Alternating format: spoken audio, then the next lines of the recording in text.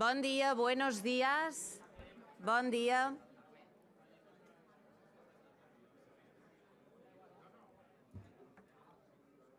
Estamos a 3 minutos de empezar. Yo les pediría que nos fuéramos sentando.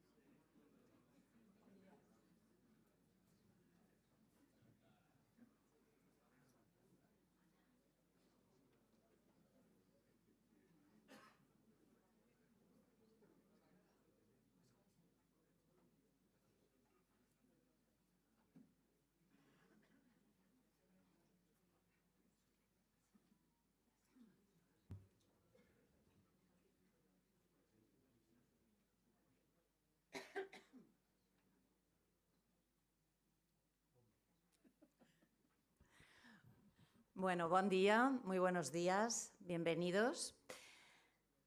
Cuarta edición de Mallorca Real Estate Summit para Borbalán y el Económico. La verdad es que como organizadores de este evento estamos felices, ¿no, Bernat, por tener esta convocatoria y por el éxito de esta nueva edición.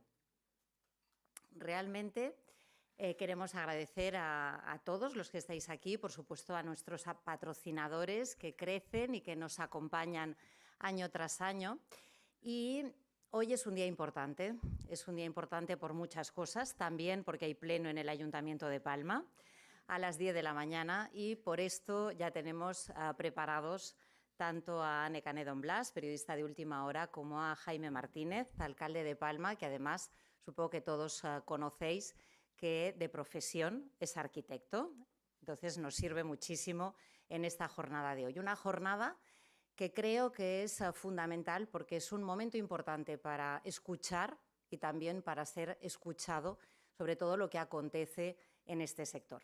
Por tanto, como hay mucho sobre la mesa, yo me callo y le doy la palabra a Anne Canet Blas. Gracias a los dos por estar aquí y empezamos puntuales a las 9.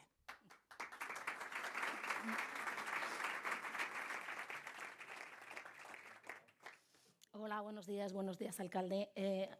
Tomo la palabra de Paula porque explica que lleva celebrándose este foro desde hace 4 años y efectivamente recuerdo que coincidí con usted hace 2 años en una mesa redonda y me gustaría explicar que efectivamente en 2 años hace 2 años hablábamos de unas cosas y ahora vamos a hablar de otras diferentes y me gustaría empezar por este plan de choque que prepara el Ayuntamiento de Palma. Ustedes prevén que van a salir 2.000 viviendas en esta legislatura al mercado, al mercado de la construcción, digamos. De momento, estas semanas, si no voy equivocada, ya se han empezado los trámites para la concesión de la construcción de una parte de estos solares. Sí, bueno, muy buenos días a todos y muchas gracias también por esta invitación. Gracias a ti, Necane.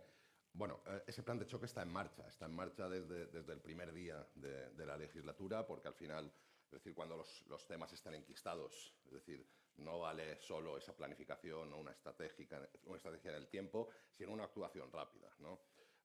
Para ser un poco y resumirlo un poquito, ese plan de choque se basa en 3 conceptos, yo creo que muy manidos y que todos tenemos clarísimos, que es esa simplificación administrativa, esa seguridad jurídica y después pues, esa promoción real de vivienda, ¿no? No solo de esas 2.000, como dices, que son de iniciativa pública, sino también el desatascar pues todas aquellas, tanto por un lado aquellas de protección oficial o digamos de uso social, que también comentaré rápido y que eso tiene que cubrir una parte también de las necesidades de la ciudad, sino también aquellas de precio libre, es decir, lo que genera oferta en el mercado y lo que hace que los precios también se puedan modular de una cierta manera y según el territorio, ¿no? Por lo tanto, iniciamos ese momento con la simplificación administrativa.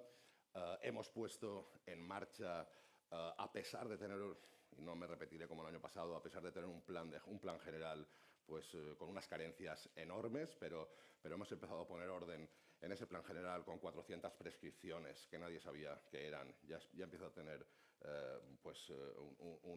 una visión más global. Hemos puesto en marcha visores urbanísticos que facilitan muchísimo también el poder identificar cada uno de los suelos y qué condicionantes tienen. Hemos también aprobado criterios de interpretación, esa falta de seguridad jurídica a veces por esa cantidad de normas, leyes y de visiones diferenciadas, pues también. Y toda una serie de la cita previa, pues también se ha convertido en presencial también en muchas ocasiones, también para según qué sectores que necesitan a lo mejor una ayuda mayor, como las personas mayores, etcétera. También en el tema de la agilización administrativa estamos con las ECUs, estamos preparando también la ordenanza para esas ECUs que son necesarias para compatibilizar en el trámite administrativo de las licencias de la Administración, cuando la Administración no es lo ágil que debería ser, que en este caso sí que estamos, aunque el 2024 fue uno de los años donde más licencias y donde más trámites administrativos se han hecho en urbanismo, pues hemos bajado también pues, esos plazos para concesión de licencia, pero falta muchísimo y en eso las ECUs pueden ayudar. Y por último, ese plan de choque de lo que es promoción de vivienda, ¿no? Por un lado, está la disponibilidad de suelo que tiene el propio ayuntamiento, tanto suelo residencial como suelo dotacional, que gracias también al decreto ley que se aprobó por parte del Gobierno, permite casi duplicar ese número de viviendas que se puedan desarrollar. Y en eso estamos en esas primeras 350 que sacamos, que creo que ayer o anteayer pues ya se inició la apertura de plicas y van a ser una realidad unas 250, que son para alquiler, son promociones, concesiones a 75 años, para alquiler a precio limitado, para unidades de 1 a 3 dormitorios, con un 35% para jóvenes, con un 10% mínimo para mayores y otro 10% para familias monoparentales, es decir, intentando cubrir pues, todos los colectivos que consideramos necesario, y vamos a intentar llegar hasta final de legislatura con esas 2.000, ¿no? Con esas 2.000, pero que son, digo, de suelo disponible del propio ayuntamiento.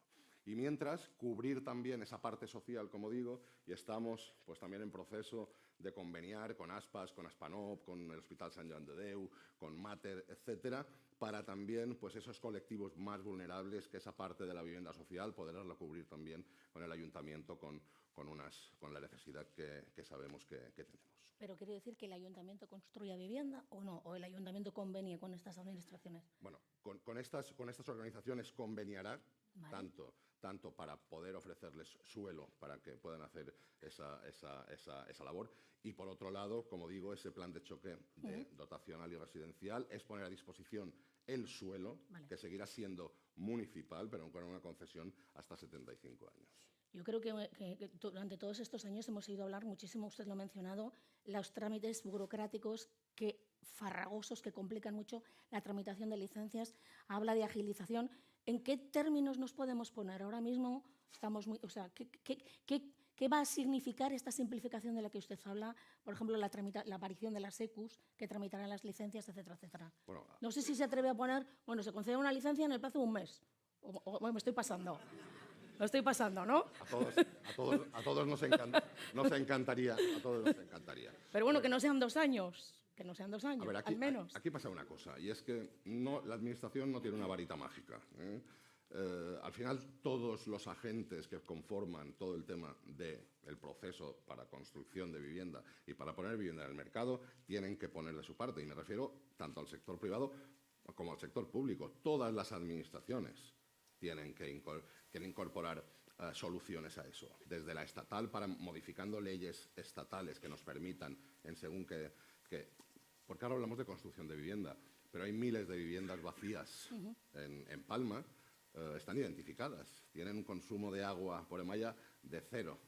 Por lo tanto, están vacías esas viviendas. Y están vacías porque hay legislación estatal que no otorga la seguridad jurídica. Cuando hablábamos de seguridad jurídica, no solo en los trámites administrativos, no solo en la aplicación de la normativa, sino también en cubrir pues, a esa oferta que podría haber muy amplia, que no lo hay porque tenemos una ley de arrendamientos urbanos que no protege a la propiedad privada, tenemos una serie de cuestiones que se tienen que cambiar a nivel de legislación básica estatal. En simplificación administrativa, las administraciones de aquí sí que están involucradas. Ya el Gobierno aprobó un decreto ley de simplificación administrativa con una serie de cuestiones que en el Ayuntamiento, una de ellas, las ECUs, pues servirán también para poder ir en esta línea. Pero recordemos también que eso pasa por un proceso de parar esa inercia negativa de tantos años de unos plazos pues enormes. No es tan rápido el poner en marcha unos proyectos con una inercia positiva si no conseguimos parar esa inercia negativa, ¿no? Y ese proceso.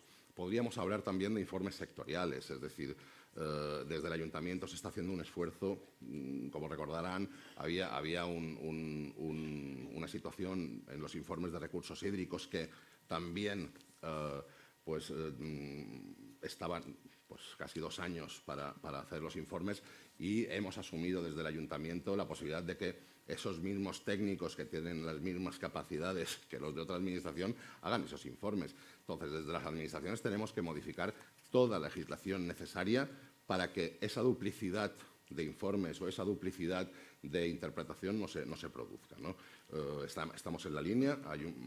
Ya la presidenta también anunció que va a haber más decretos de simplificación administrativa y, por lo tanto, vamos a identificar entre todos.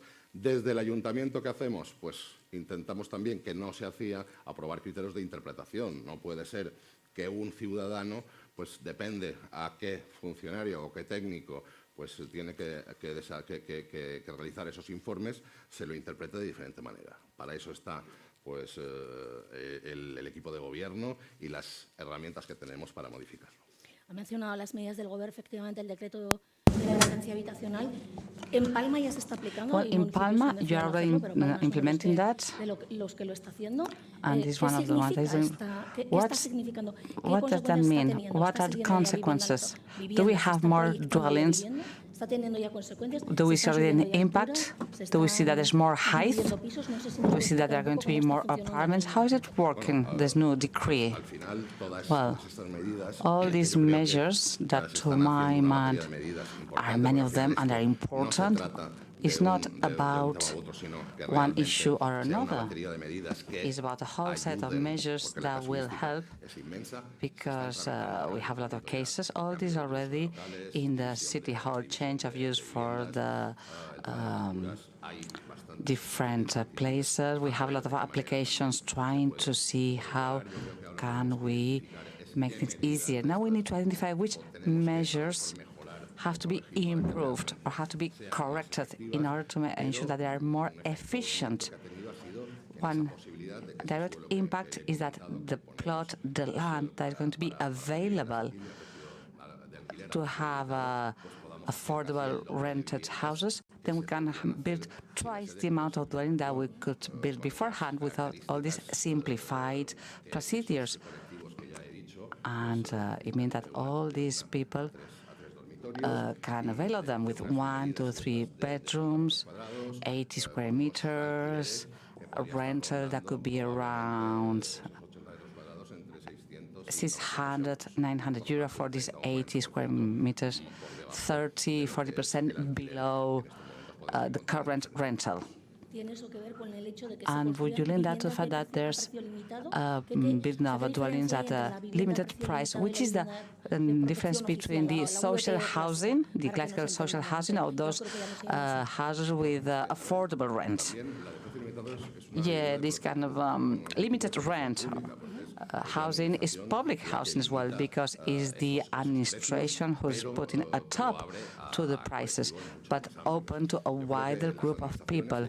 I think that the City Hall and the various administrations, and we call it a shock plan, because in the last 10 years there were 0 houses built in Palma. That's why we talk about these 2,000 that we will be able to release. Even if it's not enough, this is a shock plan. But these dwellings of a controlled price are different from the social housing, because we have to have a clear idea which are the different social needs of this different group of people or families that do need all the social services. Social housing, the official social housing, is destined to these groups of people. And these are people that, because of the rules of the game that we have today, due to financial issues or guarantees, they cannot have access to the dwelling. So these are two different things. So we have these controlled price houses for those people that can access, that can afford financing, that they don't have issues with social services identified by different administrations. But this social housing has another social function, which is different. Another thing that has to be approved, well, it has been approved, but it has to be now passed in the Parliament, is the new decree that releases more land to the market. Talking about 20,000 dwellings in Palma, and 10,000 are going to be controlled price. But there seems to be a problem, there seems to be blocked in the Parliament. Are you optimistic, and do you think that this plan is going to be approved? It is very ambitious, releasing more plots of land that can be developed in 18 months. Well, it's not about releasing plots. No, we have the general land planning in Palma. We have a plan approved in 2023, plots of land that can be used, urban, and all that was approved in 2023.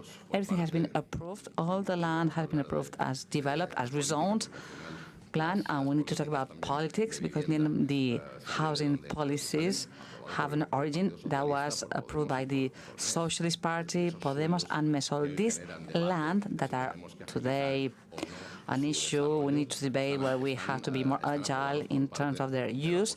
All this was approved by the opposition, and now is not supporting the plan. I think that we need to take on board our responsibility, all the politicians that are in the Parliament. So we should stop talking about housing. We have a deficit, a very important deficit. In the last 20 years, we have done very little, and we need to have to talk about the demographic model of the city and the islands as well. And let's stop talking and debating and going back and forward. Let's stop having these unnecessary debates, and let's take on board our responsibility. Do we want to be more agile in order to have a supply of housing in Palma or not? With all the measures that are being taken, with this new decree, we'll have free housing, affordable housing, and then we'll have a percentage of housing that's going to be social housing if required, because there's a 15% that has to be given to the City Hall. So we are covering all the needs concerning house supply in Palma. So I don't know where the debate is. I don't know why we should debate. We could go beyond, but I think that today is not urgent, it's immediate. The need to be more agile, to have land available that has already been approved by the parties in the opposition. And now they want to freeze everything. So let's stop debating, and let's get moving. Let's try to build housing in Palma, because the citizens of Palma, our children and grandchildren, deserve to have a house. You were talking about the general town planning, but we have only 3 minutes. We cannot go into detail concerning the plan. But are you thinking of other new measures, different short, mid, and long term? I don't know, we can tackle the plan. Well, leaving beside all these issues linked to what we already have, we have a lot of projects as well that are going to be complementing our measure. We have some Busquets. We have been talking for the last 20 years about some Busquets. There's a very similar idea among all the different colors of the political parties and the civil society. The ones that are not in agreement are the ones from Madrid. Maybe they are not aware of how Palma is, so we have to decide what some case is. We have the old prison, as you know as well, and there are other projects, important projects, that are going to generate possibilities of housing. The innovation district that we presented a few weeks ago is one of those, because it's linked to some degraded neighborhoods like La Soledad, Fornés, the back part of Fornés. So we are trying to identify all these areas that can be urban regeneration, the future of the cities in Europe and the present. It is like that already. So in Palma, we need to regenerate some urban areas, Sangolé, Virgen de Llu, La Soledad, Cambredó. This is one of the projects that we have now already starting. In Playa de Palma, in a few weeks, we are going to present a new action plan for Playa de Palma to see how can we have new housing in the market in that neighborhood. And we need to generate tools for the different sectors, for different industries and territorial sectors in order to make things easier. In Playa de Palma, maybe the hotel industry has to be more committed. They need to ask for housing for their employees, but they have to be part of the stakeholders to build housing for their employees. The City Hall, we are there to make things easier for them. We are identifying modifications of the general town planning, and we are going to see new opportunities and new possibilities. But mainly, we need to identify all these urban development that are on the table, which are there to satisfy all type of house supply, affordable, free, and public social housing. Very interesting. One question. You are talking about the hotel owner that can be developers, but we have no more time. So that's a question that I'm going to leave for you for next year. That has been very interesting. So thank you very much for all your contributions. And let's enjoy the rest of the presentation. Thank you very much.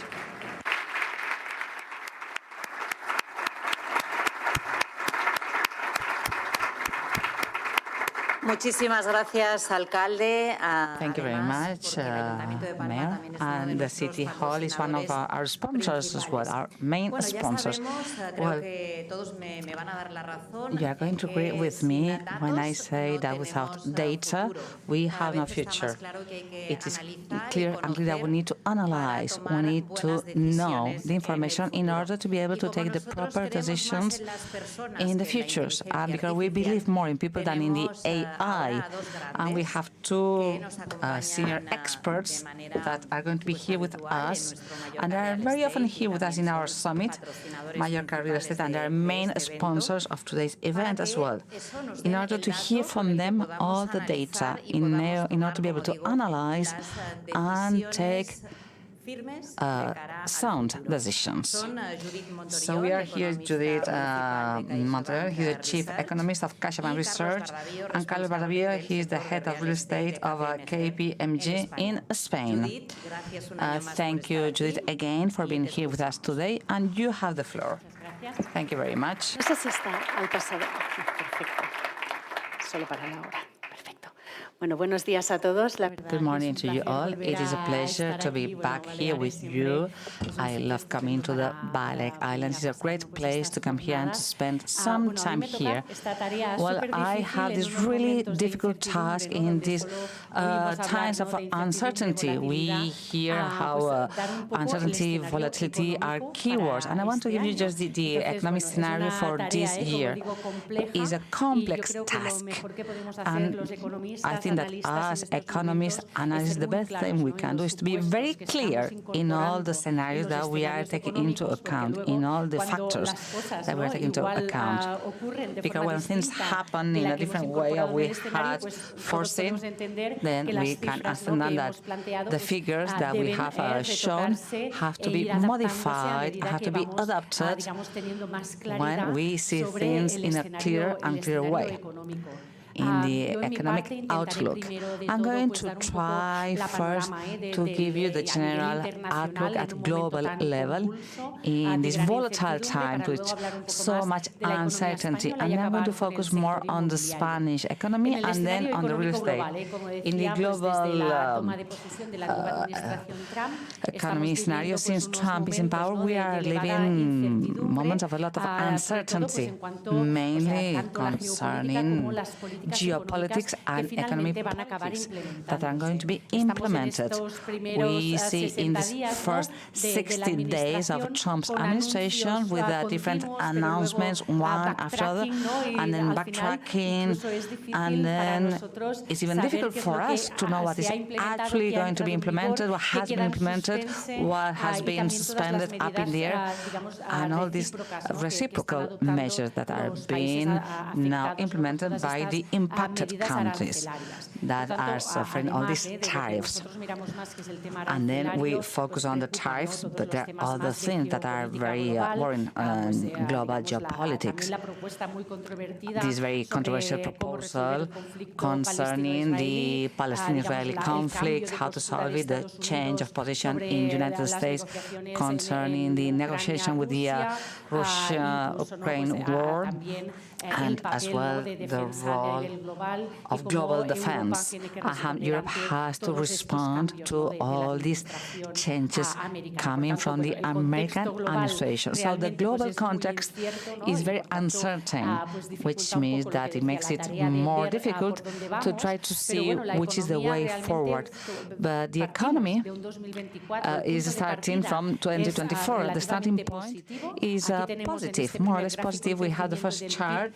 We see the GDP growth of the main economies. It was a year with a solid growth. And concerning inflation, we saw how the inflation went down. And this kind of big shock that we had in the previous years, the pandemic, the Ukraine war, energy crisis, inflation crisis, all the things were kind of behind. And 2025 had a more kind of positive outlook, more normalized with all the economic politics. But then we have this new source of uncertainty now.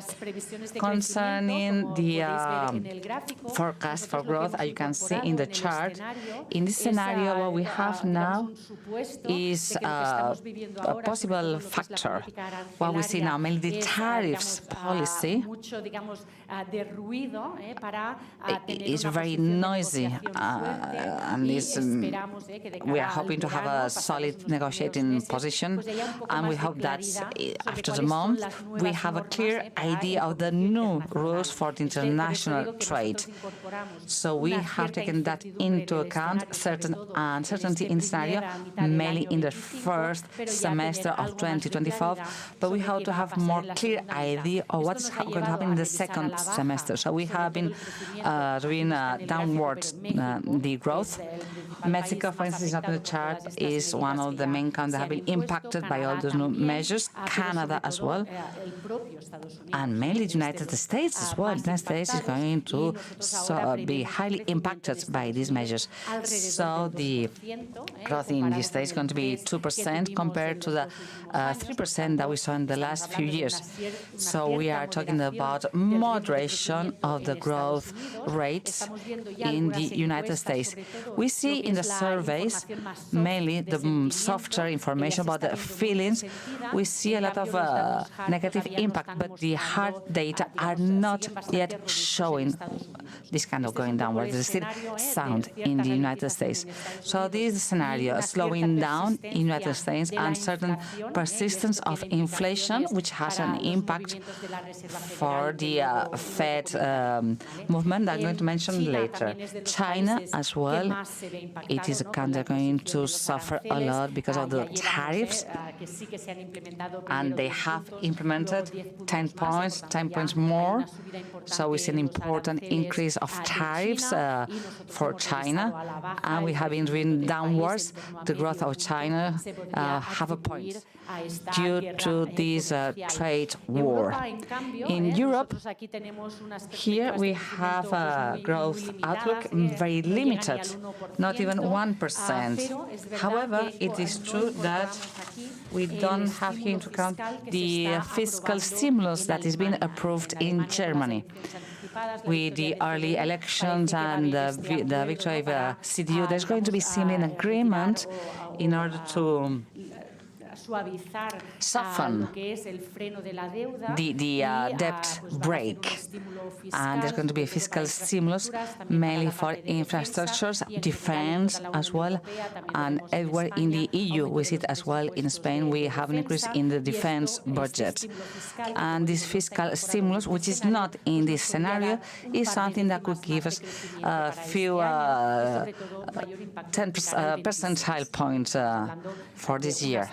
We are talking about a small 10th percentile, but we have a low level of growth in the Eurozone, so they will be welcomed. For Germany, we have a growth of 0%, stagnation, but with the fiscal stimulus, we could have a small positive growth for Germany. And then you see Spain, and then I'm going to enter more in detail. Is an economy that has resisted very well all these shocks, all these impacts, being the leader of growth in the Eurozone and in the main advanced economies.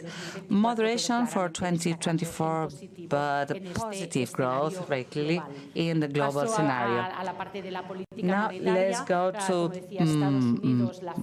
monetary policy. Fed is imposed now with this combination of less growth and more inflation. We see how the interest rates, it is expected, that are going to be decreased once or twice this year. So we have interest rates a bit higher than what expected a few months ago. And in the Eurozone, in the deposit type, we foresee twice going down this year, or 3 times going down, if the growth is more impacted. So with the inflation quite controlled, close to the objective, the ECB could be having this 2% interest rates, which will be a neutral zone. Now in Spain, within the risk, the most important risk is the trade tension. But it's important as well to say that Spain is one of the European countries that has less direct exposure to the United States. 1.25% of the goods exported go to the United States, and only 0.7% of the GDP is the export of non-tourism services. So Spain, in this global landscape, is directly less impacted. It is true that the main channel with the this geopolitical context and this uncertainty, everything is much more complex. Having said that, there's a lot of support for growth in the Spanish economy. The one that have been supporting growth in the last few years, the demographic flows, which are positive, decrease in the interest rates, the growth of the family income above inflation. So there's a decrease of inflation, which help us recover the purchasing power, and then all the deployment of these new generation funds. And then this fiscal stimulus with more spending in defense, which will take us to have a growth of the GDP of 2.5% for 2025. This is slowing down compared to the 3.2 of last year, but without more uncertainty, we would have a higher forecast. Some analysts are talking about 2.7, 2.8, so they're a bit higher, but we are conservative, 2.5, because we are in this kind of wait and see. Whenever we have a clear idea, we may review upwards the trend. So the growth is mainly led by internal demand, private consumption and investment take the relay to the external investment and public consumption, which was driving the growth in the last few years. We have support for the labor market. We have a lot of creation of employment, a lot of consumption from the families, savings rates that are very high, historically high. So this is like a buffer in order to allow for a higher level of consumption for 2025, and the level of debt in the household, which is quite small. We are talking about levels related to the GDP, similar to what we had back in the year 2000, 25 years ago, lower than in the rest of the Eurozone. So we hope that all these are going to keep supporting the economy and tourism. Of course, tourism has been a driving force for growth. Since the pandemic, we have had this kind of a very strong recovery. For 2025, we thought that that could be giving a positive contribution to the growth of the GDP, but it's going to be less intense than the previous years. So last year it was 10%, and for this year we assess 4%. So still over the overall figures of economy, but we go to less intensity than in previous year. Very often we are asked, will we reach 100 million of tourists? So we think we will stay there. Our forecasts are these 98.5, but we are in a very expansive situation of the sector with trends mainly to deseasonalize and to have tourists among the entire geography on the island for sure, but we see also important growth in new, not so traditional touristic areas. And with that, having said that, I go to the real estate sector. I would like to start with the clock, which summarizes very well the situation. We have started talking about general uncertainty. Spain is, as I said, one of the countries which could be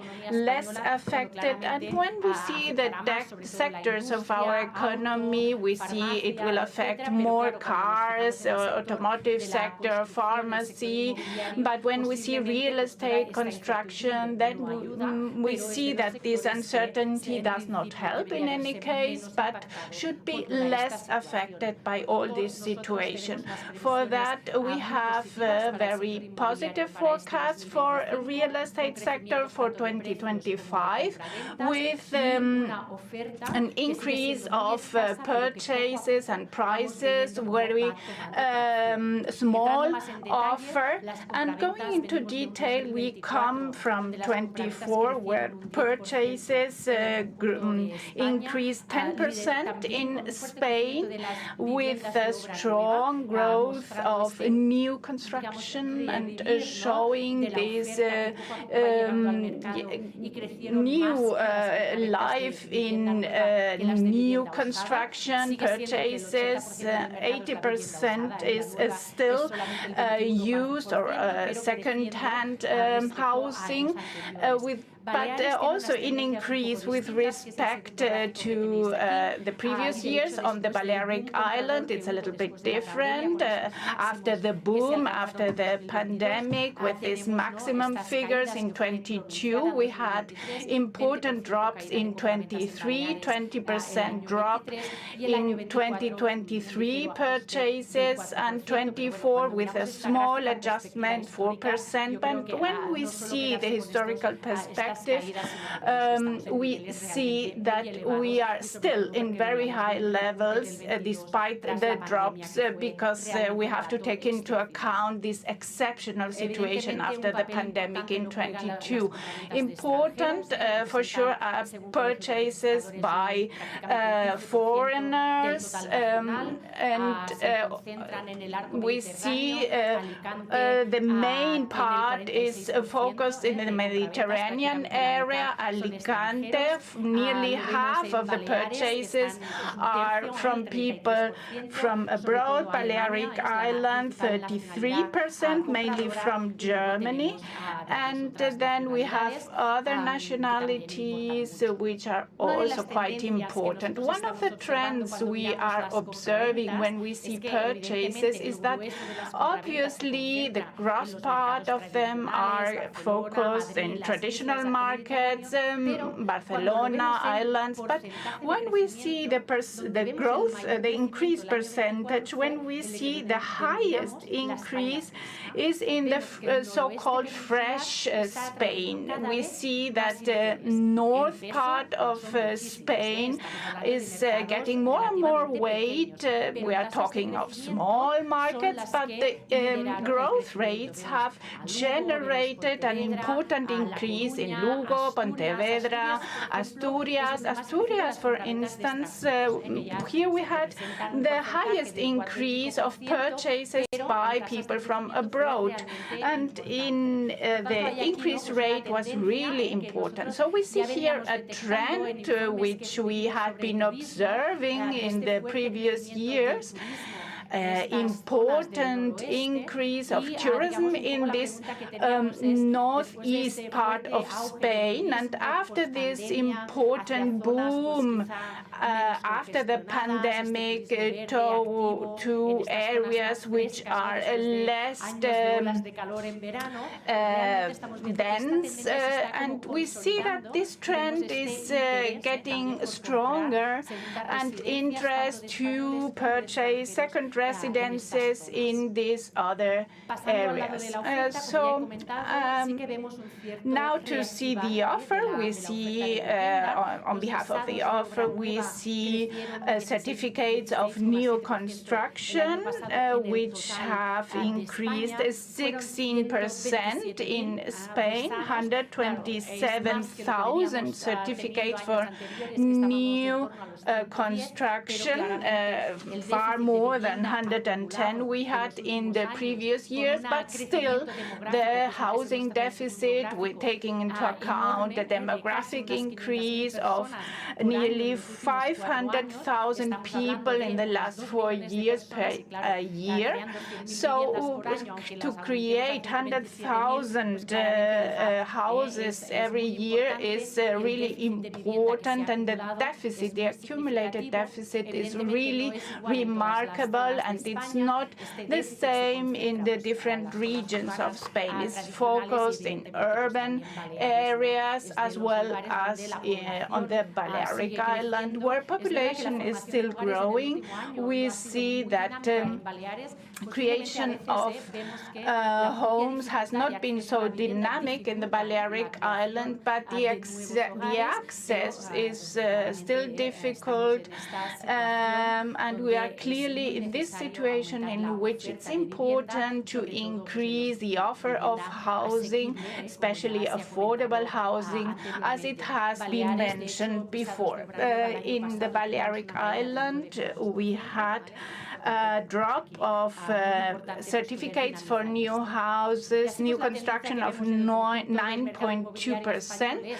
So we see that the demand in Spain is really strong, especially due to demographic reason, decrease of interest rates. The offer is scarce, and this contributes to skyrocket, to have higher prices. We see that in price indicators in last year, 24, and growth which we foresee will continue in this dynamic in 2025. Regarding autonomous regions, we have Balearic with the highest increase rate of housing in the growth of housing. We see also this boom also in fresh Spain, and which is also making that prices are rising in these areas. According municipalities, over 25,000 inhabitants, we see that this expansive trend is going faster, and we have more and more growth over 10%. We have last data 47% of municipalities growing over 10%, and we foresee that this year it will be 58%. So this upward trend, and we can see that in our graph for Barcelona, for Madrid, where on behalf of the demand, it goes from the center to the periphery, which are a little bit more affordable, and we see how this pressure towards periphery also pushes prices upwards, and our forecast models show that the increase of prices will be higher in 25 in the periphery and less in downtown, where prices are already on top. So I skip very quickly this graph, not to take so much time. So we see here, we do not see signs of over-assessment in our market, especially in relation to other countries, and I skip the challenges because I think we are well aware about them. Accessibility. These are our forecasts for 2025 and 26, and this presentation will be for all your interest, will be ready to see. Thank you.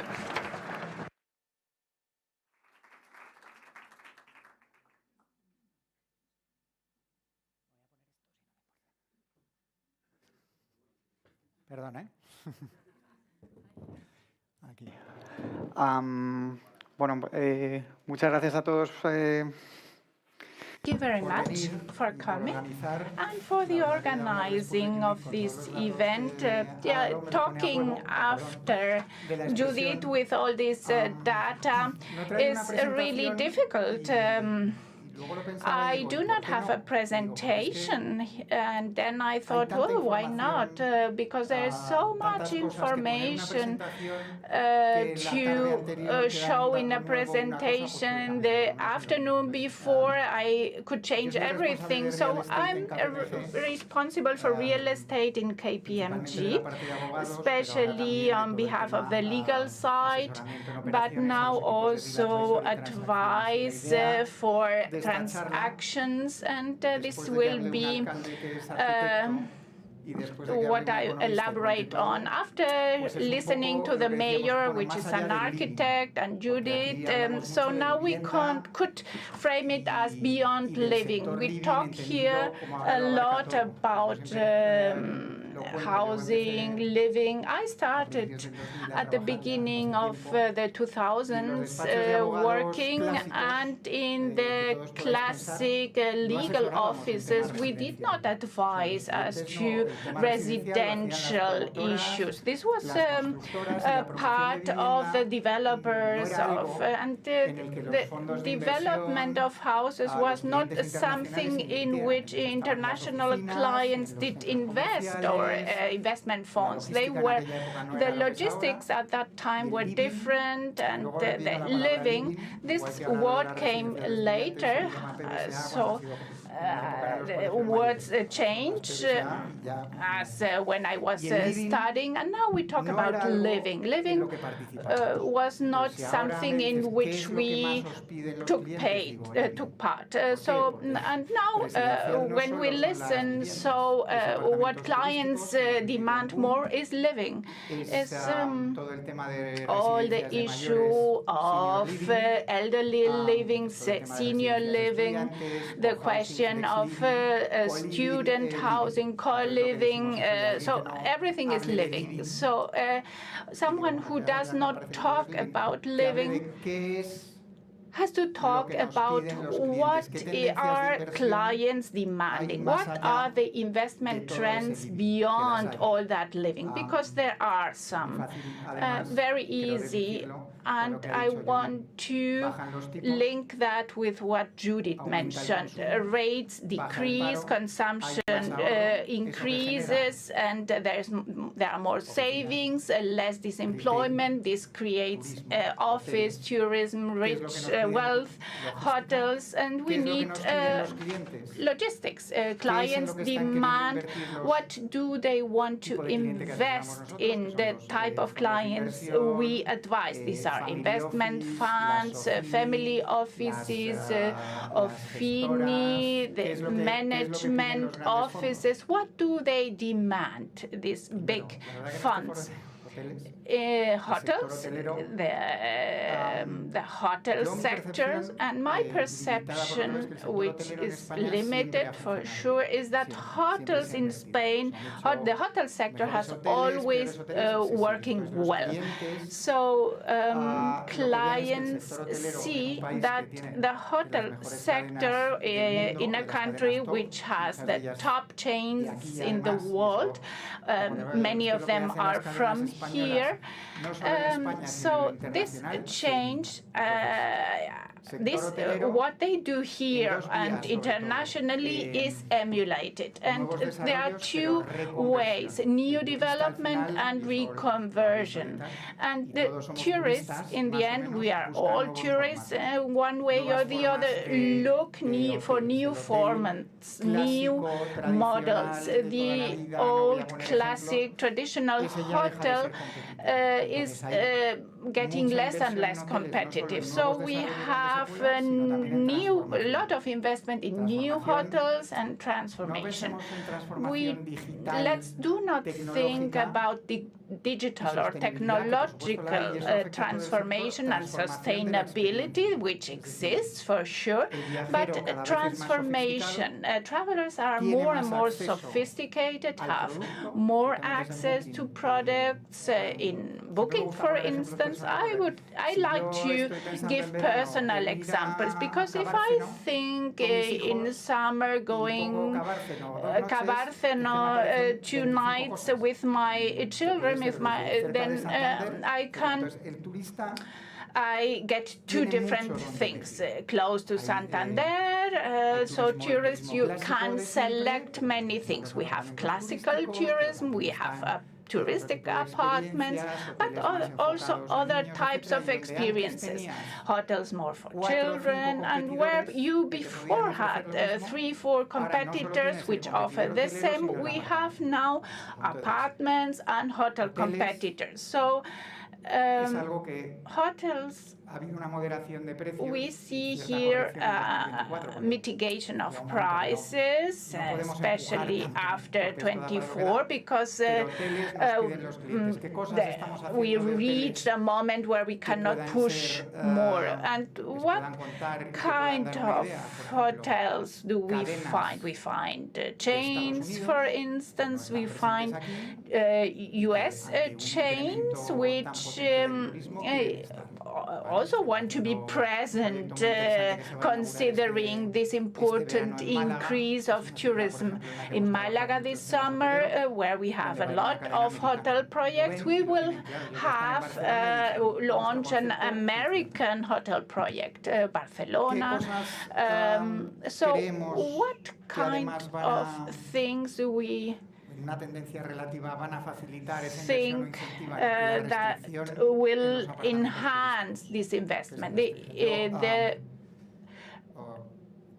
touristic apartments. I'm a big friend of investment with some knowledge, but I think that apartments have grown excessively, and the growth will stop, in my opinion. I think there will be a restriction. We will see that in Barcelona, and so if we restrict the touristic apartments, in a way we will have more people in hotels, and if we have less disemployment, there are more incentive travels. In my hotel today, there was an enterprise event, and this added to the pandemic, to the online working. So we see now that people come a little bit back. We see that there is too much flexibility, so we have now more company incentives, and I'm really the best example. 2 years ago, you traveled less, and now you travel much more. And this trend we see goes towards hotels. Hotels is what our clients demand. Luxury for sure, which has always been functioning and will continue. But we see also important trend investment to increase stars and offices as well.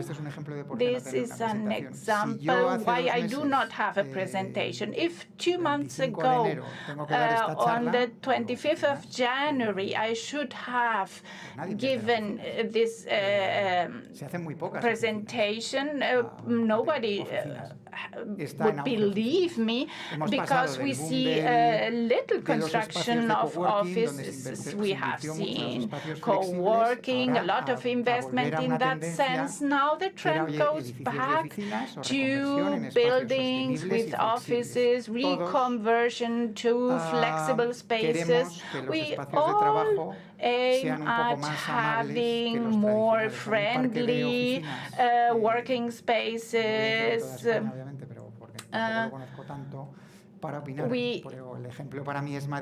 For me, the example in Barcelona, Madrid is quite obsolete, very old offices, an entire niche which has to be reconverted or refurbished. So we have demand because manpower is getting stronger. If we have back investment in offices for new construction, but also for reconversion, to refurbish old spaces. And our clients demand, although we have seen these buildings with offices, we think the demand will exist. And after moderate prices, we foresee that prices will increase, and we want to invest in offices. So I have to trace back and see. In my opinion, this sector, maybe some of you know that better, but I think this sector will surprise with a positive investment. The next, retail or trade, commercial. For many years, I have been working in shopping malls, and when we had a boom of a huge mall, I talk with Inditex so that they set there everything, a supermarket, and then all the other come. This type of product does not exist anymore. It's very difficult now to have a development in a big shopping mall. I made something in Sevilla, La Hoga, or the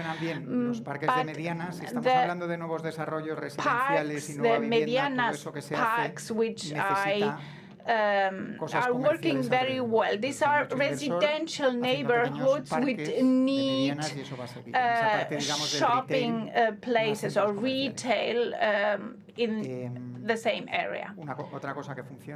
Another thing which works very well are supermarkets, and we are here, we can see that the e-commerce for doing the shopping and making it on a regular basis has not worked. So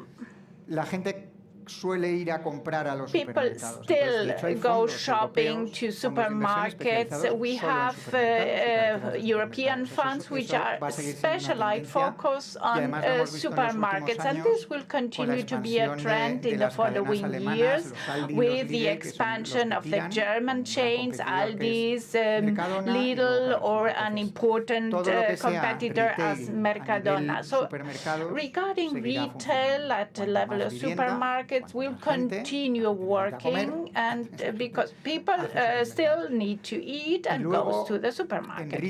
And in retail further, we see something which sometimes has worked and sometimes not, which is luxury.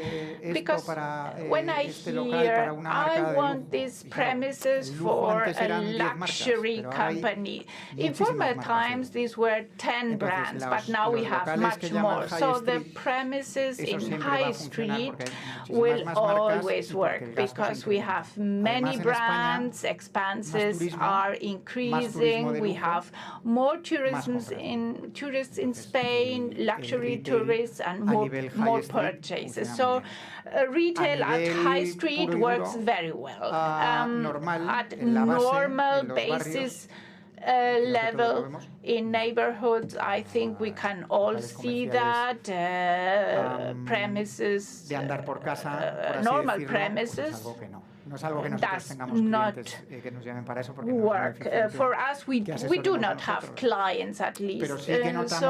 But we note that there is a certain trend for premises in streets which are not very crowded. It's really going very slow. There are some, yes, for franchises, but retail High Street works very well. Here we see a boom. The example which I know best is Madrid, where I live, and there we have for restoration, for gastronomy, the premises, the investment is really huge, and what in former times we as luxury were 6 streets, now are 14 streets, and prices are increasing. So we have supermarkets, parks, High Street premises as a trend, and the last one, last but not least, is what we call biotech laboratories.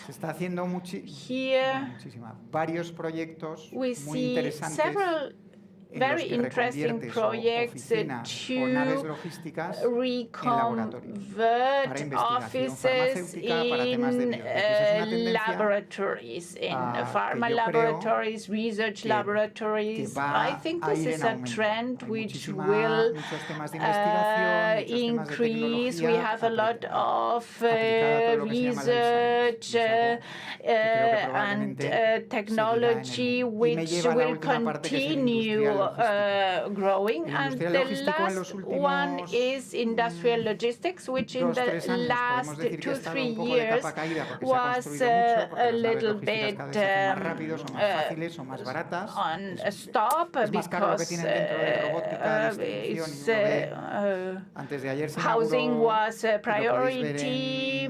The day en la before repetición sin LinkedIn, yesterday, una nave you de can Penguin, see de la editorial we had an española, que la ha hecho un cliente inauguration nuestro, of y cómo se mueven los libros dentro de la hall nave in con robots, es una cosa Penguin in Cerdañola, which is a client of ours, and la how logística, robots are moving around. So lots of logistics más consumption. We need to produce more, be more efficient. So the logistics, after 2-3 years on stop, let's say, so it was contrary to housing. There was a lot of empty logistics. So we see that this is all again rising, and from all sectors. We see an increase in the price of the housing. We have the bubble that we have in the living, but in all the industries we see a very clear trend of an increase in investment. Something that goes hand in hand that happens in the industry. We see a decrease in the interest rates, more investment. High rates, raise it. Less investment. Low interest rates, more investment. That's very clear. And to finish, because I have a clock here ticking, telling me that I have to finish, how will that impact most of you? And how does this impact the Balearic? Well, what is my opinion about that? Because I see what the clients are doing and what are we doing here. How is this having an impact on the Balearic Islands? I think that in the hotel industry, this is a market that works by itself. Relatively speaking, we have new players, we have some changes, but in general, in the Balearic Islands, probably what we can see, and this is my forecast. Maybe next year you will tell you didn't have a clue, but what I think is that without going into the living, because I've been told not to talk about living, I think that in the islands here, I think that the best bet would be reconverting office spaces more sustainable, because it's something that can be done, and industrial spaces and logistics. I think all that should be reconverted, because retail in the Balearic Islands, for me, is a bit... I don't really get it. I don't know how it works. We have luxury, we have retail park, but I think, and we're talking about the administration reform, I think we should bet for reconverting. We have, it's not about building more or building higher. I don't like building in height. I don't like tall buildings. But I think we have to take into account what we have there, just what we have there, and reconvert, make it more efficient, more sustainable, adapted. So what we need to have a more agile procedures and paperwork.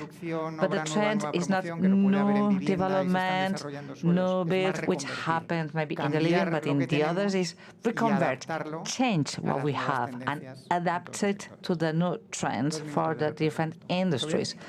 And I have overstand my presentation for 2 minutes, which is not too bad, isn't it? Thank you. I think I did okay, thank you. Muchísimas okay, gracias, thank you very much, Judith, gracias, and thank you very much, Carlos, por vuestras for your presentations. Y vamos ahora and now we are going to move on to panel. the first Engel round también nos table, acompaña desde el inicio de este evento. And Walker that has been here from the first edition, and Hans Lenz, who's here already. He's the managing director of Engel & Walker. He's going to help us este diálogo multisectorial con todos nuestros invitados y this realmente hoy, multi-sectoral dialogue with y lo all our hablamos guests, con and today we're talking about Necane Don Blas and with the Mayor of Palma. So it's a very important date. We'll have at the end Margarita Proens, the President of the government. She's going to be here for the closure of the event. And they're trying to change tack to see where we manage to hear good news, Councillor, at the end of the day. So Hans is going to be the mediator in this multi-sectoral dialogue in such an important days. And we have as well José Luis Mateo, he's the Council for Housing of the Government of the Balearic Islands. Sandra Verger, she's the Director General of the Association of Builders in the Balearic Islands. Daniel Caballero, director de negocio inmobiliario y promotor and Daniel Caballero, he's Director of CaixaBank. Real Estate Business and Developer Bueno, in CaixaBank. Hans, el momento es Hans, estratégico. now we are in a very No me strategic escuchan, moment. pero Hans, bueno, you are not listening to me. ustedes sí, el momento es estratégico. Okay, we are in a En tus very manos strategic está aportar moment. mucha luz Now a you este can momento tan delicado. throw light to such a delicate moment. Thank you, Paula, and thank you all of you for being here today. So it's a complicated panel, as usual, but you know, this is life. So I would like to dedicate this time and space to a good friend, someone that's going through a difficult moment concerning his health, but he has been doing a lot for housing and affordable housing in the Balearic Islands. Luis Martin, president of IMIMBA Promoters, so a big hug, and we are thinking of him today. Okay, so let's go to the issue. Dear Councillor José, you have been in your terms of residence for 9 months. Congratulations, like being kind of pregnancy, you know. And how's the baby? Is the baby doing okay? After 9 months being in your position? Well, good beginning. Okay, first of all, I'm on one hand very grateful to the Economista and Golboran for the invitation. It's a pleasure and honor to be here, and thank you, Hans, as well, because it's a pleasure to be with you again another year. And Hans has been, and now he has given the relay, but you are still involved with the industry. And I think that being all together, being part of an association, networking is essential. And cooperation as well is essential at level. So I'm really grateful for this spirit of being all together. And then, because I can boast that I have a team in my regional ministry. Wonderful. We have here my Director Generals, Reines, Paz, and Manuel Benazar. They are my team, and they are exceptional. They're the driving force of our regional ministry, and they're doing a very hard work in issues that you know are not simple: mobility, housing, territory. And at a personal level, I would like to thank our President of the Government, Marga Prince, because she has entrusted me with this position. And then the baby is there, is totally committed with the project. Because I'm going to tell you how things are developing, but we are fully committed. And that's what I want to talk about: commitment, implication, engagement. And the housing problem is something that has to do with all of us here, and all of us as citizens of the Balearic Islands. Is on our table. Every day we talk about it at home, because beyond you working in this industry, or beyond that, now I have a political responsibility. When I go home, I talk about housing. And this is what I see on the news, on the newsreels. So we have to be fully committed, from the first to the last citizen. It is true. Now, talking about data, it is true as well that in our case, in the Balearic Islands, we have a very complicated situation as a starting point. And I don't want to have any political positioning, and I don't want to be controversial, but the starting point was 0.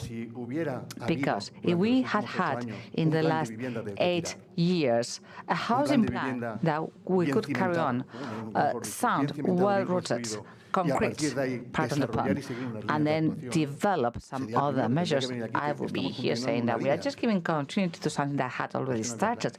But there was nothing, no plan. For 8 years, everything was focused on public housing, which has been very poor, no more than 1,000 units. And that's all. So that was the starting point. And now we see, and it is very obvious we see what is happening. These are the fruits of what we have sown. If we have zero housing plans and we have zero housing policies in the last 8 years, this is what we have now. These are the fruits. Then we could just do nothing, we could just kind of mourn and cry for 4 years, but it's not us. That's why it's about commitment and engagement and involvement. And the first person involved was Mallorca Vidal. She was the regional minister that in the first few months she brought this decree of housing emergency. And congratulations, and we get on very well together. And she did something excellent, setting up the foundations on which we can now build. But you know what I'm talking about, because you know how difficult it is to build a house. You know that setting up this emergency plan, we have something there. We have planned about 5,000 units. As in we have this decree. We're talking about converting premises into houses, having more height, change of use, private, public land, now assigned to housing. So now we have already 1,700 houses or dwellings planned. And then the bid to rent, we have been talking about this as well. When we talk about build to rent, we have planned 2,400 dwellings, 1,200 planned in Palma, 300 in Santa Eulalia in Ibiza, 300 in Vila in Ibiza, and in other municipalities of Mallorca, Felanich and Raj Santanyí. And the thing can go on. We are still working on it, because besides that, we have another program that now, right now, that we started with the housing development, is the safe rental, because you know what I'm talking about. There are two very clear tools we need to solve the housing problem. One, to have a house that is already there, existing, but is hidden. And the mayor said that it's not in the market because the owners are afraid. And when I say afraid, I mean legal uncertainty. In the end, we can have a tenant with all his or her rights, because we do have to protect the tenants. Of course, tenants have to be protected, but if they stop paying for the rent and there's a vulnerability declaration, I have nothing against that person, but I cannot act. So what happens with my right to property?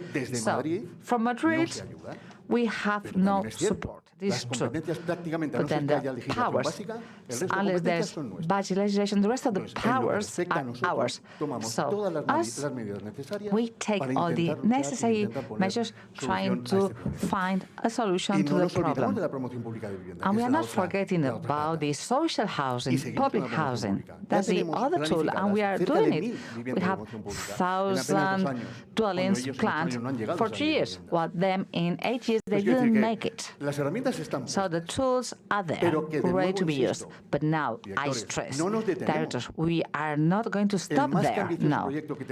The most ambitious project we have now on the table should mean before and afterwards. And here, publicly, I want to thank, because when you negotiate in your companies, you know that negotiating is not difficult with a client or with another company.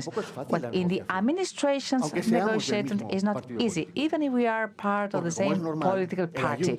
Because, you know, as it should be understood, the City Hall of Palma is defending the interests of Palma and the citizens of Palma. And us from the government, we defend the interests of all people from the autonomous community. So here I want to thank the City Hall, the mayor, and all his team that have made it possible for us to have this new decree that sets the possibility of having 20,000 housing units for the city of Palma.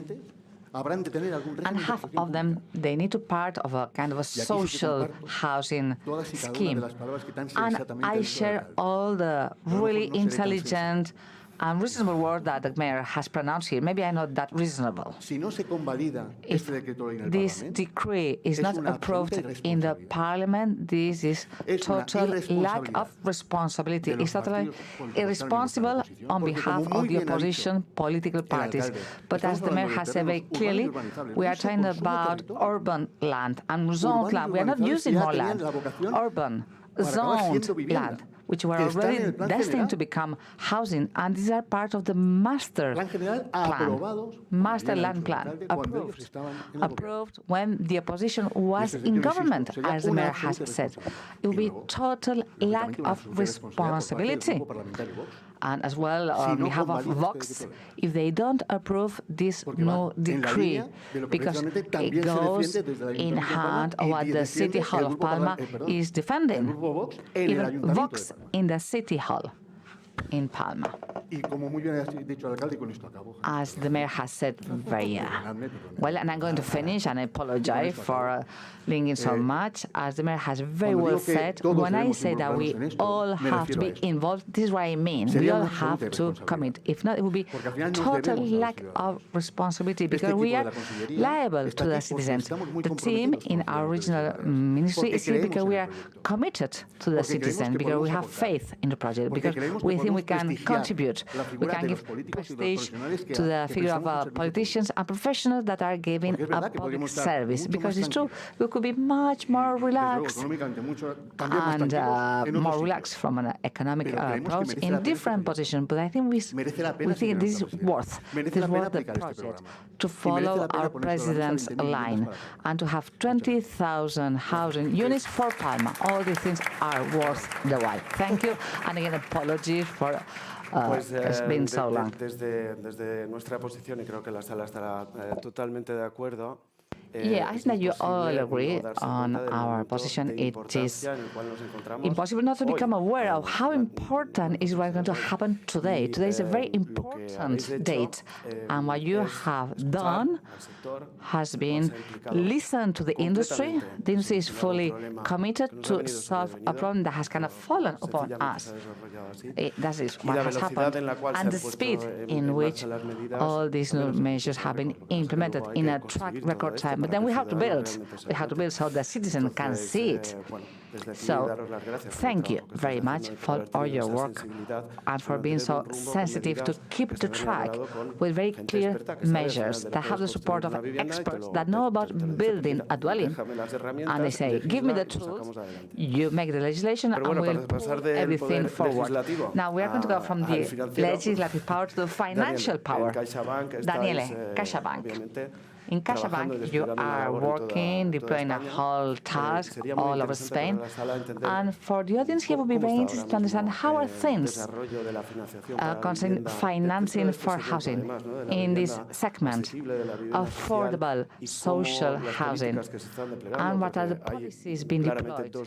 Because there are two visions at national level on how to solve the problem. How is this affecting financing and the development of all these projects? Okay, well, first, thank you to the organizers of the event for inviting me to be here. I'll try to answer your question, and I'm going to link it to what the regional minister has said and the mayor this morning. There's something that is very important to have clear in our minds. There are two different speeds. On one hand, we see that the administration do want to do something. They are willing and they listen to the private initiative. This is essential. Whenever we meet any administration, we always tell them it is essential that before starting the call for tender, you need to talk. Because when you launch a call for tender, the mistake is not by the private industry that is not going to be bidding for the tender, but it's because maybe things weren't discussed beforehand. So from CaixaBank at national level, we are financing all kind of housing, and we are mainly sensitive towards the affordable housing, social housing, or any other kind of housing that could have some kind of concession, like access to land. And for the last 4 years, I think that in our entity we have shown that we are really betting on this industry. We cannot forget that we are all part of the same society, and we have younger people and families with less resources which have higher needs. So we are financing, an example, in Madrid, in the Community of Madrid. They were the first ones to move forward, and there's the Vive plan. I'm sure that you have heard about this Vive plan, a very ambitious plan. There was land made available. Maybe the plots were a bit too big. That's limited all the bid. So there was a call from tender, and there are 4 plots for about 6,500 units, and we are financing them. This year they're going to be released, they're going to be finished. Of these first 3 lots, the 4th one is being built now. So all these dwellings were built with some support. In Madrid was given support on the land with certain deadlines. The first were 65 and then 75 years lease. As the mayor said, that's a normal kind of a deadline to attract investment, 65 to 75 years, with no fees for the private initiative. So there has been an investment. As an example, when they were released, there was a building, I think, in Alcalá de Henares, I think, if I'm not mistaken, there were 250 units released, and the first day that they were out in the market, the server was collapsed because there were 10,000 queries the first day for 250 units. So the pressure or the price, as the mayor said this morning, was talking about a rent top in the rental. That's where we have an issue. So we are financing with this kind of land assignment, surface or land entitlement. And now in Madrid, we had another set of operations in which, instead of being private-public partnership, it was private partnership. The land is privately owned, and there's a right of use for 75 years of this use. So we can mortgage it and we can finance it. So we have to be creative, but we see 2 different speeds. In some parts we see facilities, and in some parts we don't see any facilities or any help. And then something that has been mentioned before, which is part of the equation, is the certainty. If we have no legal certainty for the owners, for the investors, for the bank that is financing the whole operation, when there's no legal certainty, no one is going to play. Sometimes we're financing because we didn't receive any project in some parts of Spain. This kind of high-tension land, and there's a top on the rents. We have no queries for financing. The private initiative is not there. If you can choose to have a project in Madrid, on the Balearic Islands, or in Andalusia, where there's no dispossession of a legal uncertainty concerning illegal occupancy or having a top price for rental, then there's no interest.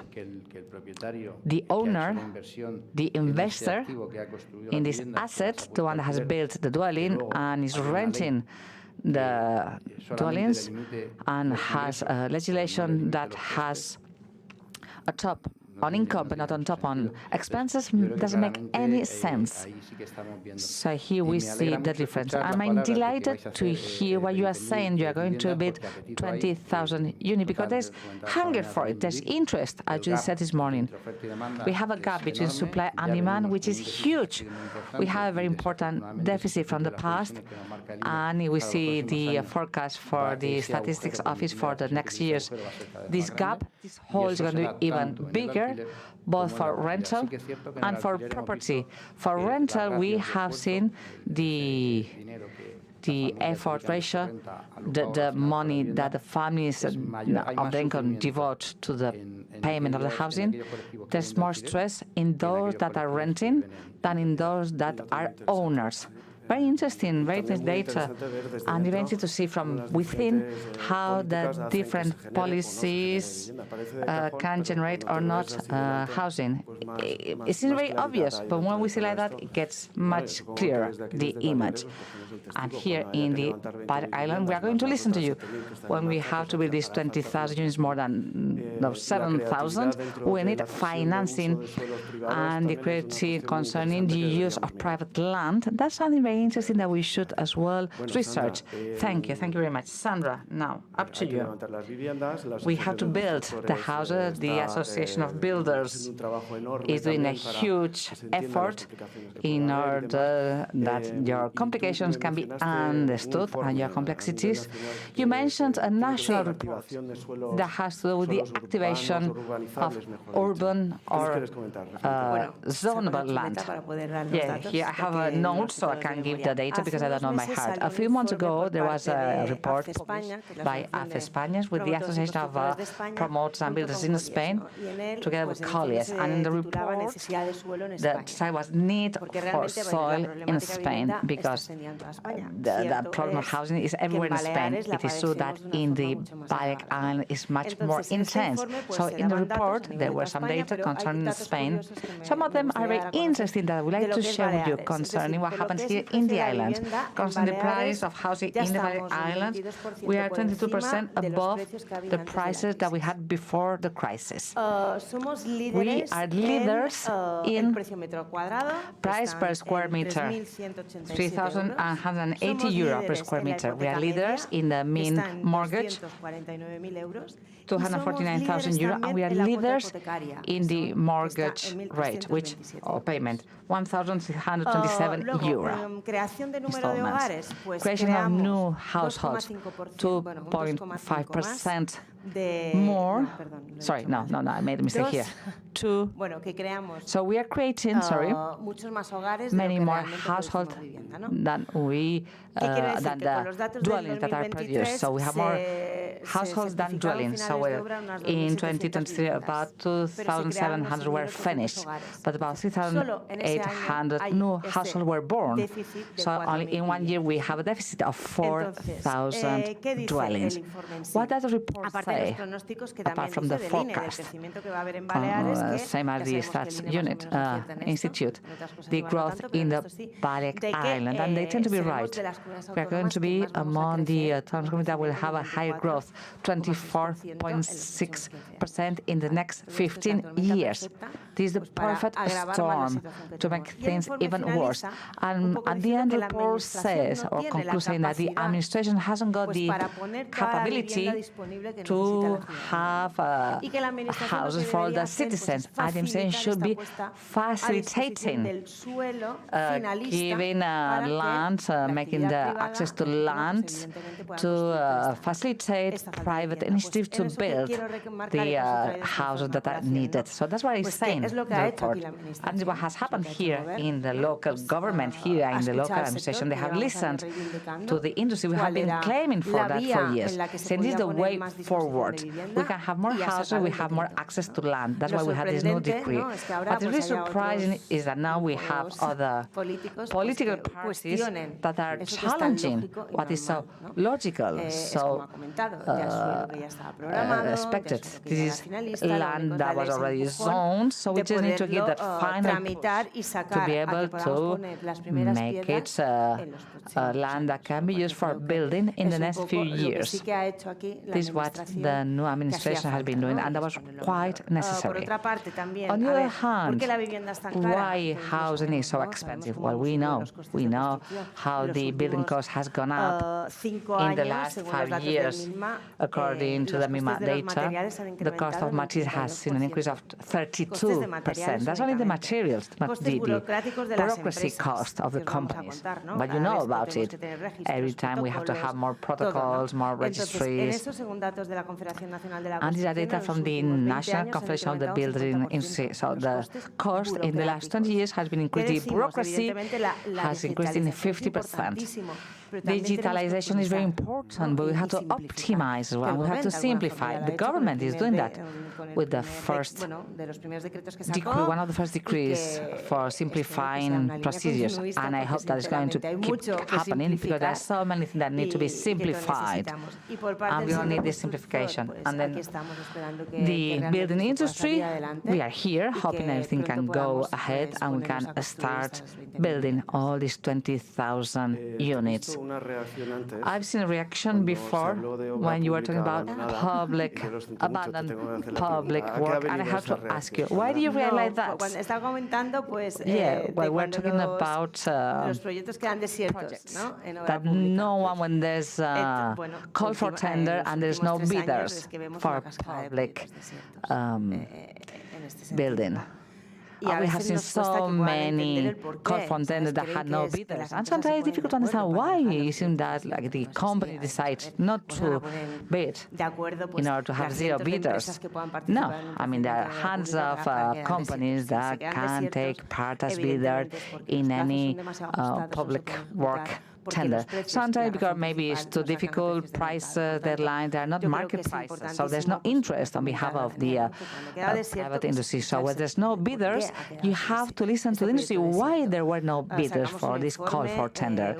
We had a report recently, 88 call for tenders have no bidders, and then we see how when there's an increase of 30% of the budget for the building, then there's bidders. So it's not because we don't like bidding, but there's some important reasons for that.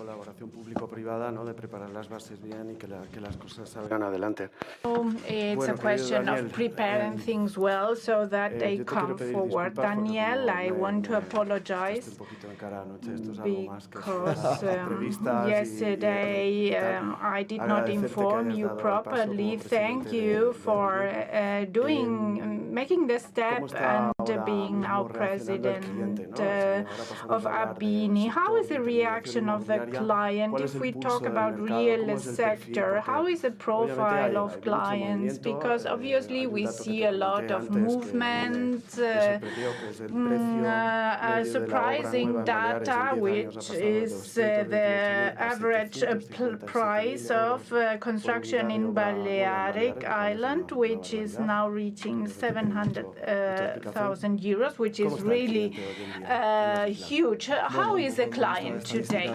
Well, our statistics of purchases, we have seen that after the pandemic, after the boom of the pandemic in the purchases have dropped, and we perceive that it was mainly in the first semester. In summer, it was a little bit more joyful, happiness, and increasing. And now in March, we perceive more clients making visits, making offers, and the profile,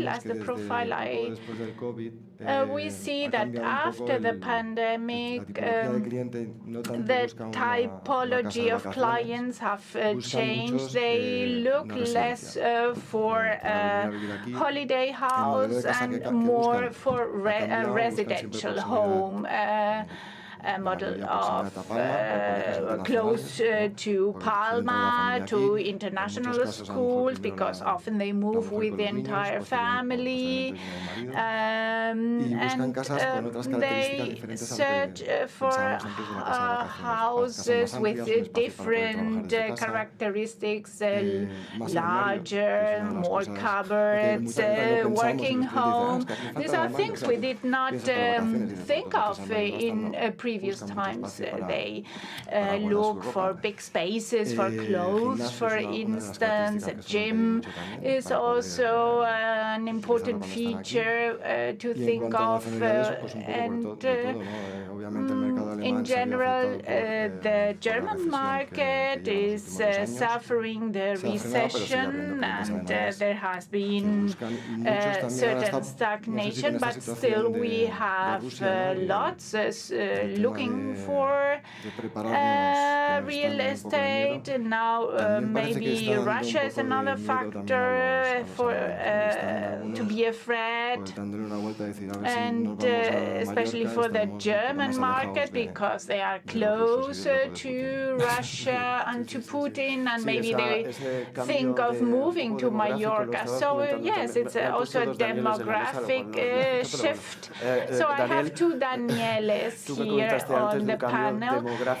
Daniel, you mentioned a demographic shift. Yes, it has to do with the profile, the buyer's profile from foreign buyers, as you did also said.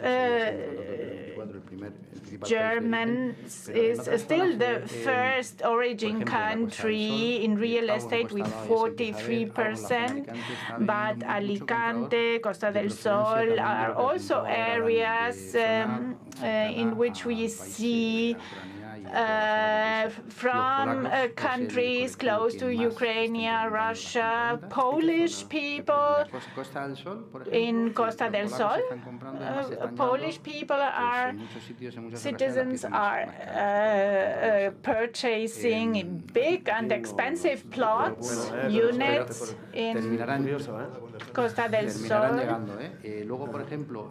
and in Alicante, south of Valencia, north of Alicante, also the Canary Islands, the southern part of Tenerife. We also see this trend, and I think in the end maybe this concept is changing a little bit.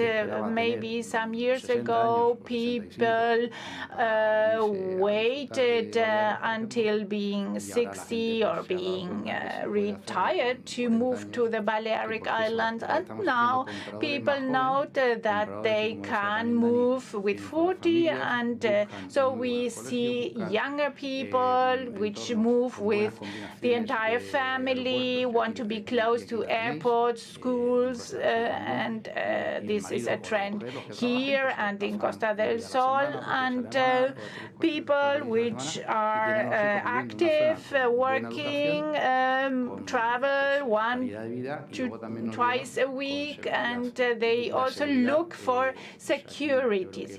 So, and I think here we take it for granted, this factor, but in Madrid we saw this trend many years now with Mexican people now from Peru, from other countries, because they have high life quality and they look for security, and they go to a restaurant in downtown Madrid, and they love that.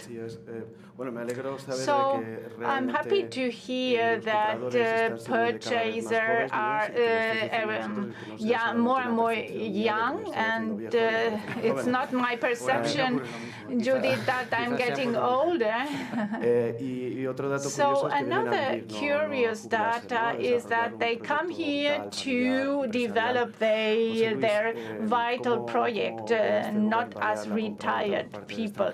Well, what is in view of the government, these purchases of foreign people? So this is...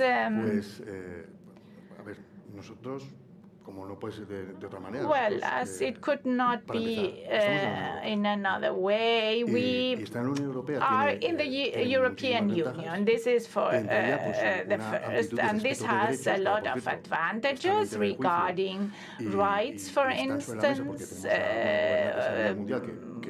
which now are a little bit in an uncertain situation because of the government partners in the world. And so this basis, this legal basis is essential.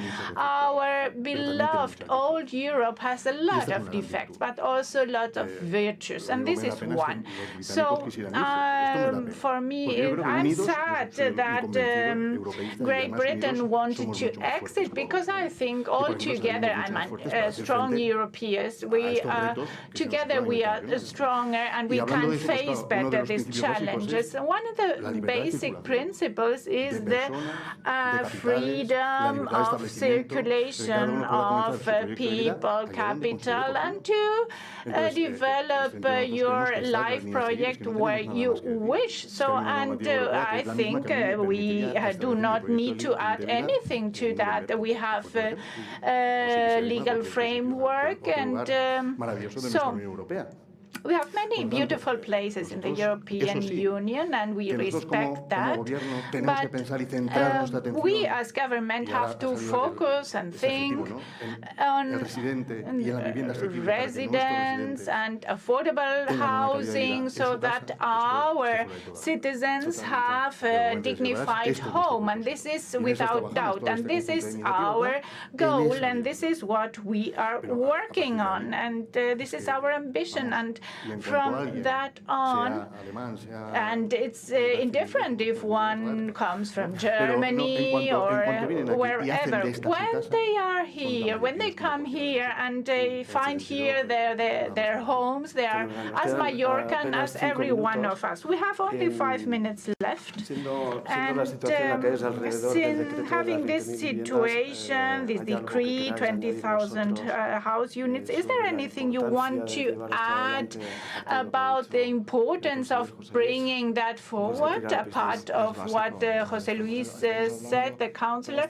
Yes, this is important. We are talking a lot of figures, demographic increase, the gap, construction. The gap is unbridgeable. We have now a lot of decades without creating land, to urban land. We have to refurbish old buildings, but it's not easy to refurbish a 25-year-old building with neighbors. And so having new land is really essential and crucial, and making affordable houses. Yes, true.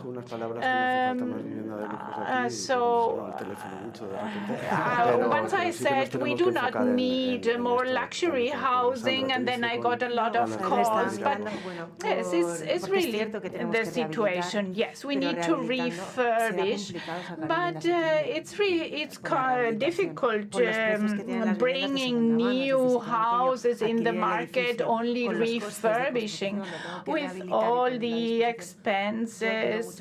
I really doubt that in that way we can have affordable houses. We need refurbishment for sure, but we need affordable housing with urban land, as I have mentioned.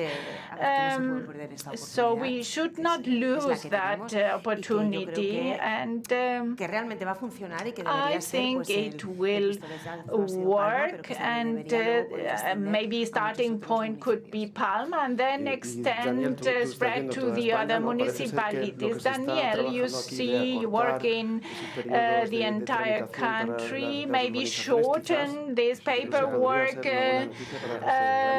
questions would be good news. Yes, so we need cooperation, involvement. So we have here the entire team of the real sector of Mar here. And so we have to sit together, see where it has worked well, where not, reasons. And as the mayor mentioned this morning,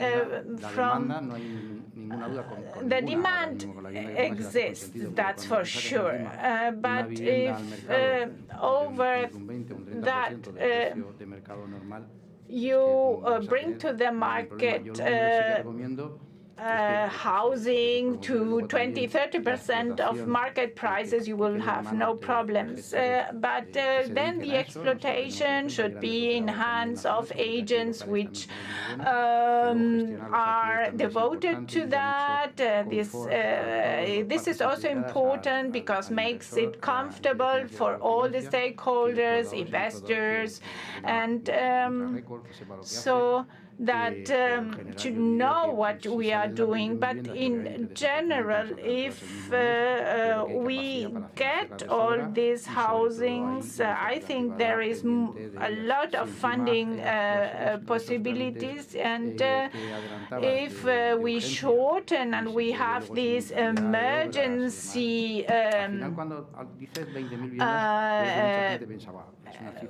procedures, 20,000 at the beginning seemed to be unreachable, but we have proven very often that it's possible. Madrid, we started with 7,500, and then immediately next plans also in Andalusia. So I think it has to work. Yes, very good news, José Luis. Yes, maybe to close. Yes, I want to thank especially here the sector, the financial entities, and all of those who want to cooperate so that this type of projects can be achieved. Then I'm criticized because of talking with experts. So I'm very grateful, say that we are open to cooperate, to work in our line. And I also want to thank the Town Hall of Palma, because this decree would not be possible without your cooperation, because in the end Palma has understood what is the situation, but we have to underline that the exceptional situations require exceptional measures. And this is an exceptional situation which has to be approved in the parliament. And if this does not happen, it will be big lack of responsibility on behalf of those who do that. I cannot be more clear. So beyond thinking differently, if we think of the welfare of our citizens, there is an only answer to that. Many, many thanks. Thank you to all of you. The message is really clear, and from the sector and from the society, we are requiring that. We should not lose that opportunity, and we hope we get a positive message in a few days. Many thanks.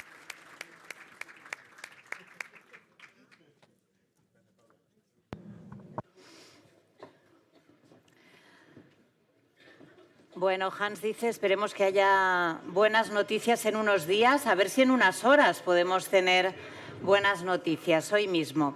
Bueno, vamos ahora con unos minutos de conversación. Yo me siento y invito también a Tristán a sentarse a mi lado.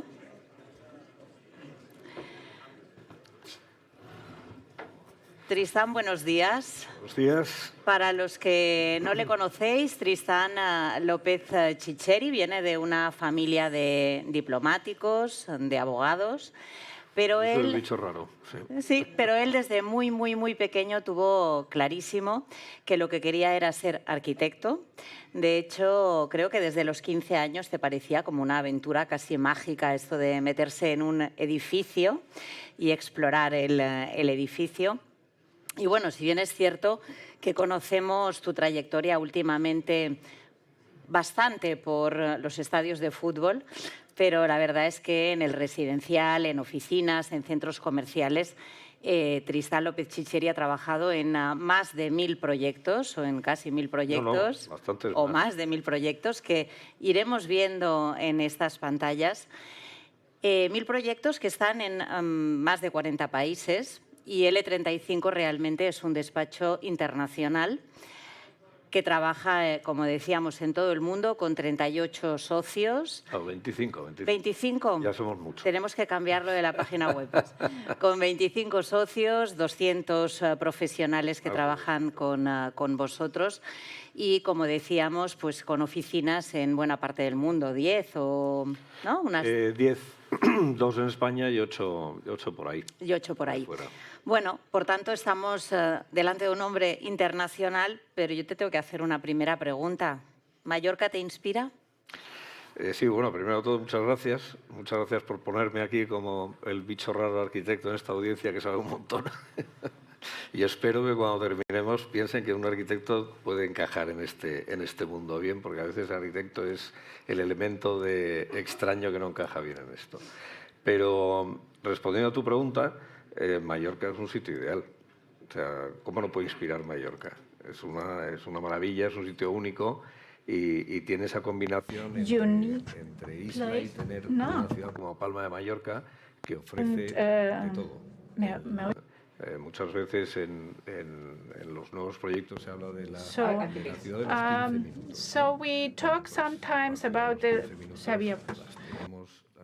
15 minutes city. Sorry, we apologize in the booth, where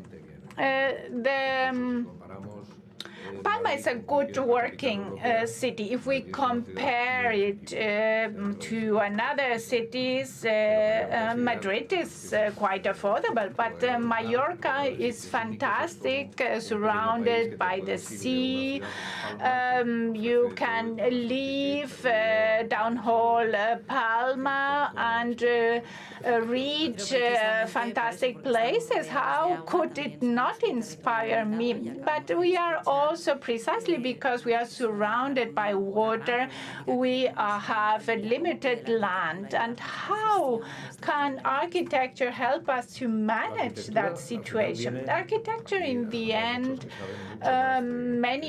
here we have many people who know much more than me about that, but I think architecture should interpret well the place. And we have been listening to luxury housing, affordable housing, hotels, but we have to see, as you have explained, we work in many countries and projects have to be born in the place where it should be set up. So each place has its culture, habits, and architecture, for me, is a social and cultural event and has to include these questions. So I know you are now working in one of the groups of the Master Plan Madrid for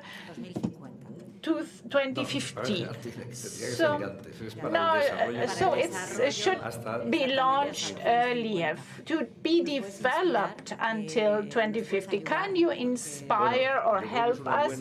I think it's a good initiative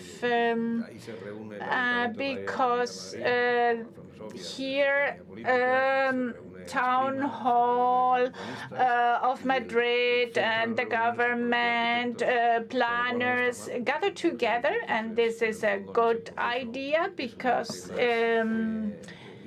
this is an entity which is independent of all these decisions, and the will is to collect many of the things which have listened here. So our plans are becoming obsolete after the time when we have a partial plan. They take so long that when they are launched, they are not adapted to the demands of the market. And these questions are crucial. Speed and the facility to have mixed lands. Only the 15 minutes city require mixed land. So co-living, build-to-rent are not so new models. Are there good sites for housing accessibility? Yeah, we launched a co-living project in Méndez Álvaro by Acciona, and 560 units. This is part of the solution, but this does not solve affordable housing. This solves one part of access to housing. And probably, as it has been mentioned here, probably to solve the housing problems, we need speed, we need easy to handle tools, not so many obstacles on behalf of the administration, being more agile. It cannot be that licenses take longer than the object of the license and that projects take so many years. I think we need speed, and if I can point out one thing, in Spain we are a particular case, we are not the rule. Private initiative is not part of the initiatives of making land available for new developments. They go behind the initiative of the administration. This is one of the points of the plan for 2050. We have to change the laws of land, of these urbanistic initiatives, which we find in many other countries. So in many countries, the initiative comes from private hands and it's managed or controlled by the administration. This is not my specialty, but we live it like that. So let's change topic now, because we want to devote some minutes for high-standing residences. And I want to know if this goes in line with sustainability or not. And on the other hand, what is luxury for Tristan Lopez Chicheri applied to architecture? Can you elaborate a little bit about some of the projects? So I remember being in Madrid and you told me we are building a house in the desert. So many questions here. I think in the end, luxury is part of an experience. Not because of having many expensive materials, you will achieve that this is a luxury object. I think we have here mentioned some special hotel offers. So the house of the desert, I don't know if it's depicted here, is in the middle of the desert, has nothing. And this won an international challenge because here you have a special experience, and this is important. It's a house which changing the topography around it, in the end you have an oasis. So it's in the middle, in a not especially beautiful place in the desert, far away from civilization and not so far away from the sea. And you have to generate something special which makes that attractive, appealing. And this is part of luxury. You want to visit places because they attract you. We have here a project in Mexico in the middle of the jungle, a jungle area, and you play with this question of isolation, far away from tourism, and this is what conveys a special feature to this building. So luxury has always to do with an experience. So the legend says that I don't know if here we have Madrid fans. So the legend says that on a napkin you made the project from, no, it's not true, from the stadium. Here's the house in the desert. So we have now opened many doors around this model of football stadiums which change entire neighborhoods.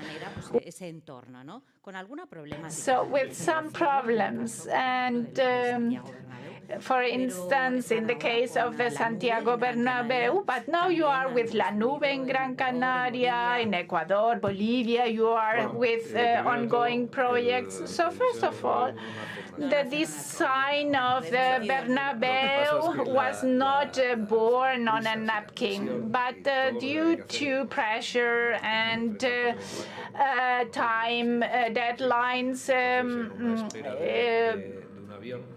waiting in an airport, we were figuring out certain solutions for things that were stagnating, and more or less it was born, this beginning of the project. And this, so you could say it was depicted on the napkin. It was not born there, but it was the beginning. So the stadiums, as many other projects, as train stations, harbors, you have an infrastructure which is used only a few days a year, which has the possibility to be used much more. And this is in Bolivia, La Paz, 3,700 meters height, very special.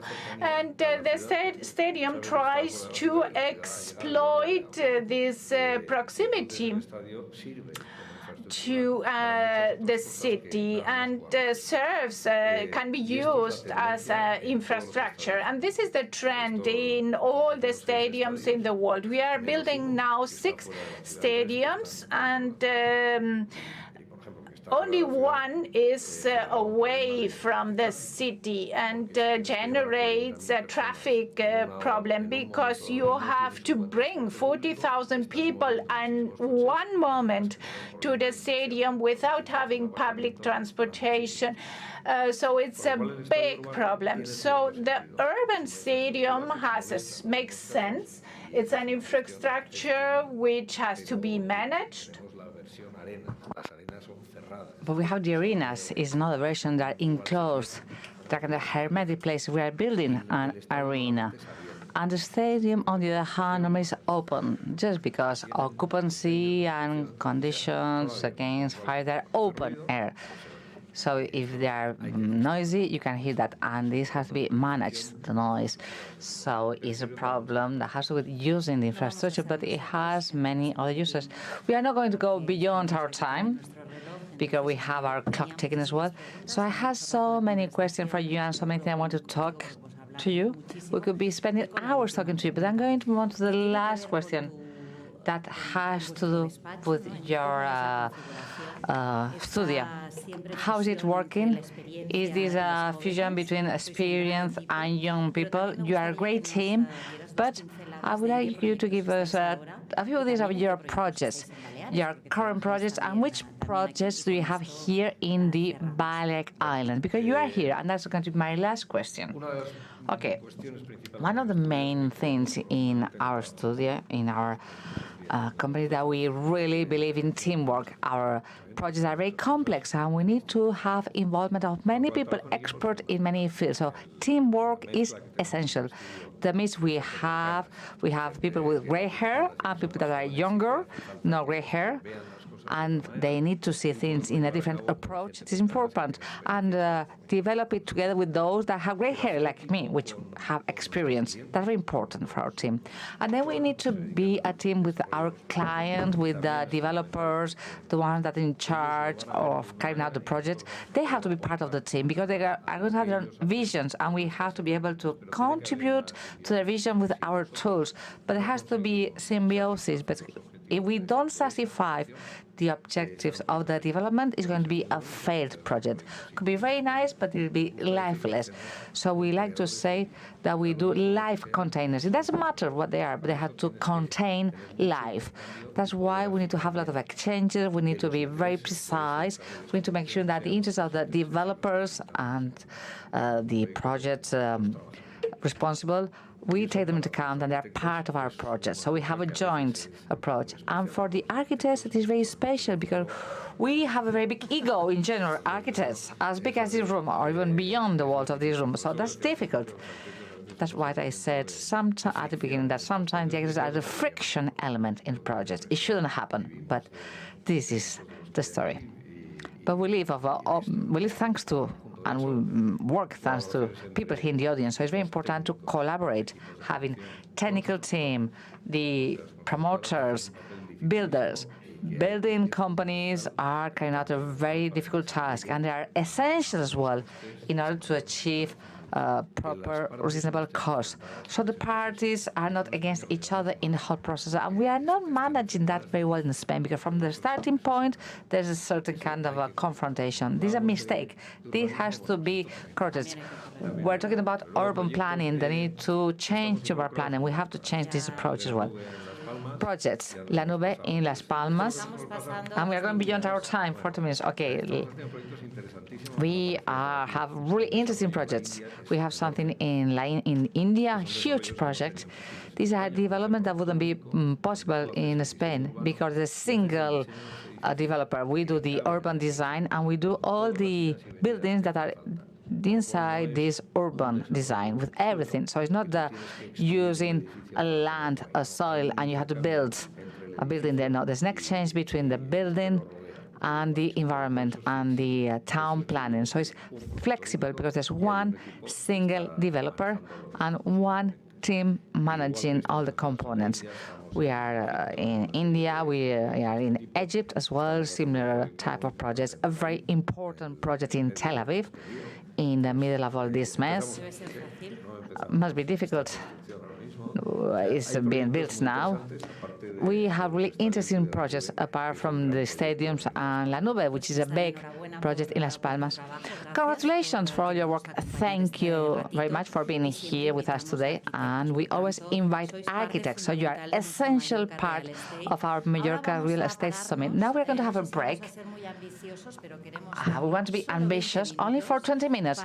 Please, 20 minutes coffee break, to have a break, to have coffee and a snack. And in 20 minutes, please be in time. We'll be with Antonio Plan from Blason.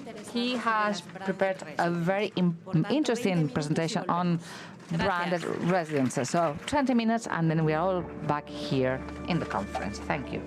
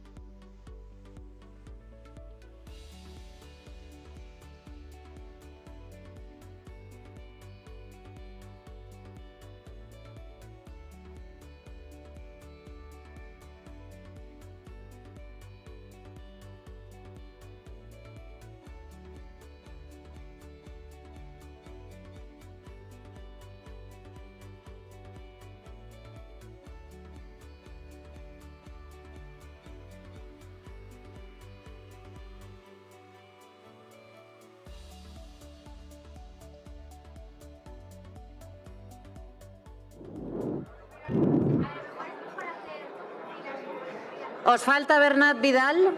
Bernat Vidal. Bernat Vidal, foto.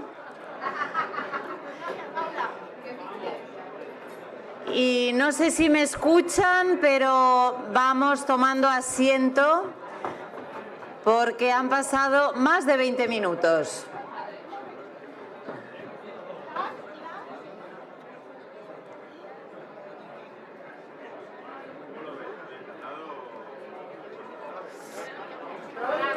Muchísimas gracias y nos ayudáis a que todo el mundo se vaya sentando.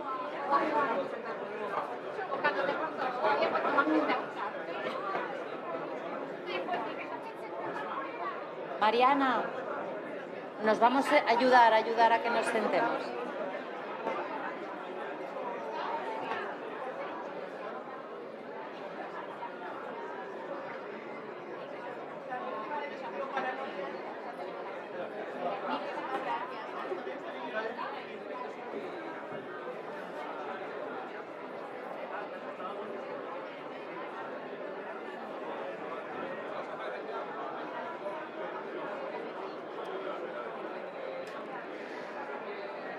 Vamos ocupando otra vez las sillas. Espero que hayáis podido disfrutar del coffee break.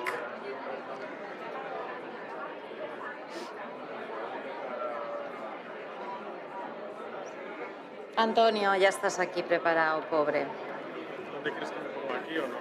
Bueno, yo creo que no, ¿eh? Tú te puedes mover. Sí, aquí tienes el... Vale, para pasar es la verde, ¿no? Sí. Sí, next. ¿Me lo encargáis ahora o qué? Sí, ellos ya están ahí preparados. Qué bien organizas todo. Bueno, ahí vamos. A ver si lo conseguimos. No, ¿quieres que lo acelere yo más? No, la verdad es que está muy bien y vale. No, pero yo te lo puedo... Yo quiero saber algo. Si tú ves, como vas a tener ahí el marcador a 20, de hecho que te pongo a 20. Si lo ves que te da para ganar los puntos, fantástico. Y si no, en vez de acabar a las 2 y 10, a las 2 y 10. Y que bien que venga Marga, ¿no? Sí. Bueno, la verdad es que ayer el alcalde de Laura, o sea que ellos también es verdad que no sé si las escuchado, pero tienen ahí una patata otra vez. Es que se ha convertido demasiado, la vivienda demasiado magnífica, ya es imposible no tocar ese tema.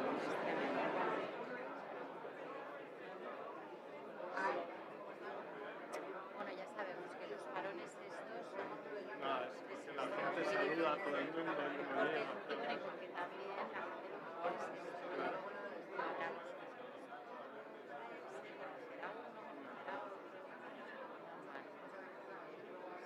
Nada, ¿sabes lo bueno? Como estos son ejemplos individual, yo espero poder concentrarte en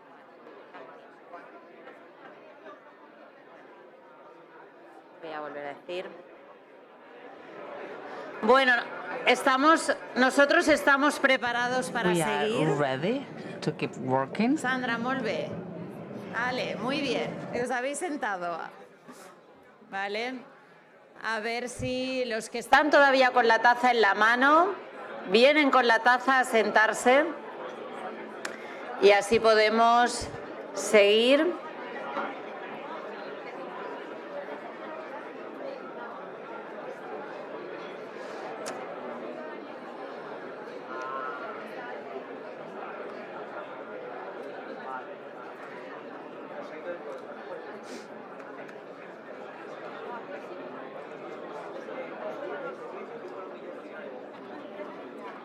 Podríeu...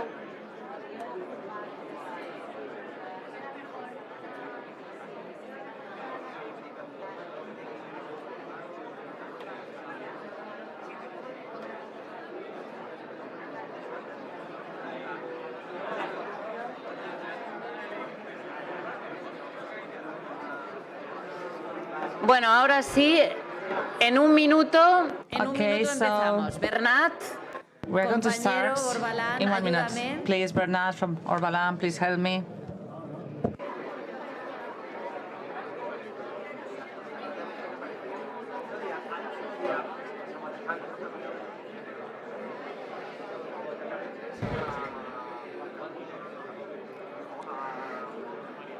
Pues no, Bernat, t'heu de veure una Carme.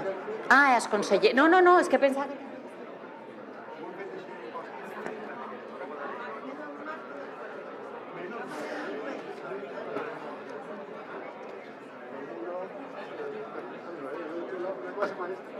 Bueno, pues ahora parece que sí, que estamos ya casi preparados en esta sala, que la verdad es un lujo ver cómo está llena. We are ready. It's amazing, such a luxury to have such a big audience with such a interested audience here listening very carefully. So please, Omar, Juanita, just sit in the front rows. Don't go at the very end. Don't sit at the back. Please come to the front. Bueno, pues ahora sí So empezamos. we are going Os to start. presento I'm Blason, going como to decíamos antes de introduce you to prepararnos Blason, para as I este said café, before the coffee break. que en esta casa, en el Hotel Son Vida, siempre In the tan bien Hotel Son Vida, reciben y nos acogen. we are welcomed so warmly, no and queremos movernos del Hotel we Son don't Vida, want to o sea, que vamos a change. We tener want que to stay hablar con el here. We want to stay conseller, put. con el alcalde, So we need to go to the ampliar un poco la councillor, sala, to porque the vamos mayor, to have a creciendo de año en larger año, room, because we are pero, being more fieles a and este more Hotel Son Vida, year que, como in, year digo, out. But we todos would los like being años here in nos the acoge Hotel de Son maravilla. Vida, which is Bueno, pues ahora tenemos so welcoming una intervención as que our nos host hace every year. especial Now we ilusión. are going to listen to Blason something es that una we gestora find de very interesting. inversión de proyectos Blason is inmobiliarios en a España real y estate Portugal. investment management company in Spain and Portugal. They started back in 2000. And I'm not mistaken if I say that one of the partners, which is here ready, Antonio Pan de Surlace, founding partner, as I said, he's an expert, he's an eminence on the issue that we're going to deal, which is branded residences. They started more with the first investment in the Punta Negra hotel, so they're really very local. They really love our island, Mallorca, and the Mediterranean. Punta Negra hotel, and I think that we're going to see the end of its renovation work and open the new Mandarin Oriental. And as Chisco Villa said this morning, we are going to be talking about 98 hotels of 5-star hotels in the Balearic Islands. So we are growing in this segment, which is very important in order to generate business and activities in the islands. Antonio, so happy to have you here and so interested in see what you have to share with us. You have the floor.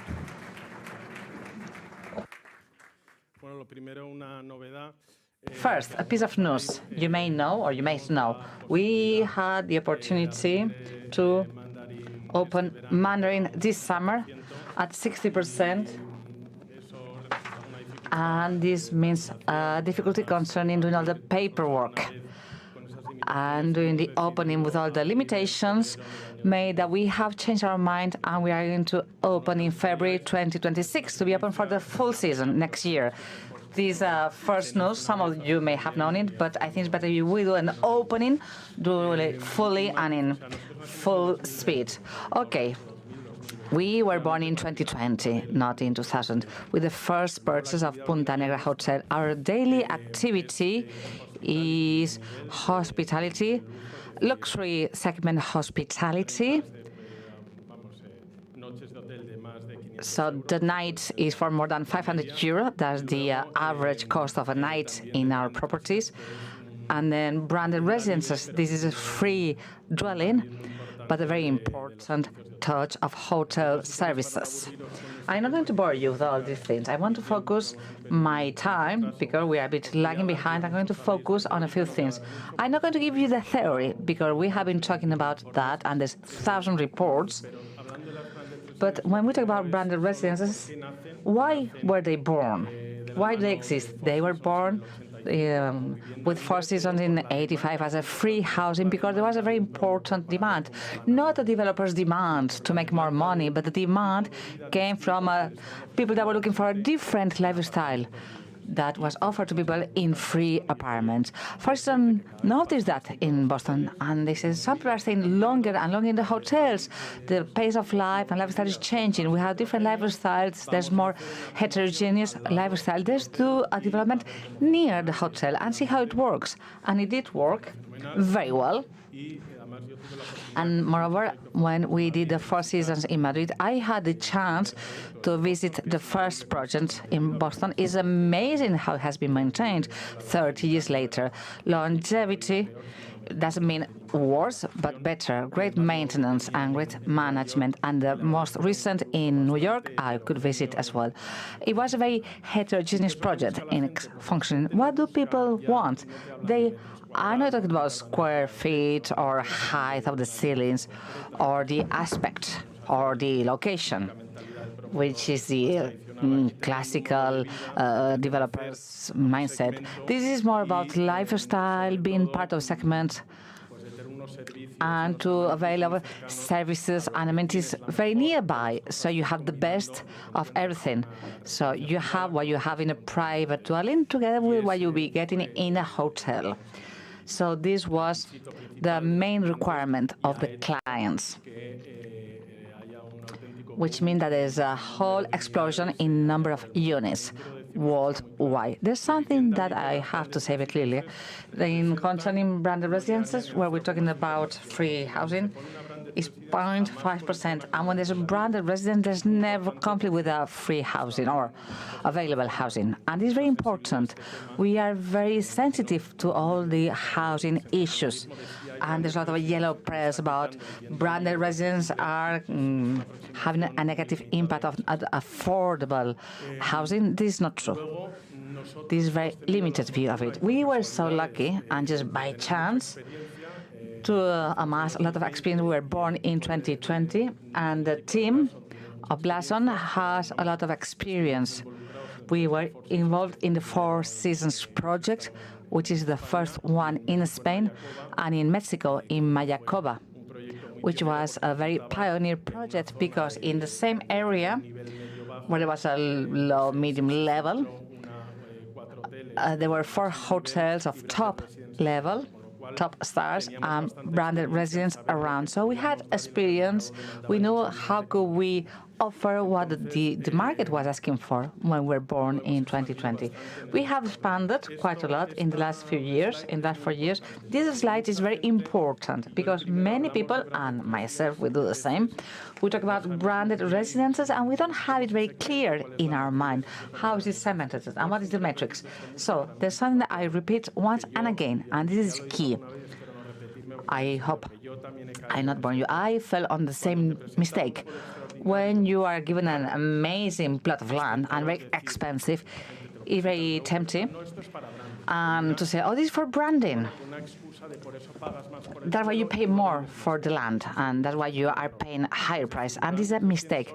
Branded residence only works with certain specific features, very limited, very difficult to achieve when we talk about land, and not only the plots of land are going to work. So looking the brand just by having a higher sale price, this is a mistake.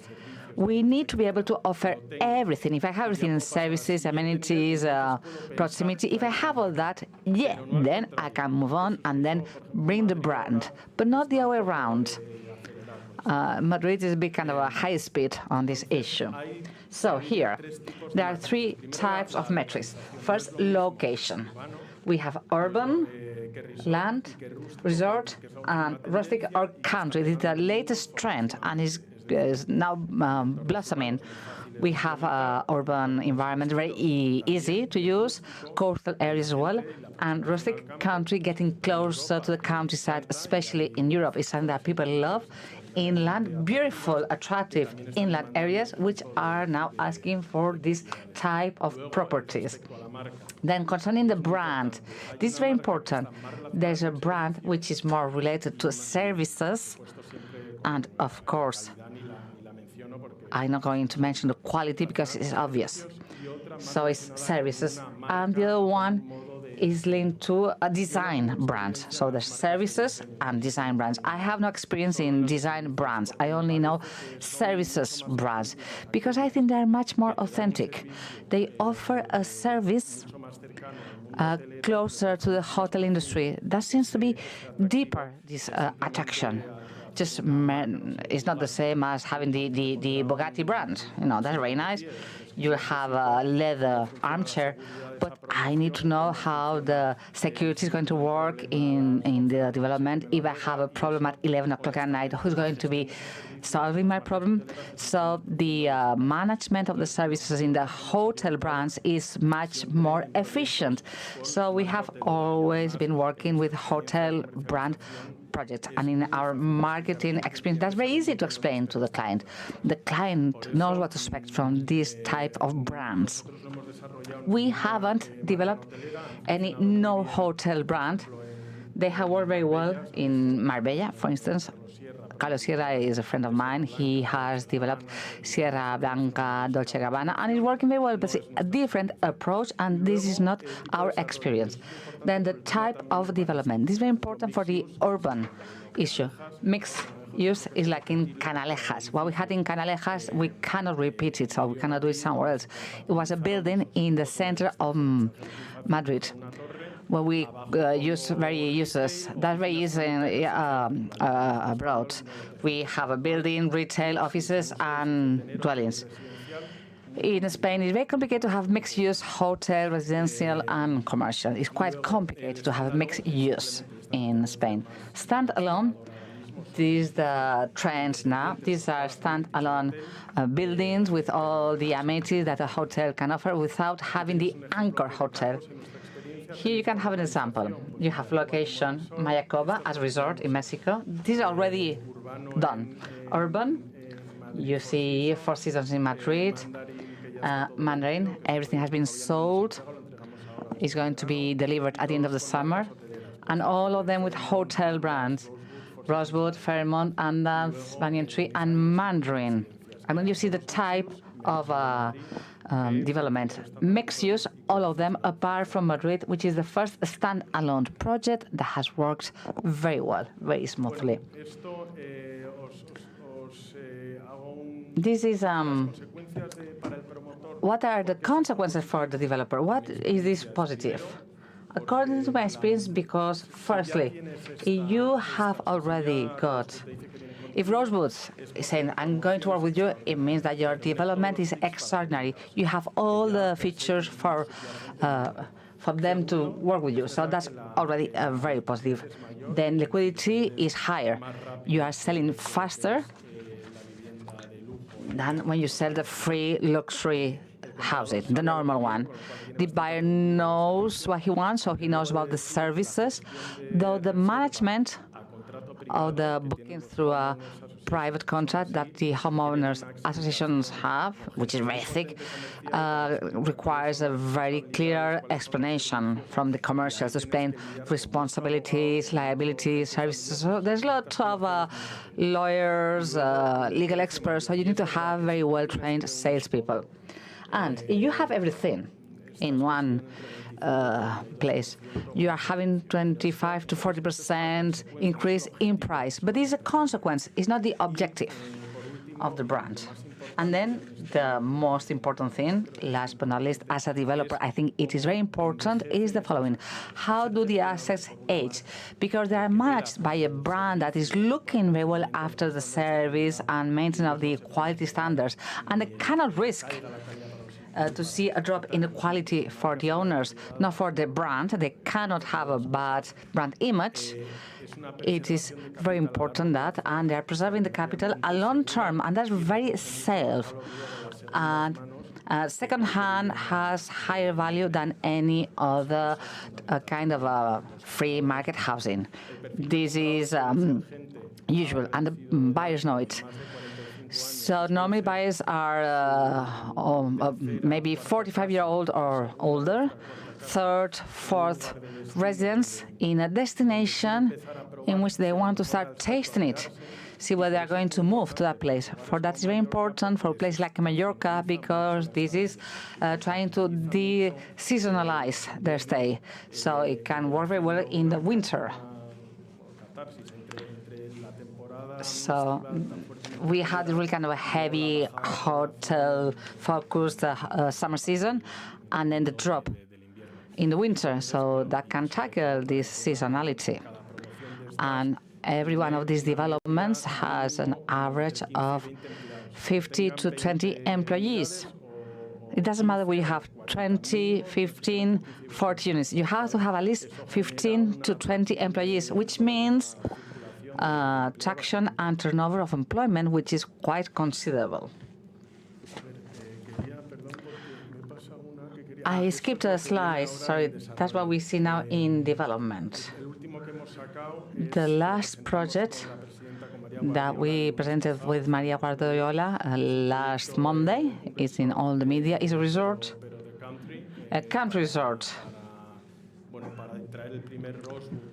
to have the first Rosewood of these features in Europa, with 90 rooms, 150 housing units linked to it, 2,000 hectares land, and under 1% density occupation. It's a very innovative product, but it's working very well in other places, like in California, in San Diego, Tuscany, in Europe, around Paris.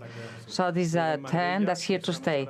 And then in Marbella, we have a project of 15 hectares, mixed use, hotel and residential. We are now talking to the brand and the architects.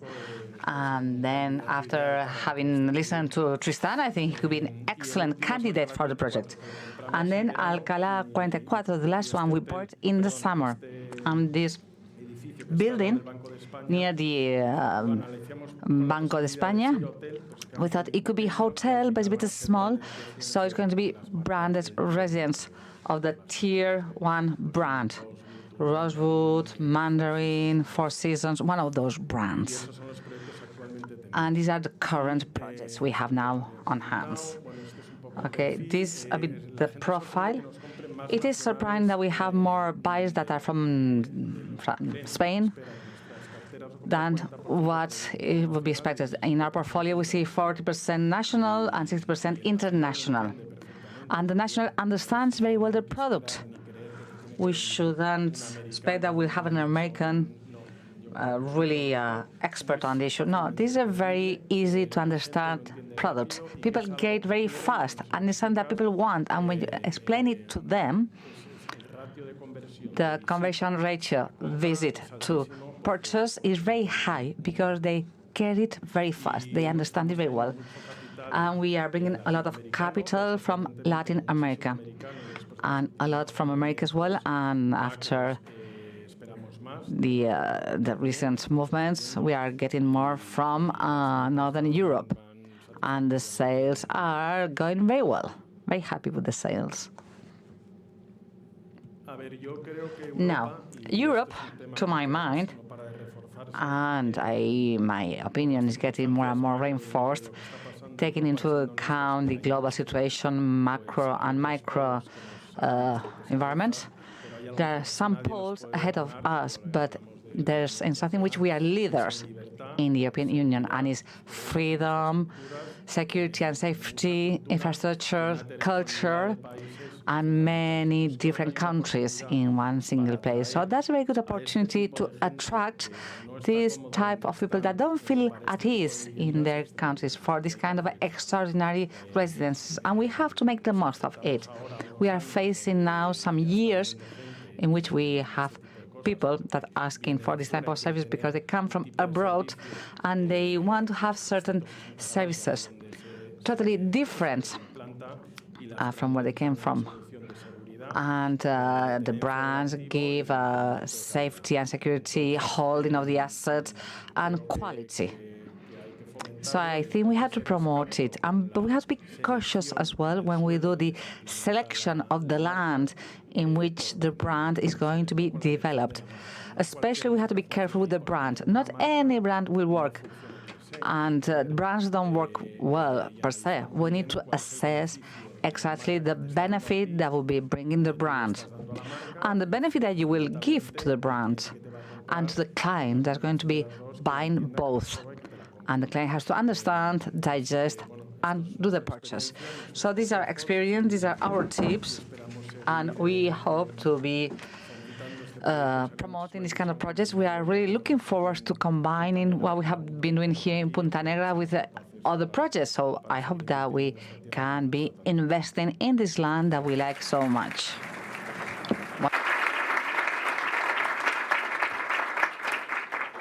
Antonio, muchísimas gracias por compartir conocimiento. Thank you very much for sharing your knowledge, and apologies 2020. Yes, it is. It's even more extraordinary that you're so young. And thank you for the release of news. You just told us that Rosebud is going to be opening in Extremadura, so there are some journalists here, so thank you very much. Now we're going to move to the panel, and we're going to be hearing many good tips here. My boys are coming. Pedro Soria, he's the advisor for the Nicasa for development. He'll be in charge of being the moderator of this. We are going to have Christian Ale Group, Omar Garcia, Director of Real Estate Business CaixaBank, and Fernando Martinez Comas, Partner in charge of KPMG Lawyers, in charge of Tourism, Partner in charge of Tourism KPMG in Spain. So are you all ready? Yeah, we are very ready, so thank you very much. So many thanks and congratulations for the organization. Just looking around, it's really amazing. So good practices, yes. In the end, we have been talking about the situation in the market in general and on the island, changes in housing, in the type of product. But now we come to the major part, which is money, funding. And no project makes sense in the end if there is no money to fund it. So we are going to talk here about this part. So in the last decades, we are very used that funding was always linked to mortgages. And in the end, traditional banks were the key elements and a part of resources giving feasibility to procedures with supervision of the project. And now I will start with you, with Mark. How is it working? Which kind of requirements are you demanding? Yes, so how many friends and how attentive are they? I would feel guilty if I could not convey here three ideas. Everything else is not so important. First was mentioned by Judith, who has left. We will come back to expensive areas. We will reach 16,000 transactions in the Balearic Islands. Today we have people from Mallorca here. Where they are?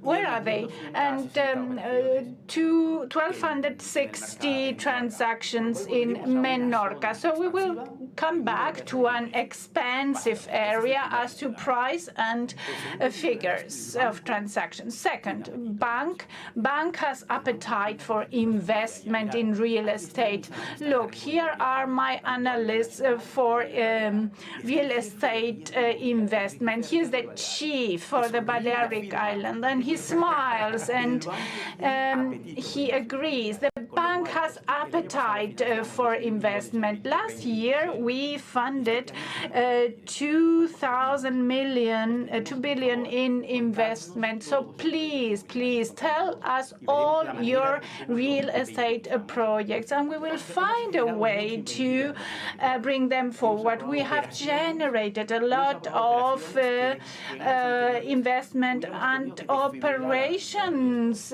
which in former years we would need our analysts for. And the third idea, which is the most important, and tomorrow, if you need a title in Última Hora, mention me, Omar Garcia. So social housing, reconversion, cession of land for housing, everything that might help to solve the housing emergency. La Caixa has a commitment to make this product feasible. With this product, we will flexibilize what we need to flexibilize. We have a chief of enterprises, Danny, which is eager to bring forward this kind of operations. We want to make housing. We have a commitment here. Here are my managers, Marga, Maria Jose. They want to empty their to-do lists to find investors. So we are committed. Be prepared for an expansive 2025. This is my message.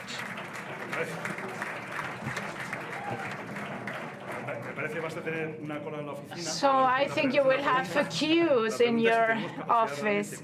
So the question is if we have the capacity as sector. Today we are building around 100 house units. We are have certifications, but we really much more to cover that gap. Has the traditional bank the capacity to do that? So I don't want to push so much, but maybe so the queue is not so long. Don't think that bank funding, because of being traditional, does not mean it does not move. It's unmovable.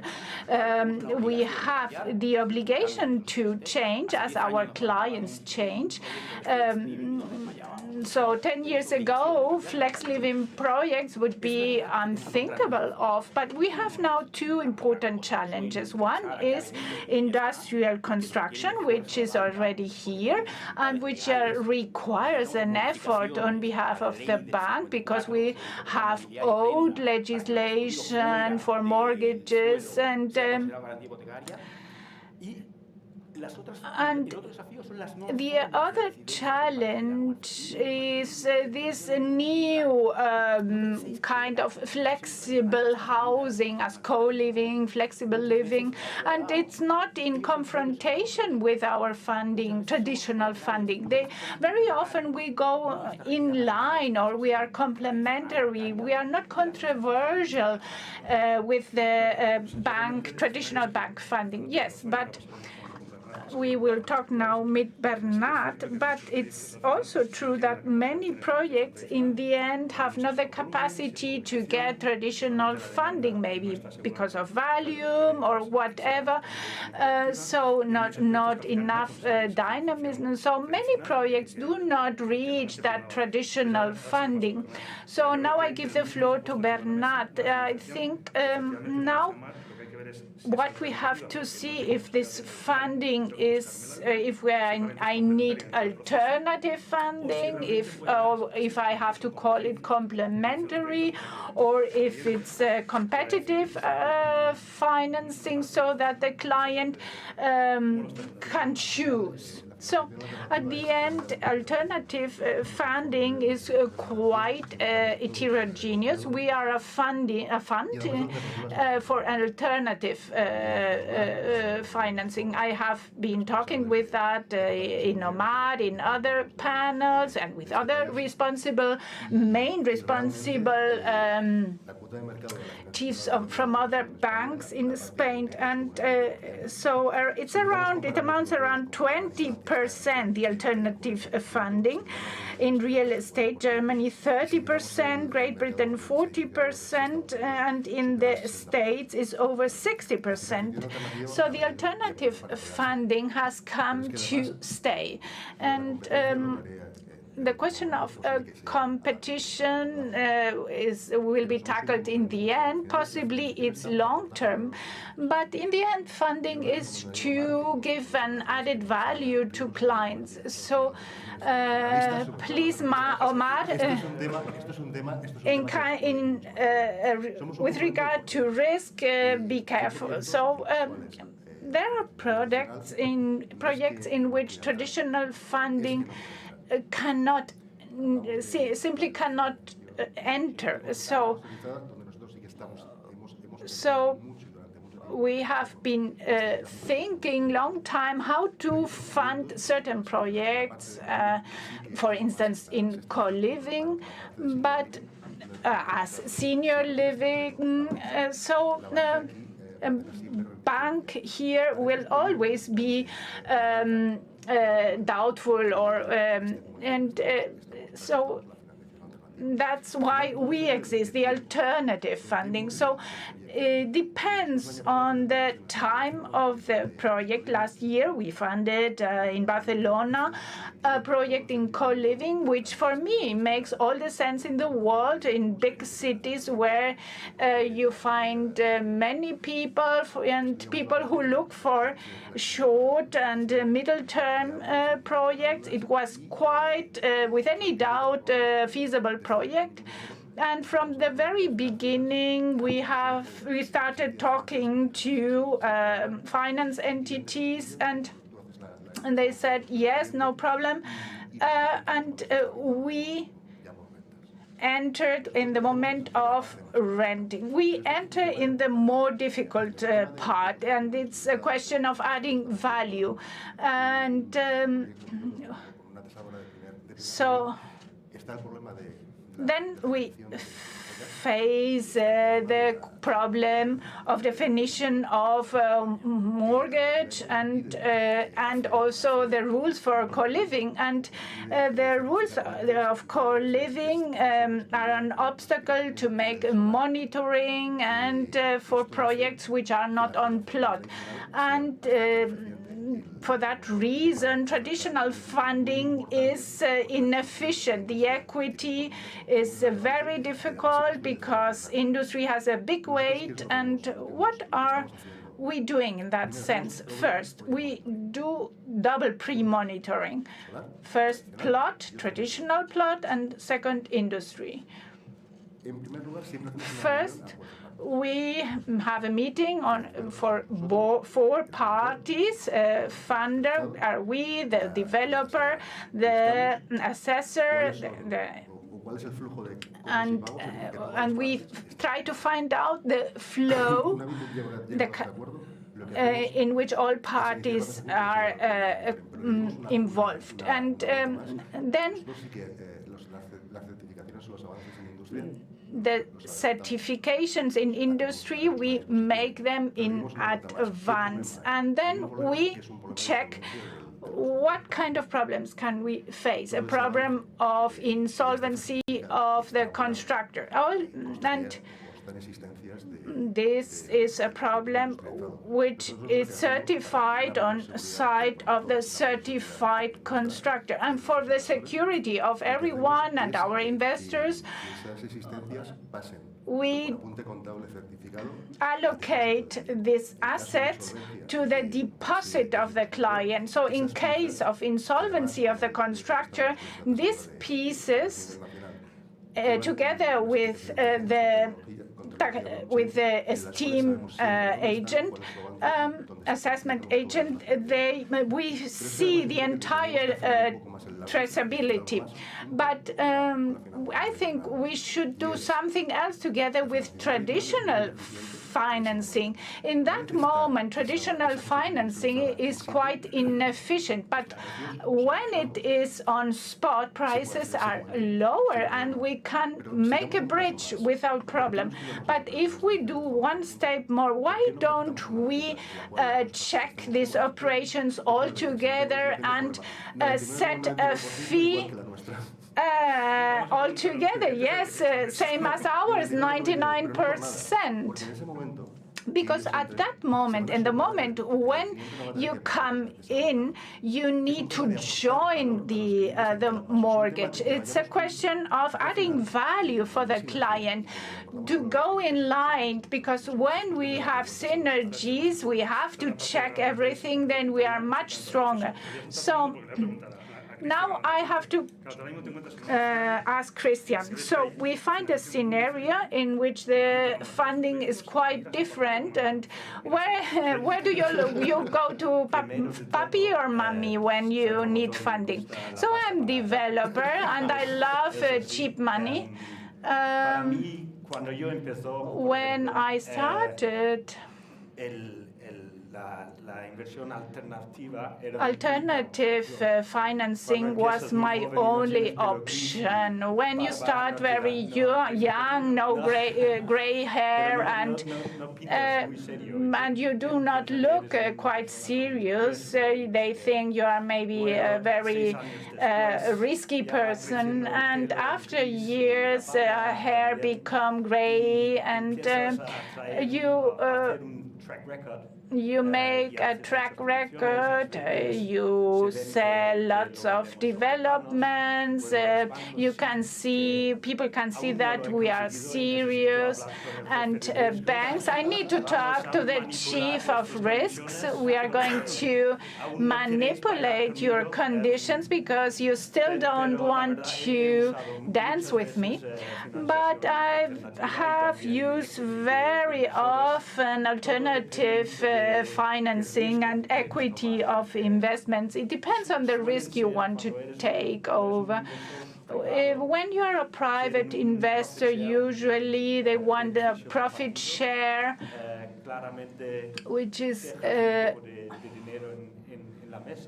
clearly, if you leave some money on the table, it's still a risk, and you don't have the time going against you. But you also have to risk a little bit to feel alive, and that's why sometimes we use debt funds, banks, when it's plurifamiliar plot, then they want to dance with you especially when it's sold out.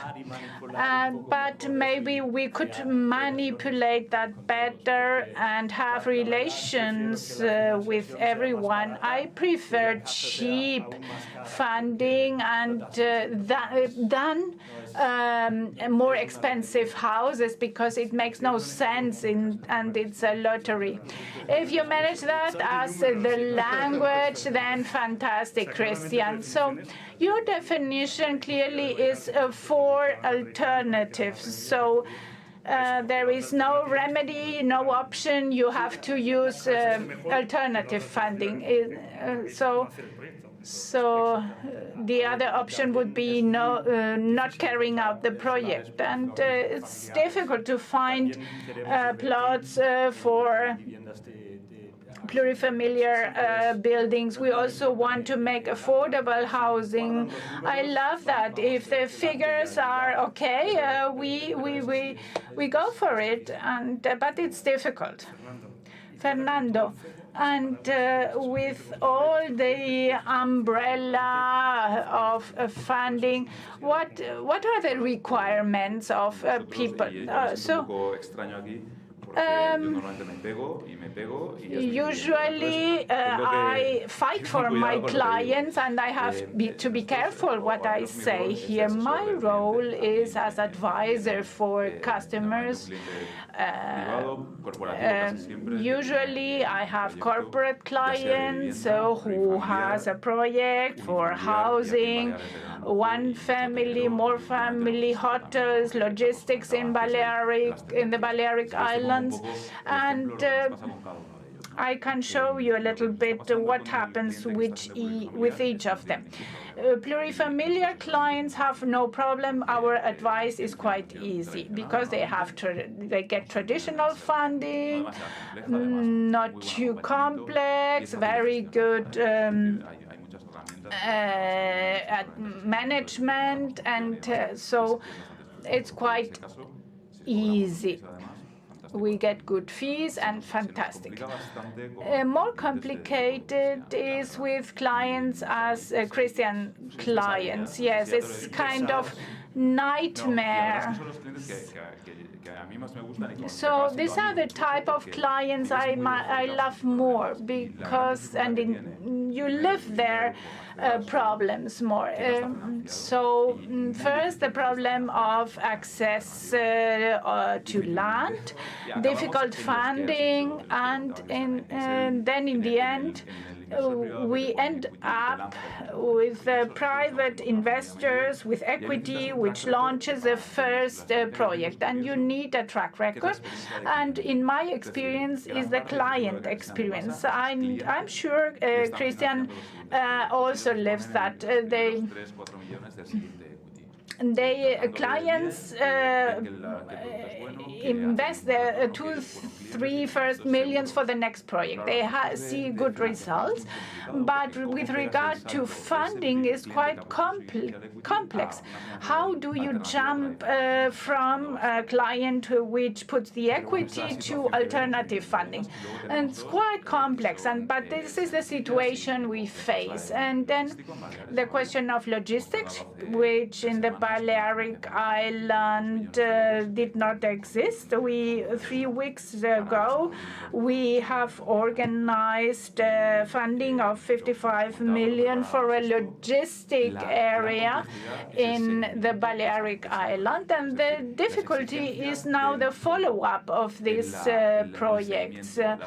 The previous and the next conditions, meeting all the parts of the elements which are required. And this is so it's really, really difficult. And even for us as experts, we go rear.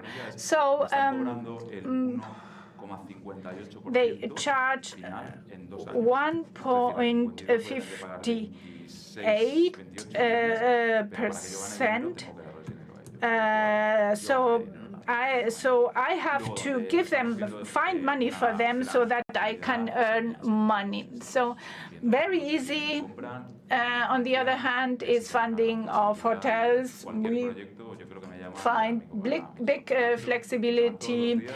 They call us we get everyday calls from clients who want to buy hotels. And usually we start with alternative, and we end up nearly every time with banks. So we are closing several operations of that type. We are funding projects now which have been born in alternative funding, which have been brought forward, and when they're working well, we enter as the bank. We see funding for very short term, 5 years, and it's becoming a long-term funding with a debt, so the efficiency is proven. So it's impossible that a bank can give an answer to each and every type of financing. So there are differences. So I have left behind many interesting projects, and as Christian, which is my friend, has mentioned, we were talking, and we that in the Balearic Islands we have many stakeholders, and the market is very profitable as to real estate investment. So we have many stakeholders, and banks are ready to fund nearly every project as long as we are partners with the developers, 100%, and even the expenses afterwards. So being a resident or being a foreign investor is not an obstacle for our funding.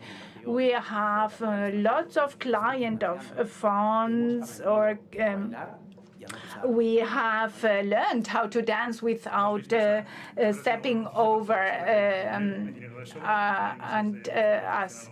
So we have learned a lot about alternative and traditional funding for feasible projects, and the question now is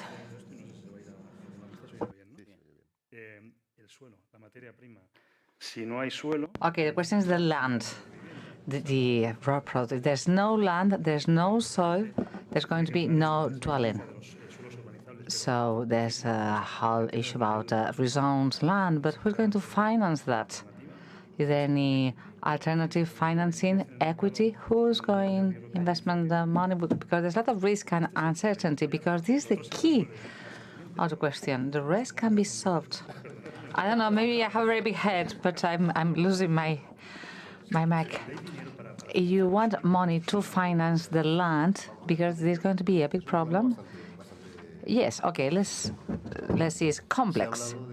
We talk about growth of permits, build permits, the correlation between supply and demand. We have a very serious problem and a very complex problem, more than we have heard in other presentations. There's a lack of relationship between supply, creating houses, and the creation of households. Is big. There's about 30% of a dwelling that has been built compared to the amount of new households. Now we are going to increase 37%.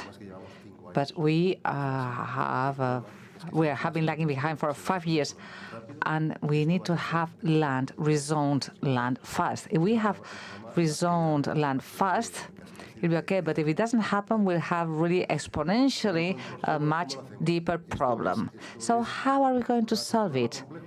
Complex problem. Solutions have to be complex as well, based upon cooperation. In the last few years, I attended many seminars, I've been taking part in many panels, and I always talk about public-private partnership. We talk a lot about that, but we need to have much more public-private partnership. Housing is a right, is a fundamental right, and I always say that housing cannot be a weapon to use by politicians from either side. It has to be solved, and there has to be public-private partnership. Is not only needed, it's urgent as well. And José Luis, and I have known him for many years, and it's a pleasure to meet him again. He has said something which I think is very interesting. He has said that I've met with the experts, and this is part of the solution. But we have to go deeper. We have been talking about developing 20,000 dwellings in Palma. That would be wonderful, but we need to see how.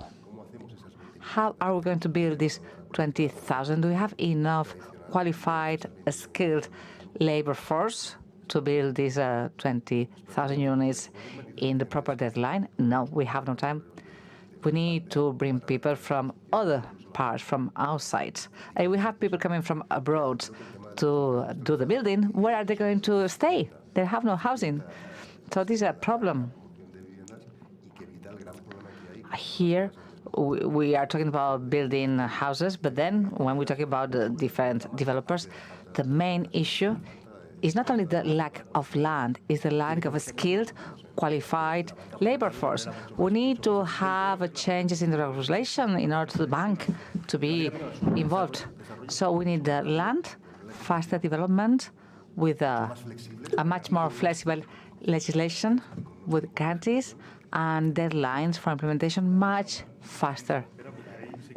Well, the banks can be penalized. The regulation from the EBC is when there has been a speedy assignation of the soil, has a very high interest rates when we have to finance the land. This is a barrier. We are partners with a developer. 18 months we finance 100% of the building and they bring the land. And the land in the island is about 30% of the global volume of the investment. But it's more a problem of times, deadlines, because the developer may try to recover part of the land. And we are flexible, but it's a problem of time. When we have experienced developer, we have had some good track records, and with products that are in the market and they're convenient, the recovery of the capital invested in the land is not unfeasible for a bank. But it's not a good idea to finance the contribution of the developer. That's not a good idea. We need to share risk. And uncertainty when you are developing zoning land, we have the issue of the legislation concerning the use of the land. And it's very difficult to reach a consensus. And waiting for the consensus is not only about the traditional banking system. Fernando, do the funds feel any interest in entering this kind of project? 10, 20 years return time? No, when we talk about the land, the main issue is legal uncertainty. If we could present Omar with a project of a purchase of a piece of land in which I'm going to develop a project, and we had the certainty that we'll have a building permit in 3 months, which is what the legislation is saying, and we have been struggling a lot in our firm to have this positive administrative silence for the issues of a permit. If we have a permit, a works permit or building permit in 3 months, if we were sure that we can implement the works, that would be brilliant. I have a very good friend and a good client that is here today in the audience. They applied for 2 amazing projects, 2 permits, and they had to wait for 3 years to get the permit without major modifications. So we said, okay, we got the permit after 3 years because we had to change the project 17 times. No, without any major change in the project, they only got the building permit after 3 years. So, you know, you have to imagine there's a private loan paying high interest rates, and we are talking about that. And as I was talking during the break, we go to a traditional financing entity. What are we going to do? If we had the certainty that the project will have a permit when the project had been properly presented, things would change overnight. You will be together. You'll be helping the purchase of the land for sure, because you know that you're going to be in for 3-6 months, and then that's it. And then Omar would come in. But there's this big problem of huge uncertainty, and in this problem, logistics, they only could build because the fund behind it was a very brave fund. Investors were very brave because are struggling a lot with people that are in the room. We got the certainty. We went to the regional ministry and we got your support with a personal commitment with the fund, saying to Director General, yeah, do not worry, this is going to go ahead. And the fund have been brave enough to invest the money. And we're talking about companies like Amazon coming to the Balearic Islands, and that could not happen, and it has been really hard. And it has been really eroding for you. So we need to have this legal certainty. Without legal certainty, we cannot achieve anything. I'm totally in agreement with you. The permits or the licenses are so slow. But before buying the land, you can get the permit, then you have to wait for 3 years. You are nearly retired when you finish the house. It's time to retire. But another approach is what happens at the end. When I already got all the money from the bank, from the debt funds, my interest rate is going to be very expensive. And then it takes a long time to get the final permit, the final license for the building work. And then I lost all my profits. That's it, it's gone. And sometimes it's a shame, I think, when you do a new building and the client comes in 6 months later and it's not fully brand new any longer. Maybe we could do something express. As soon as the building is finished, we can go to the notary, to the solicitor, we can sign everything and we can move in the new house and we are happy. So it's the building license and the license for finishing the building as well. Yeah. I think there are many things happening in other parts of the world that probably are going to happen here as well. The responsible declaration, for instance, the urban collaborating entities trying to make it faster. In Madrid, we had a basic permit. And when you say basic, it's not just simple, it means essential. It makes sense. And you can make everything much faster without losing any certainty. And I'm convinced that that's going to be a big push if you get all that. How do you find the land, Christian? I'm Danish. And we have lots of pigs in Denmark. And, you know, pigs are looking for truffle. I do the same, like a pig looking for a truffle.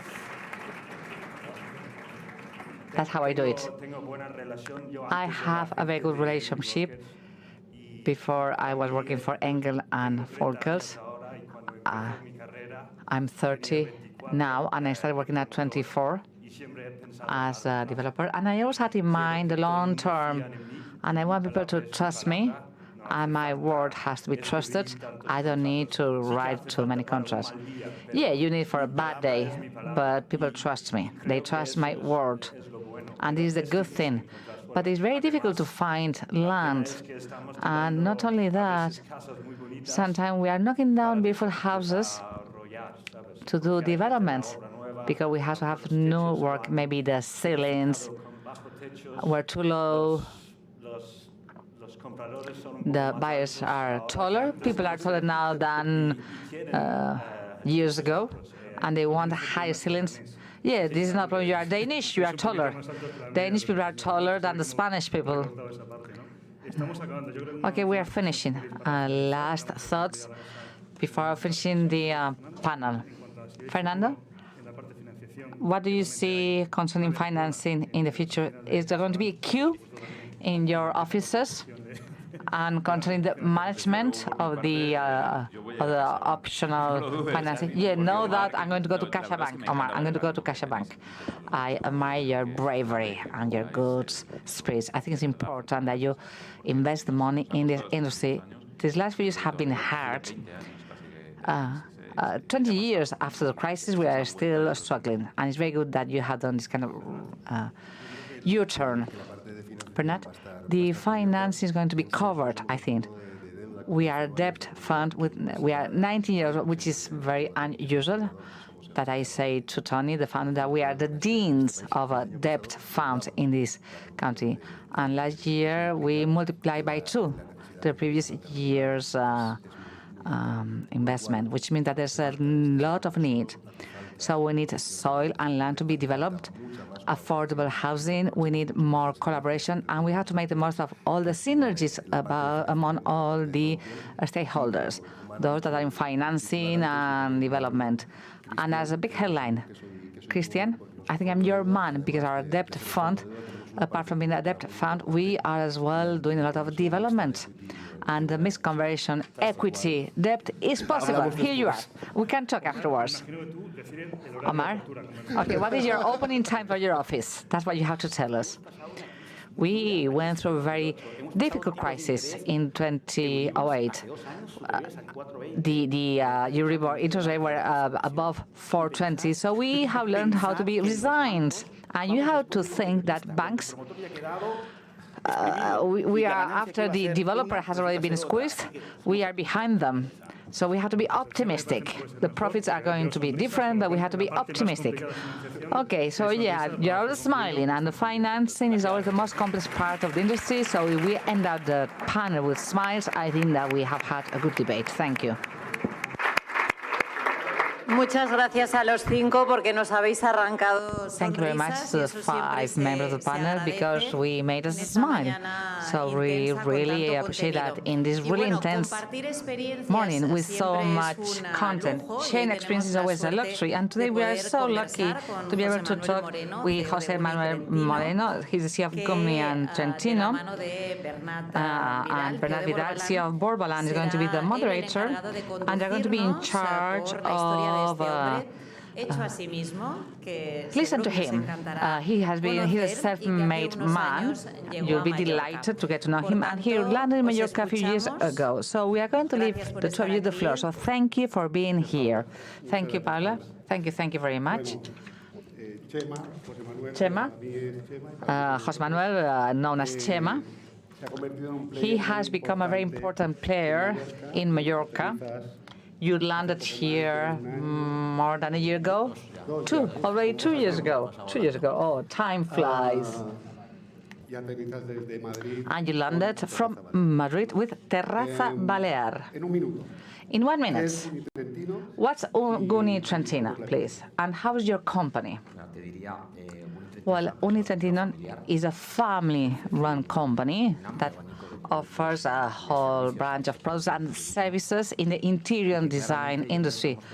And we are positioned in the premium or high-standing segment. We have 5 showrooms in Madrid, Barcelona, Bilbao, Marbella, and of course Palma. We came here 2 years ago together with Mariana. She brought us here, Mariana Muñoz. You're not her. She's the owner of Terraza Balear. We have a very international approach, and in my position, I'm in charge of the group. Guni Trentino is a multidisciplinary team of more than 300 people. Why Guni and Trentino? Why the name? Because you're not Italian, are you? No, we are Spanish. More specifically, from Madrid. Most people that don't know about us, they think that we are an Italian company, but no, very far from being Italian. We were founded in 1970 by my parents. The commercial brand was Guni. And many people will keep asking, what's the meaning of Guni? It means nothing. In fact, it has no meaning, just Guni, just a name. My father was very good at marketing. He was very skillful making up commercial brands, and he created the brand. That was the transition in Spain. We had the access to international products. That was the starting. It wasn't that simple at the time as it is nowadays. And anything that had an Italian connotation in our industry meant luxury and exclusivity. Guni Trentino, the current name, was born in 2018 when there was when we joined another Spanish company. It wasn't Italian either, Trentino.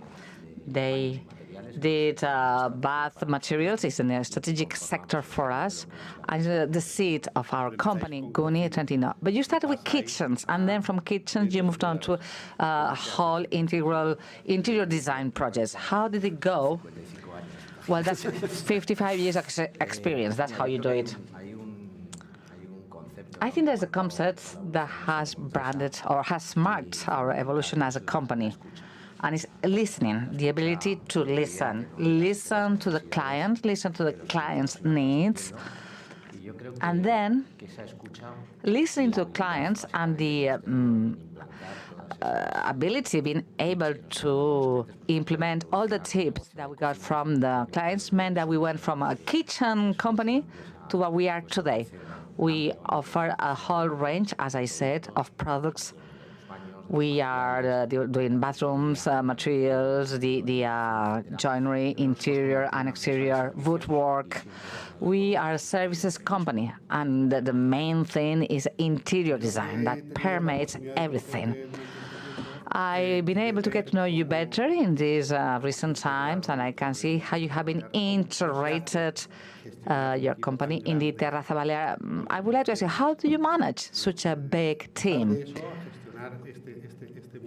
How did you move from what you were doing beforehand to managing such a big team in this new world? Well, there's something very important that is something that puts a brand on my life, my personality. My father passed away when I was 18, sudden death. He had a heart attack. I was 18 at the time. I was a child. And then I decided, and 27 years later, I think it was a good decision to leave my college, stop studying, go to work. I didn't have a clue at the time. It was a very small company, 6, 7 people. So I started from scratch and from the mud. So my training, my formation is life. I started working with the transport people, with the assembly people, and then I went to the sales part. I went to different parts of the business. And all these people that at the time were part of GUNI, the company, my mother as well. I learned a lot from her, from suppliers, from clients as well. I think that clients taught me a lot. So we work with a lot of managers of many multinationals, many entrepreneurs from many countries, and they have been our coaches, our mentors. They said it was kind of cute, this little young man. I was a young boy trying to eat the world, and I think they liked me and they helped me a lot. So this destiny, our fate. Okay, so now we know your history. Why GUNI? Where have you made it? And you land here with Mariana. Everybody knows Mariana. So you go together with her brand, a reference, a landmark brand. How was the process, the integration process? Because this is always complex in the end. Two different worlds. Yeah, very, very complicated. Yeah. But in the end, for us, there are some landmarks that we see in the history of companies.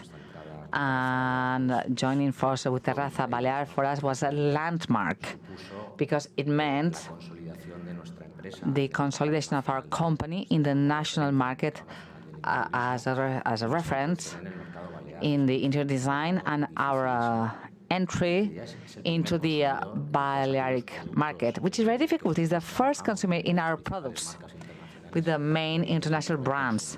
Is the leader at national level of consumption of our brands. 15 years ago, it was Catalonia, the first market, and then Madrid.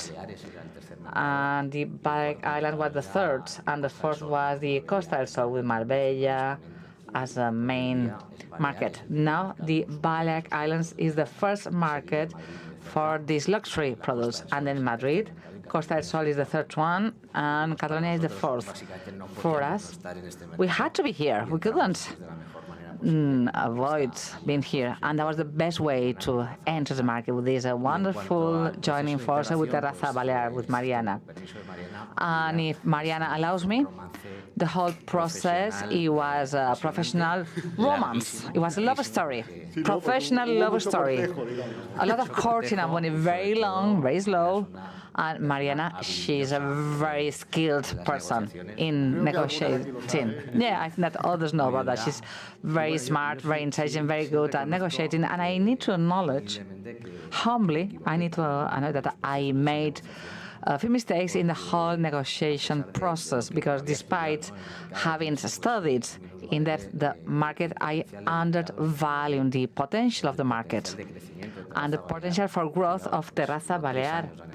So we spent 3 years negotiating. I kept presenting offers on her table, and she kept turning them down, all of them, because she kept saying that she was going to keep growing, and I couldn't believe that level of growth. In the end, we had to pay much more. It was much more expensive to enter Mallorca, but very proud of our achievement. And we have a very sound project, and it's still growing. And what is the difference? You are a specialist. How do you see the luxury in Mallorca? How is it different from what you used to before? You land here, you arrive into new market. One of the definitions that I love to define the luxury in Mallorca is a concept of luxury, which is a silent luxury. It's a quiet luxury. It's just the opposite of what means being ostentatious. Summing up, we have some wonderful weather conditions that we don't have in other parts of Spain. And the client is looking for a total connection with nature, the interior space with the outside spaces, is looking for harmony. And in the end, thanks to the natural material that we can use today, sustainable material, we achieve this harmony. And what do you think Guni has brought to Terraza and Terraza to Guni? In the whole integration process, I always put on the table two concepts, because integration is always very difficult, especially in family companies. So the first concept was total respect towards what Terraza Balear had been doing. They were the leaders, ending up in Palma. They were the leaders of the market here. So we had to pay attention to that and pay respect. And we had to be careful. We had to thread carefully, and we didn't want to change things. So we were observing, assessing, learning. And that was the basis for the second concept, which is the best of both companies has prevailed in the resulting company.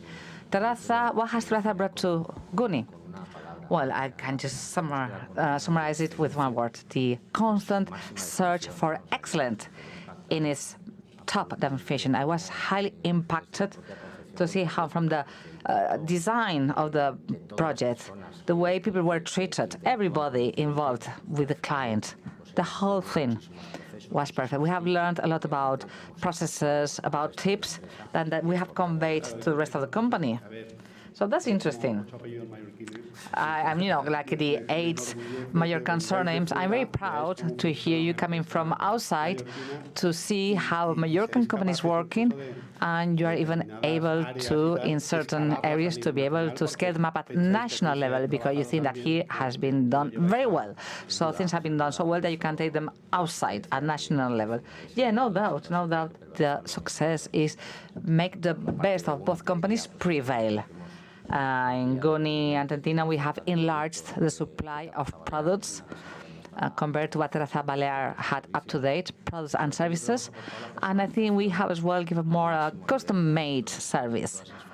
All these families of products that we offer to our clients, we are a manufacturer, we have our own brand, which means that we can have an endless possibilities of customizing with certain touches of craftsmanship.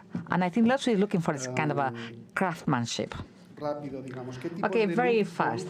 Which type of luxury do you see? Different types of luxury in Spain.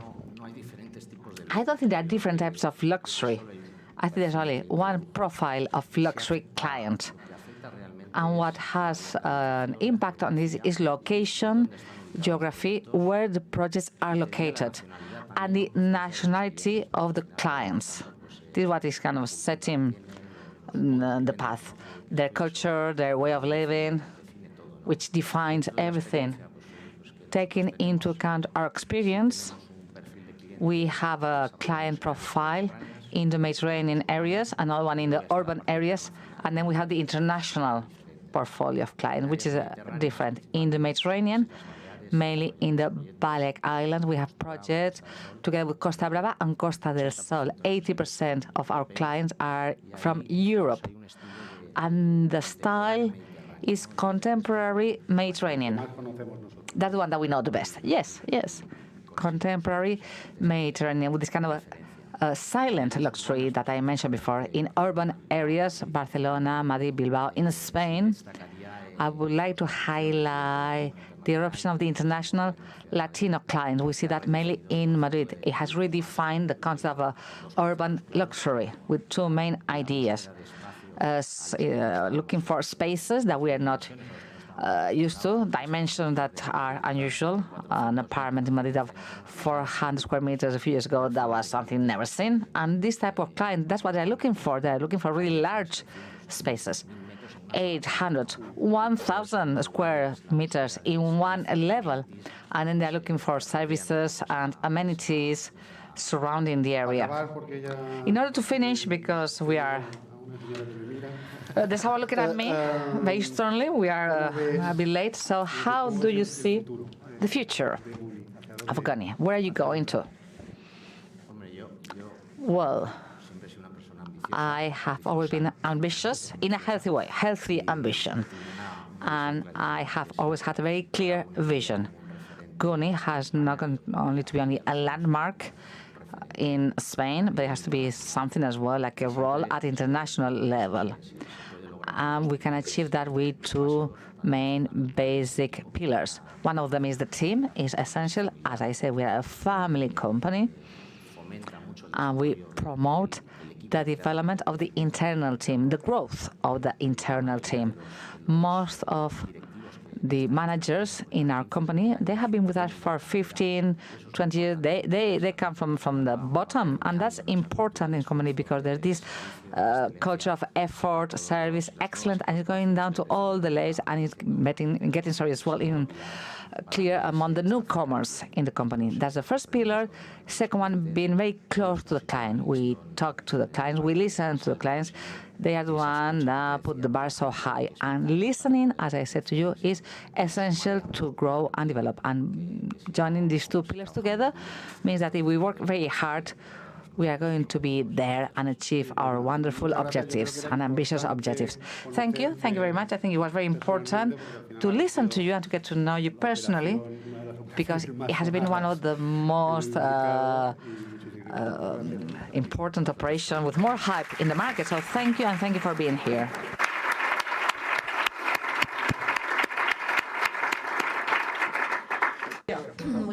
So many thanks to both of you. And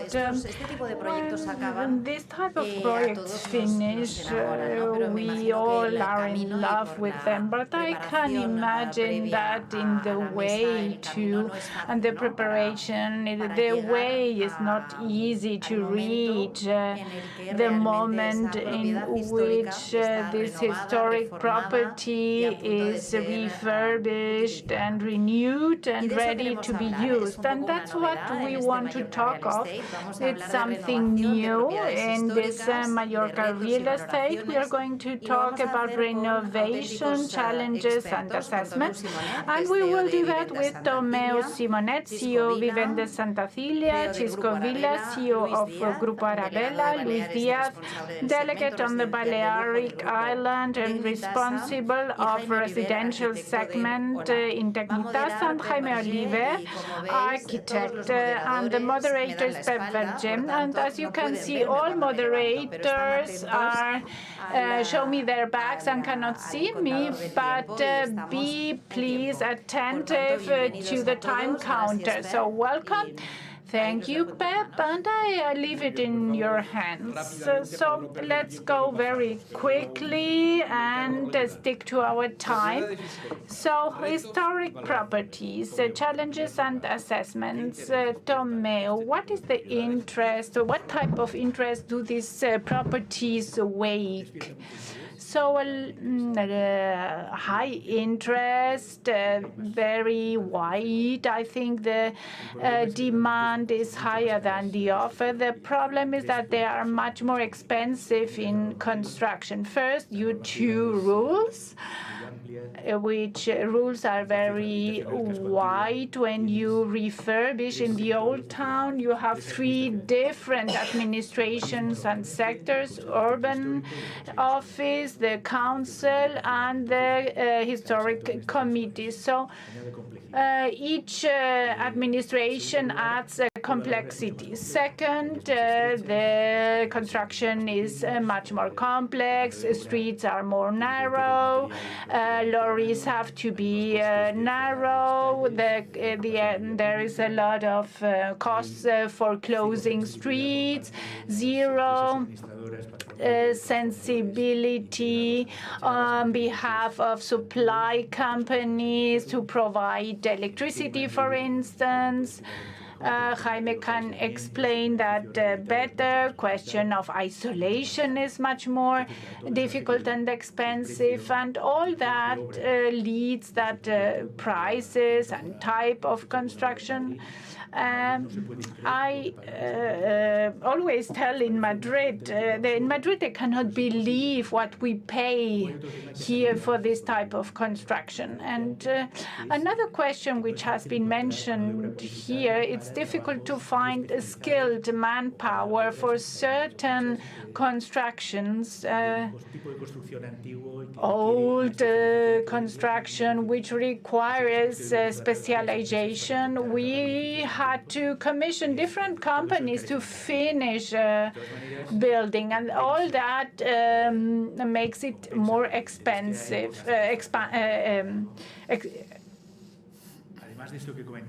So another factor which is also a difficulty are foundings. In a normal plot, you build according to the project of an architect. But in a renovation, you have continuous founding. You need archaeologists, the Insular Council, and very often you have to restart the project, the plan, and all that makes this process much more expensive, and it's part of the business.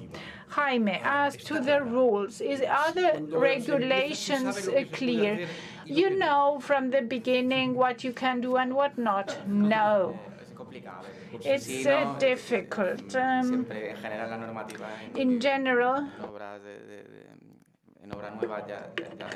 regulations for new constructions are complicated because the interpretation of the regulations can be different, but for protected buildings, the uncertainty is even higher.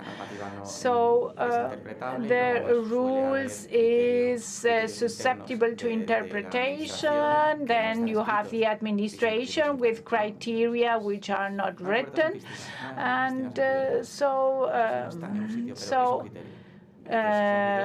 for instance, no covered pools. This is not written anywhere, but they state that. But when we have an experience and we learn and you get to know the different technicians, then you have an idea more or less of what you can do and what not. And in the end, you have a certain idea what is possible, what not.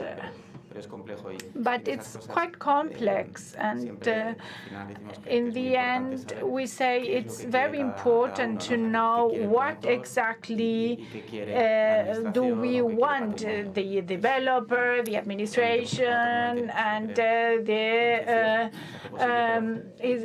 protection of buildings, of heritage. So we very often act as mediators, and maybe it's not convenient to explain the responsible of the heritage protector what the developer aims at. So the important for him is that you restore according to certain criteria. So maybe you have to be careful what you explain and what not as a factor of success. So Tomeu has talked about founding. Is it a lack, or is it something about I have to be happy or not? So I think good projects are born from good problems and from good and complex challenges. And if the challenge is that founding is converted in something quite positive, and Some years ago, you used to hide that, so this does not happen now. In our project with Tomeu now, we've had a founding, a very relevant founding for the city. So in a very unexpected way, a very precious element, and so it was more an attitude of transparency, of working together with the administration, explaining all parties. So it's very important. So let's see. So this has to be restored. Yes, they say, yes, it's okay, but can we continue with the other part of the construction? So the question is not to stop the entire project. So for me, it's a good thing if the administrations respond properly. It's not a good thing if the administration stop the construction. So if the administration would make an effort to change or make the rules, the regulations more agile, this would be fantastic. In this project, it was interesting because we reached something extraordinary, namely that they did not stop the entire construction and that we could continue in other parts. So we had to invest an important part to restore that element. So, but if you explain the story properly, in the end, it's helpful.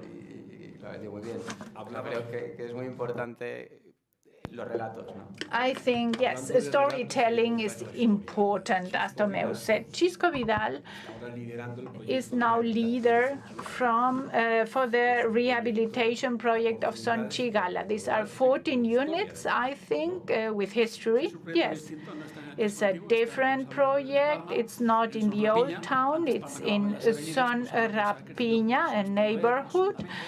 As the project which is depicted here is an old possession, a manor house from the 18th century, from the Dominic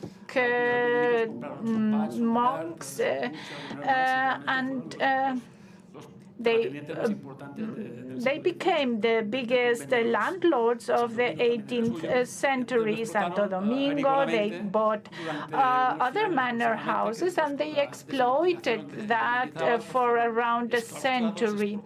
And so, and in the end, they were evicted, and these properties were divided among big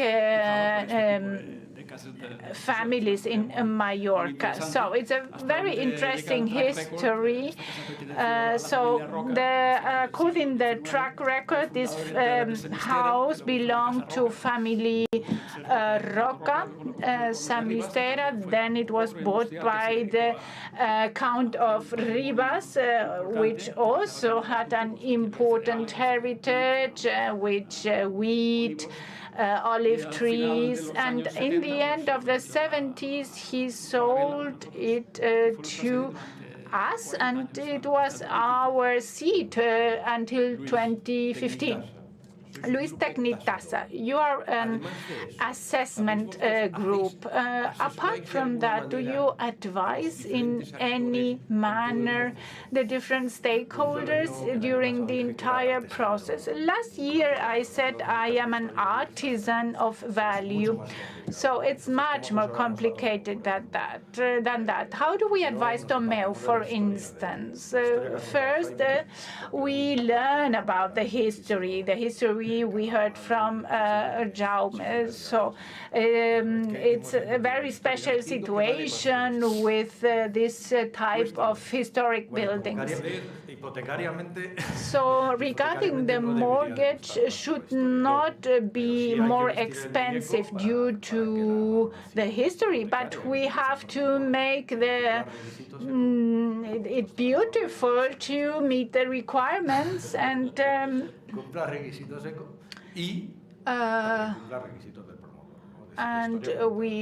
so history counts, and we have to see the history of the property. So it's not easy to assess a house from the 15th century.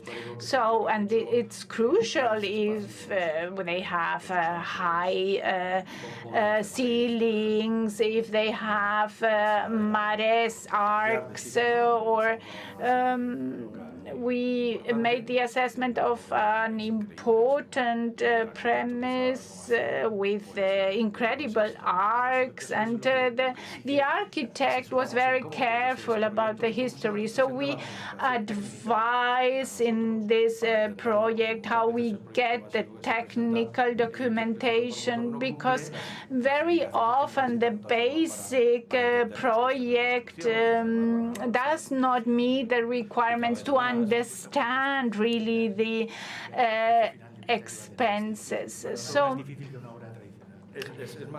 it's much complicated than traditional construction, and it's not what a usual person is not ready to pay. So a foreigner which comes into such a building. We have a very beautiful old town, and I'm not from here, but I defend this land, and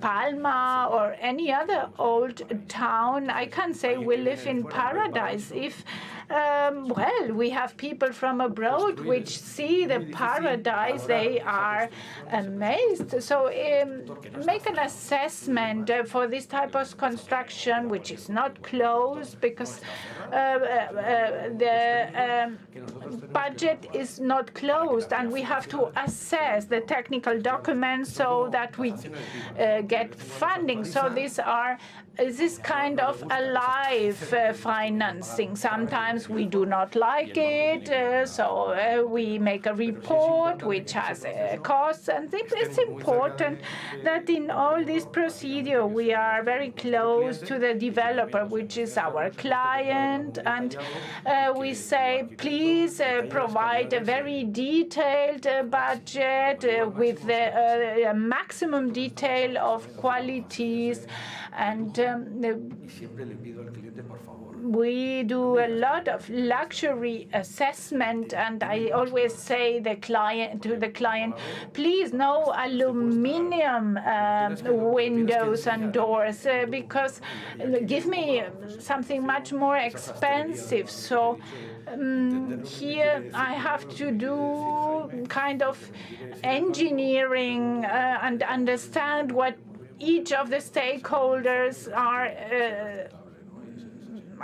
want. So one thing, Tomeu, it's clear for me that the entire procedure and the development is complicated, but then the selling is much more easy. Yes. Yes. The demand is very high. Over plan, maybe not so much, but when the product is finished, we have very curious cases. We have 15% buyers which are from Mallorca. All the others are from abroad. And usually it's not the main or the second residence, even if it's downtown. What we have mentioned about security here, especially for people with a certain age, my age and more, question of health and So medical questions, for instance, I had a Finnish client with, I think he got, yes, furniture, he for his house, so. And he just wanted to have that house standby because then he went back to Finland, but he's very close to Russia and he wants to have this house. We have other clients who come for 3 months a year, but we are a very attractive market, not only for the traditional German, but also for Northern Europeans for certain concrete reasons. When I think of a manor house, I think of parking problems. Yes, and I can imagine that a lot of them have no parking spaces. Is that a problem? Yes.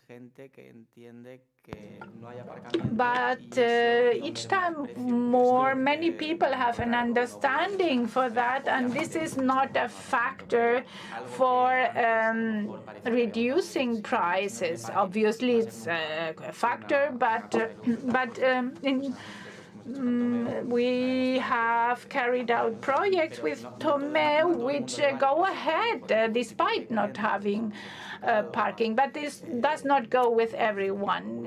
So this is a more urban, sophisticated client who has an understanding for this situation and who buys the entire experience pack. And this has proven to get high price, and we try to make magic to create parking spaces and try to resolve the situation. Chisco, I understand that you present me a different form. In this case, Sonchigala with the project of Tomeu. Is there a big difference? Was it difficult for you to get a license? 6 years only 6 years construction license. Yeah, but it's important to know the house is under protection as the majority and has a different use than residential use. So in the master plan, the manor houses have social uses because someone thought that this is the best way to preserve its use and maintain its historic values. So a modification for this master plan took 3 years and another 3 years the license. And now the most important thing to know is if housing prices will continue rising or will they stay. So I will think 2 seconds. No, Mallorca will increase. Despite being cyclic,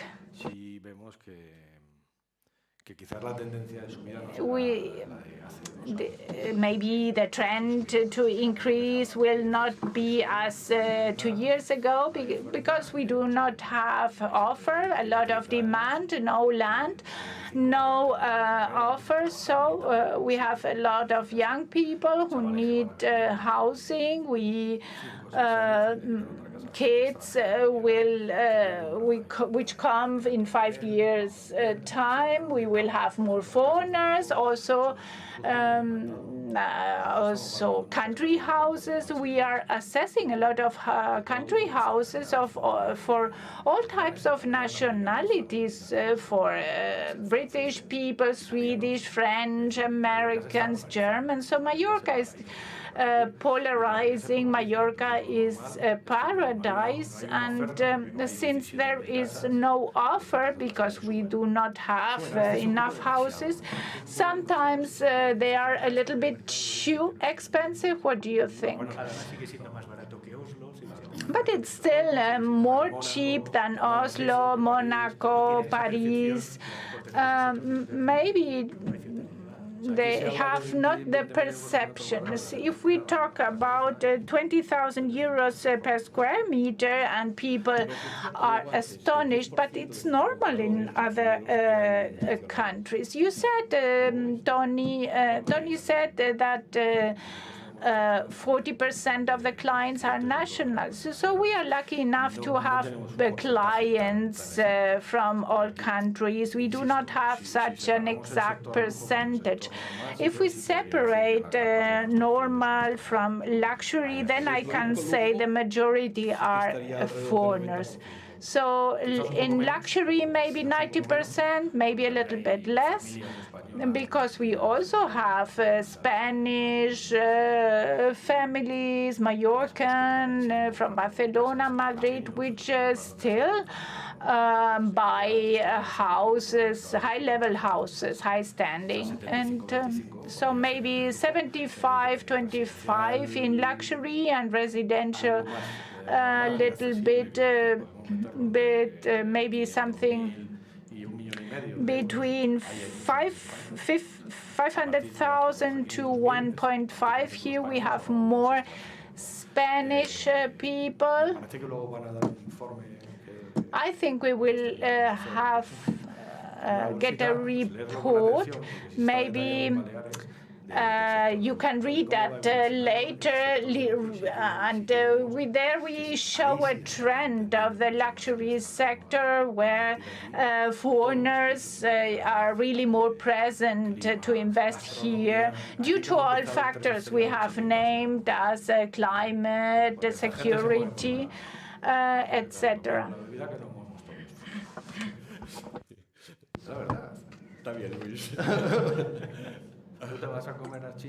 Or also for gastronomy.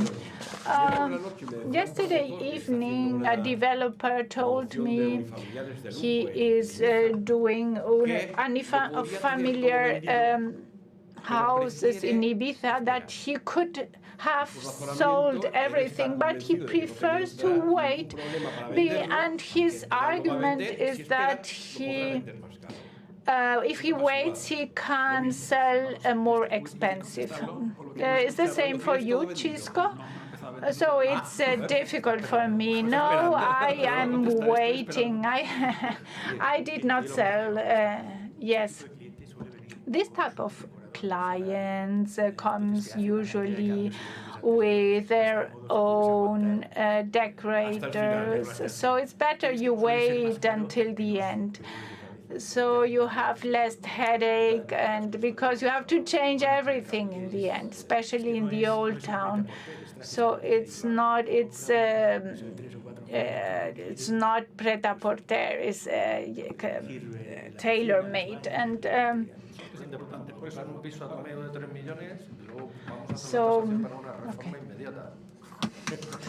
¿Cómo es posible? Okay, we need to spend a lot of money in a building, and then we have to do a lot of investments in refurbishing. We have 1 minute. 1 minute each one of you for a conclusion. Jaime? Summing up.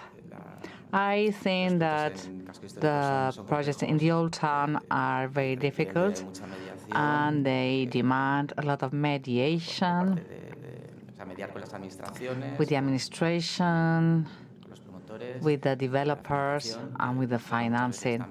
Very often we have to sell as well the project. We need to sell it properly.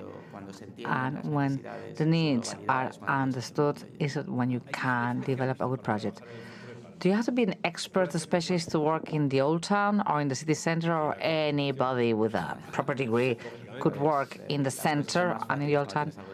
But I think it's easier when you have some experience. Very important. My case is different because it's outside the city center.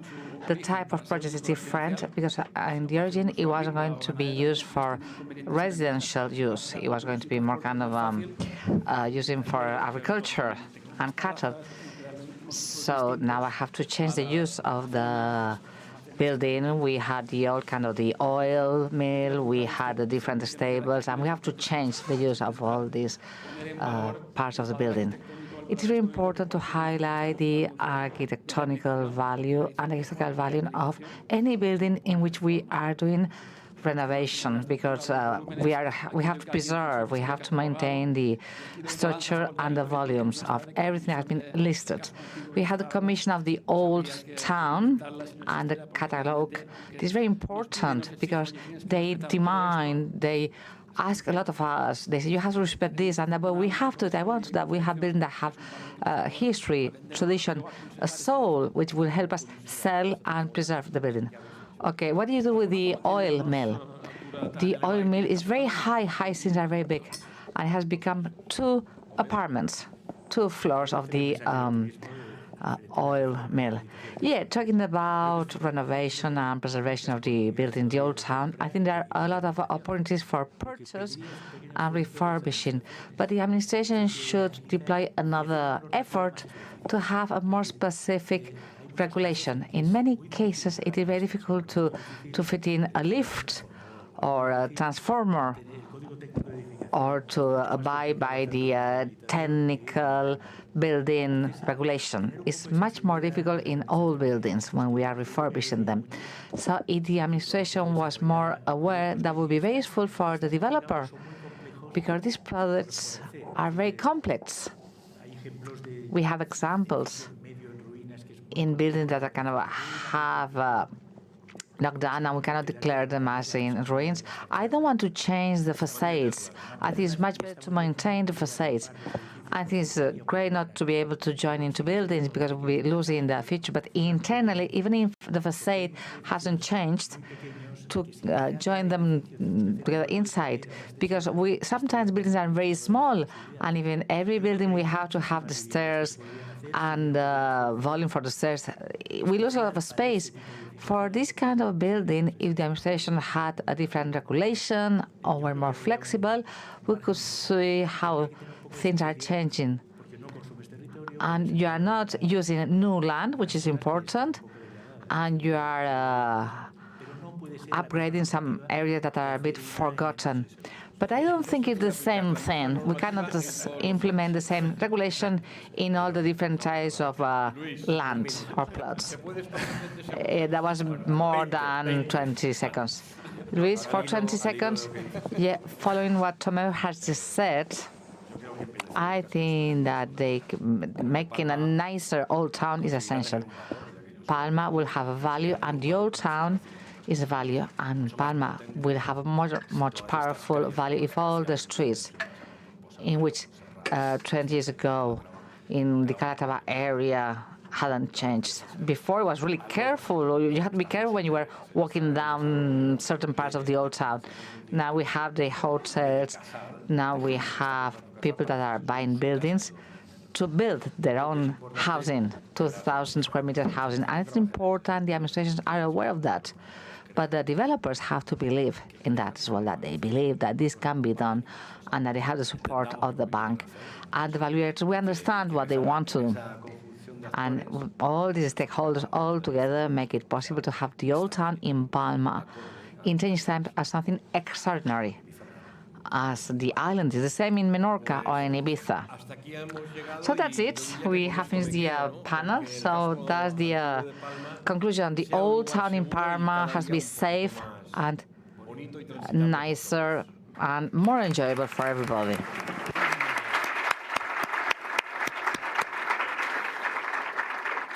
Muchísimas gracias. Vamos con el último. Thank you very much. We are going to move to the last panel of the morning. We are going to give the floor to Mariana Muñoz. She's the founder of Terraza Balear, who was here from the first edition, now together with Cuni Trentino, and main sponsors of this event. Mariana is going to be moderating the panel. We are going to be talking about trends beyond architecture, landscape, technology, interior design, Mariana is here. So together with Mariana, we have Lourdes Vázquez, Studio Manager, Jardín Tramuntana, Journey Management, Product and Design Manager of Almacenes Femeninas, and Antonio Ballester, owner and CEO of Estel, as well with Jaime Mairata, CEO of Industrias Mairata. Mariana, thank you very much. And you have the floor. Thank you, Palma. I have some champions here. We are going to try to become inspirational with the panel, go beyond architecture. Our thinking of interior design, landscape, spaces, well-being, spa. So let's open the debate. Where are your companies now? And what would you like to highlight of your companies? Okay, first of all, good morning to you all. I would like to thank you in Jardín de Tramuntana for focusing on landscape.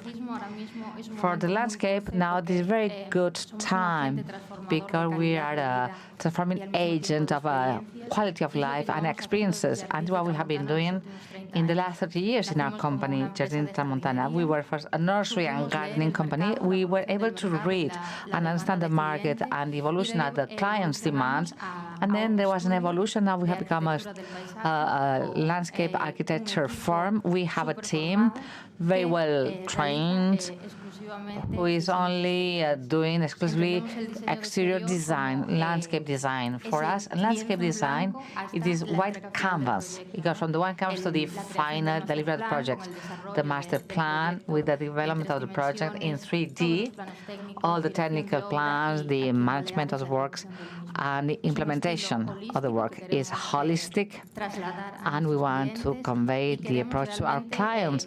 And we want to generate experiences in places, in spaces where our client wants to enjoy living there and being comfortable. Thank you. Thank you very much for inviting me to be here, to be part of one of the panels, because as collaborator, we have been here in many previous editions. We have been taking part of the summit. So I'm the fourth generation of a business family, entrepreneurial family. We set up Almacenes Femeninas 90 years ago. Next year, we're going to be doing our 90th birthday. We distribute and market building and construction materials, both in the strictly kind of construction and building, as the interior design. You can well understand, 90 years ago, it was very different, and we all know that very well. And this is something that has been changing and evolving. We have been evolving with the industry. We don't sell the same thing. The client is more and more demanding, and we try to satisfy the demands of all our clients, which are professional. I'm from the engineering industry. We bought recently Aquaque. Civil engineering is very similar to Mariana's company. Today we are focused on the integration of both companies, mainly the interior design with technology in Estel. So we have two wonderful teams, very powerful teams, and I feel very comfortable with the new team. We had Estel, and now we have the team of the new part of the company. So we are very creative as interior designers, and we have all the expertise of the technology. We are trying to bring to Aqua the most the least elegant part of the project, the financial side of the project, giving the company the ability to be where it should be and to be able to become international, as we did in the past with Estel. So now the new company, Aqua, wants to be international as well. Thank you. My name is Jaime Mairata, second generation as well of a company in which we do everything that has to do with the outside layer. We do windows, we do joinery, carpentry, We are going to be 60-year-old next year. We are based in San Ferriol, very close to everybody. We try to be involved in all the steps of the project, the architects with the design of the building, then the building companies, construction companies in the actual building work, and in the end, in the post-sales services to maintain the house so they are preserved for the longest time possible, in the best way possible. We tend to work in beautiful places, beautiful, amazing projects, so the value of what the buyer has purchased can be preserved and maintained down the passing of the time. We have been talking about luxury in the real estate. It has changed a lot. We had heard it before. Luxury before 5-7 years ago meant price. The more expensive, the more luxury product material. It was a bit dry. Now it has changed a lot. Lourdes, can you tell us how have you seen the evolution in your segment when we talk about luxury? When we think of luxury, we think maybe in ostentation, but I would like to give you a different vision of luxury from the eyes of a landscape architect. In a very speeded world, when everything has to be now, fast, immediate, the connection with nature has been redefined. That's the new luxury, but it's not something that is modern. If we go back in time and we see what he has to tell us, we see these beautiful gardens of Babylon, the Egyptian terraces, or these wonderful Baroque gardens in Versailles or Chambord in Vienna. We see how human beings have always tried to have this direct connection with nature, trying to make these places where the person is living, make them more and more beautiful. So luxury now is redefined as biofilial luxury. This is the relationship between human beings and nature, and how nature is giving this quality of life that we all need.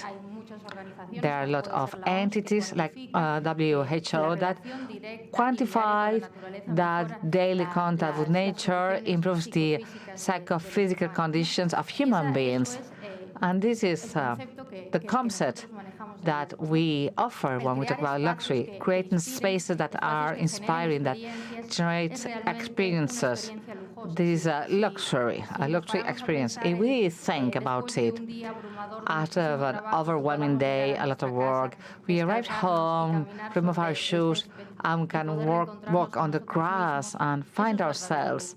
This is a real luxury, and we can do it in a private space. We can multiply by 2 the luxury. Having a nice meal on a Sunday underneath a pergola with the scent of lavender and jasmine, with the whole family, connecting with ourselves, with our inner selves. This is luxury.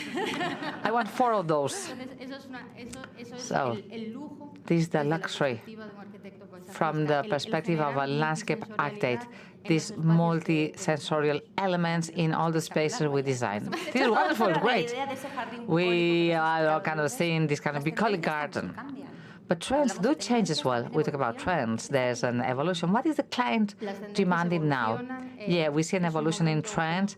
Now, as I said before, it's very smooth for the landscape, because in a project, we cannot have the outside and the inside. No, the project is a whole approach. It's transversal between inside and outside, between the garden and the interior of the house. So we give the opportunity to opening through the windows to have beautiful pieces of art, which is the landscape that we have designed. And it's a landscape, it's a garden that's going to be dynamic all through the different seasons. And I would like as well to talk about trends with examples. One of them is the demand on behalf of the clients of modifying the wellness area. Before they were in the basement, now they are outside.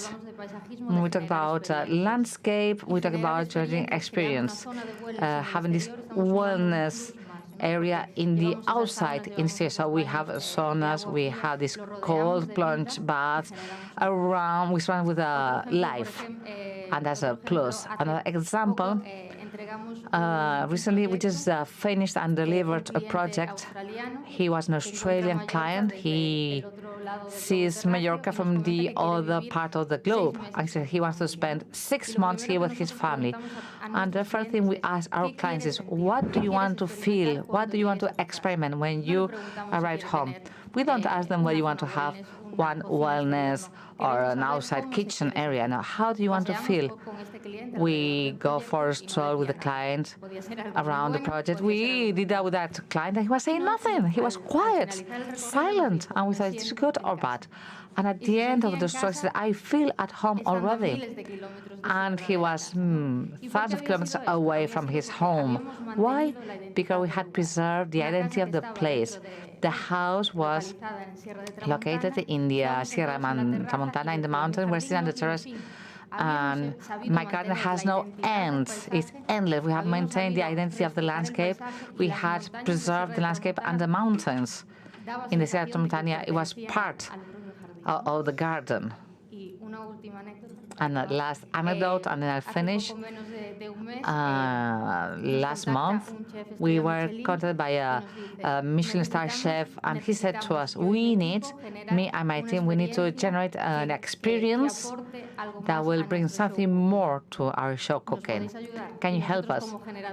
And as we do that, we generate experience with our design. And we said, yeah, of course we can help you.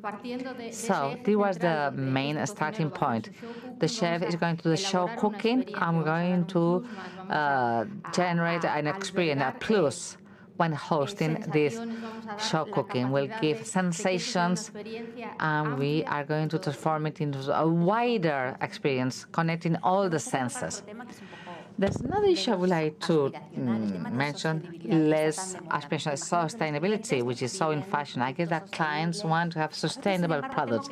However, this could be more on the facade, pardon the pun. What do you think about sustainable products?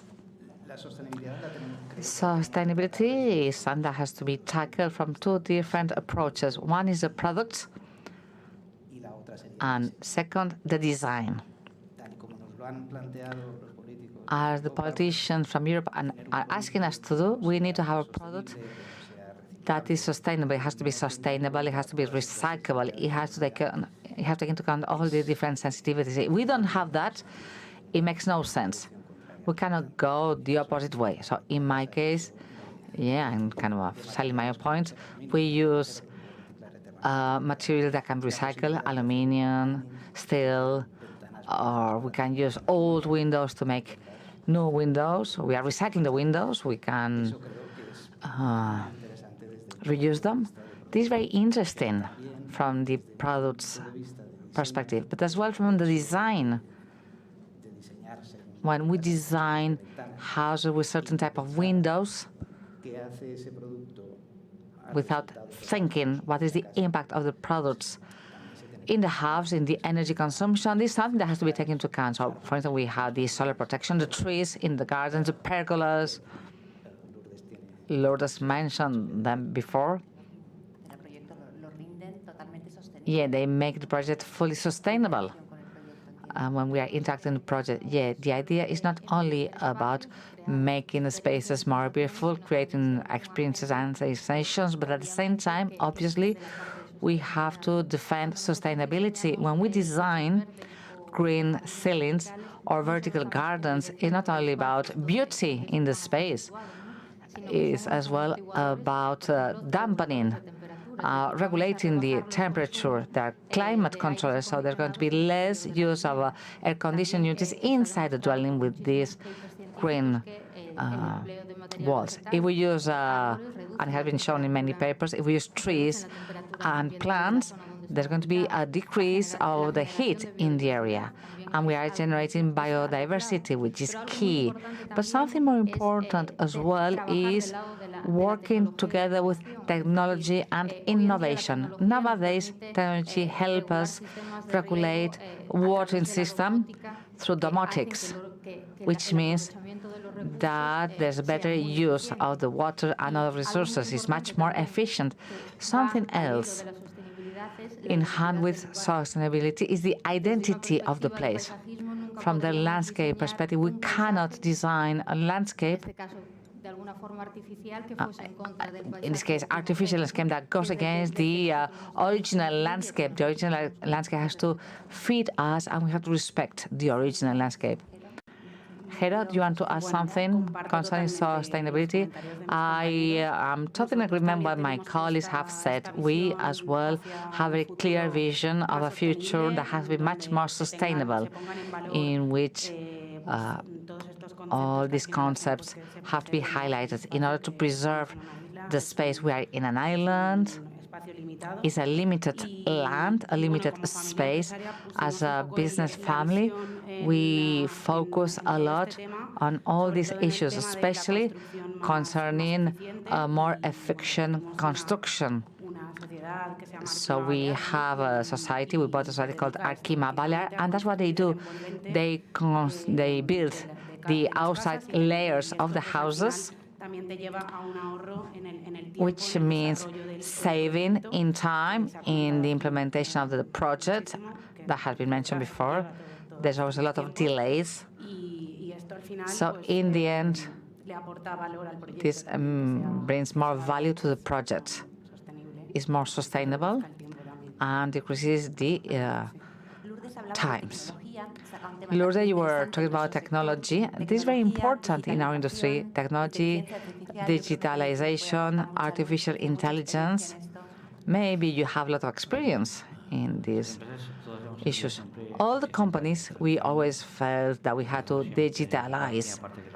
First, we start with the administration, the financing side, and especially in interior design, AutoCAD, Revit, and all the design programs. We had to go digital, but more and more, I'm convinced, all the digital processes and to generate experiences to the client so the client can see how the house is going to be, the final design. It's very important to use all the technologies.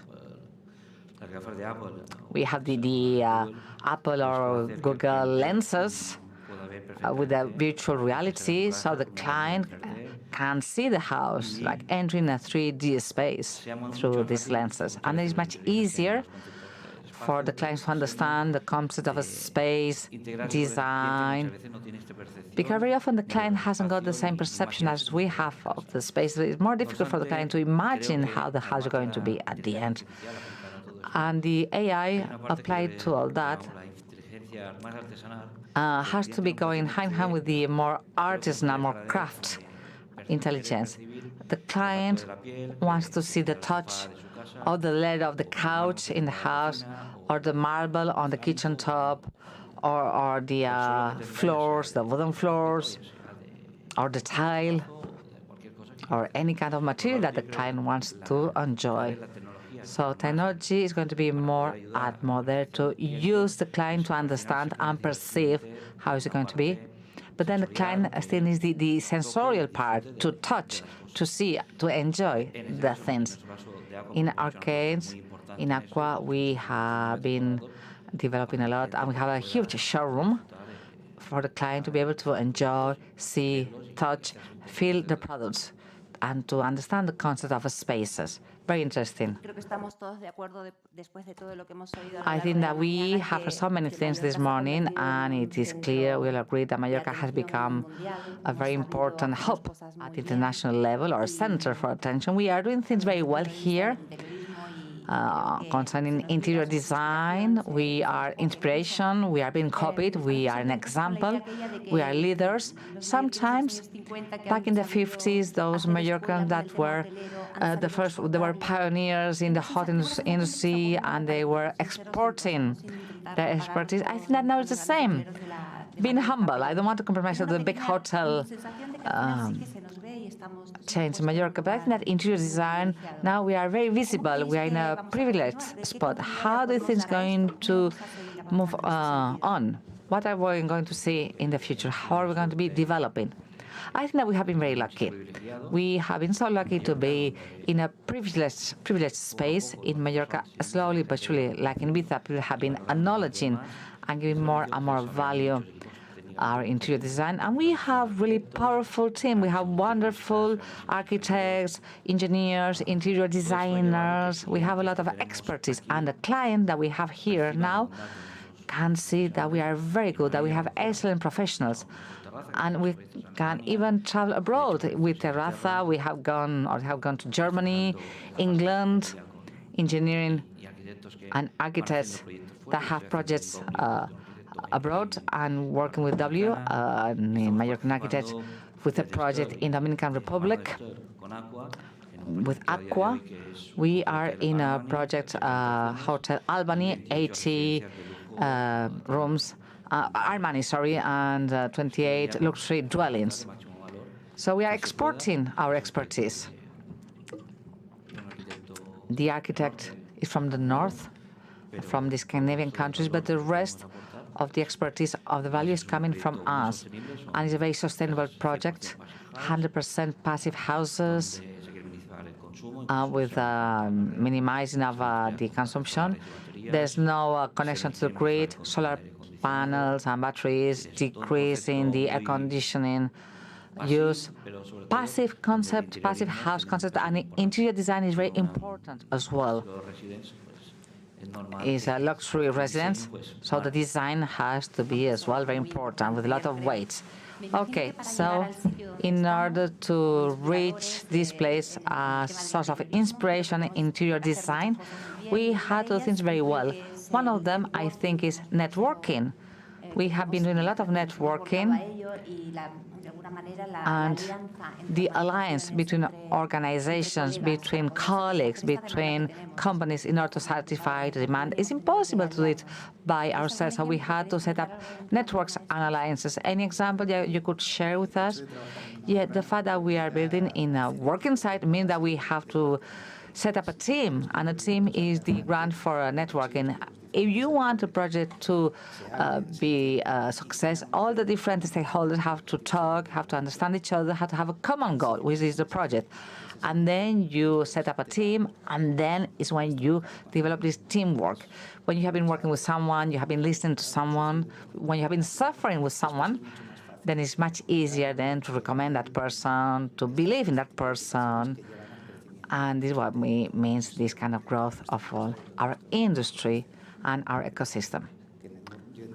And this is how I see networking in this sense.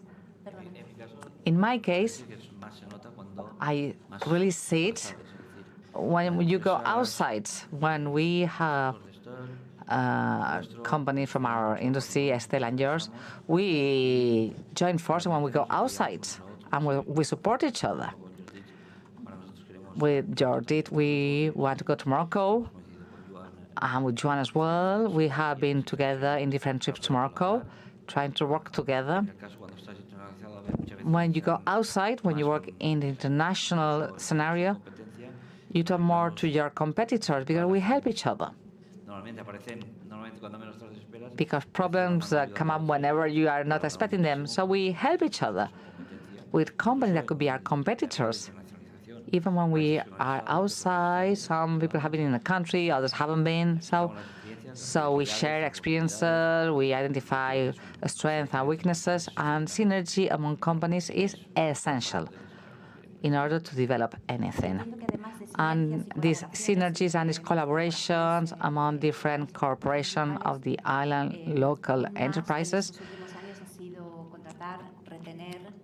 something else is trying to hire and preserve talent, which is essential. Training, talented teams and competitive teams is what makes you grow and reach different markets. As you were saying, myself, if I hadn't been able to have teams like Terraza Balear, I still, myself, selling sunshades and sun decks of Terraza Balear. That's what I did at the beginning. So I have faith in all that. How do you see this lack of talent, lack of human resources? This is a challenge that we all have to face. Any company, any professional is facing this challenge of lack of resources, not in our industry, but that's kind of a widespread problem. And I think that this is a little bit the international panorama, the current panorama, young people. In my case, we have two generations, and they see life in a very different lens. And I think it's about understanding what is the market out there, the labor market. These are young people that they see life in a different way, and we have to adapt our teams to what they are asking for, which is the immediacy, very different vision, mainly time. They want to have things fast. This focus on everything now, immediate. My father always say, you want everything right now. But it doesn't work always like that. I grew up with the social media, with the digital world, and this means that we see life in a different way. And it's important both generations working together in order to have a labor a future for the labor force with both generations. But this is the challenge. So I think we are closing. Last question for all of us, 4 minutes. I think we stick to our time. Paula.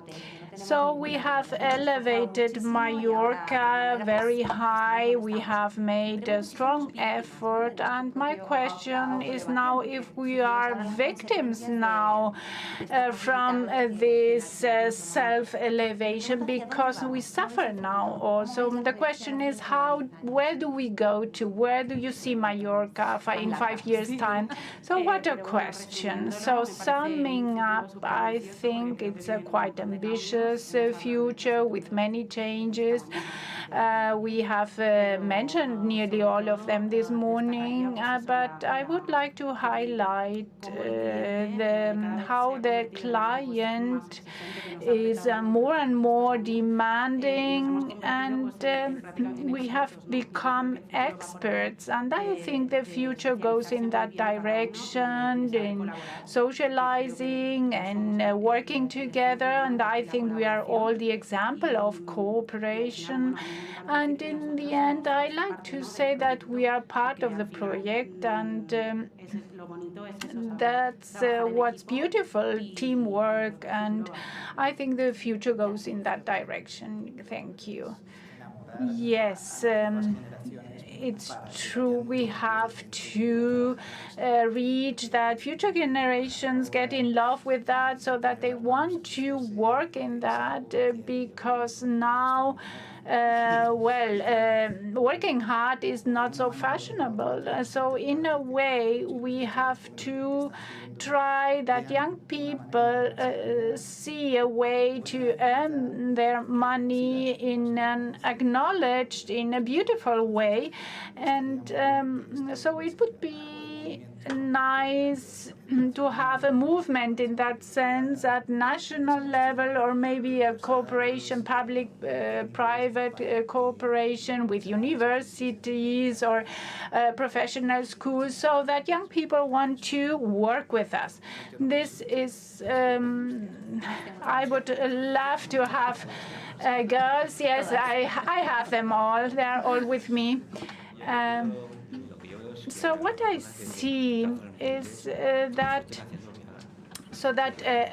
all workers enjoy what they are doing. They can be engineers, workers, but important is that everyone understands that they spend more time at work than at home. So if they appreciate the time at home, the time at work should be enjoyable, because if not, people should leave that, because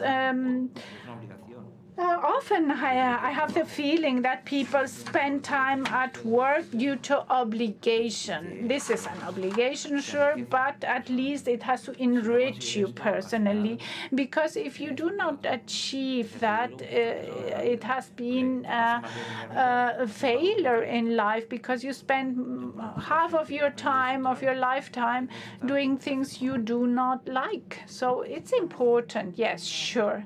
I totally agree.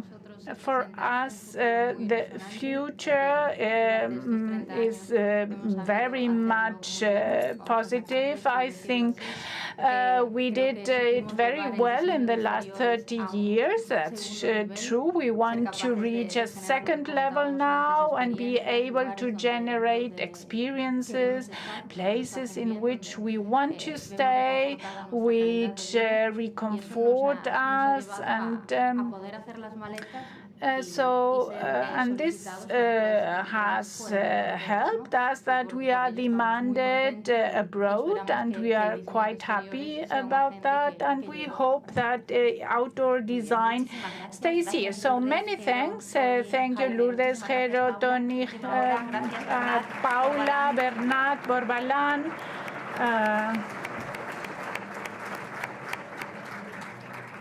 Muchísimas gracias. So many thanks. A los 5, y les puedo asegurar que estamos casi al final de To la the 5 for you, I can ensure you that we are nearly at the end of our session, but the next professor will not leave you indifferent. Javier Plazas is expert for strategic forecast for companies, and he will talk about strategies, trends, and transformation. The title only was also very surprising.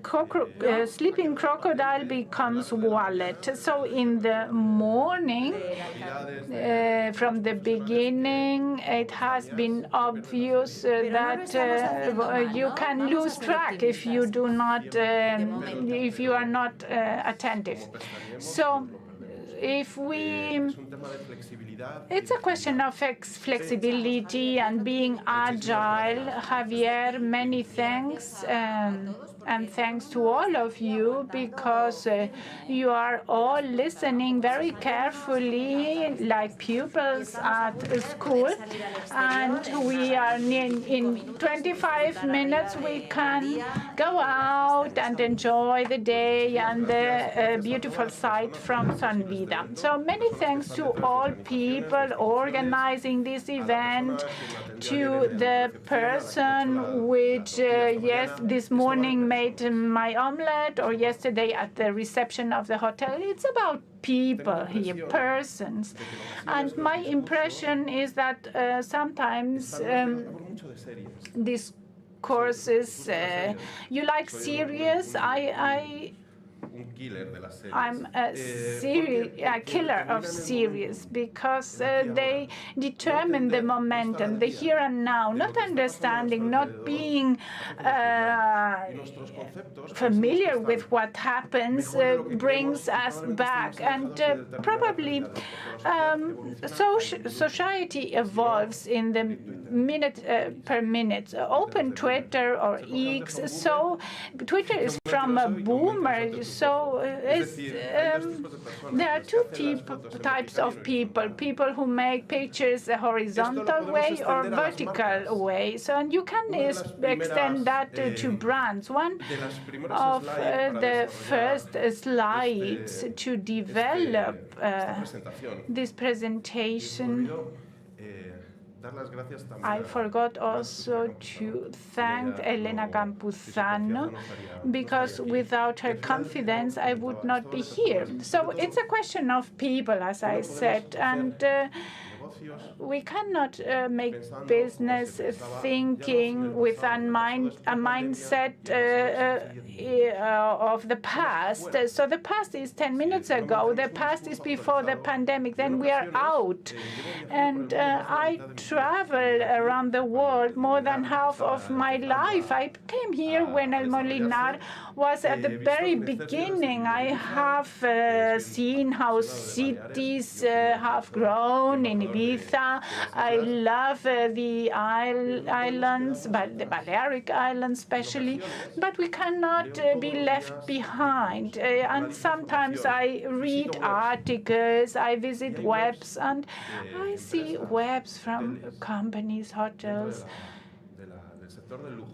in the luxury segment with posts in social media are written by Calderón de la Barca, which is a classic Spanish literate figure. So, and this smells like old, and so we have to think also in young people, and this generates terrible distance. It's not about square meters, it's about baby steps, it's about hectares, it's about not about liters, it's about tears. It has to do with return. It's not a return of invest, it's a return of emotion.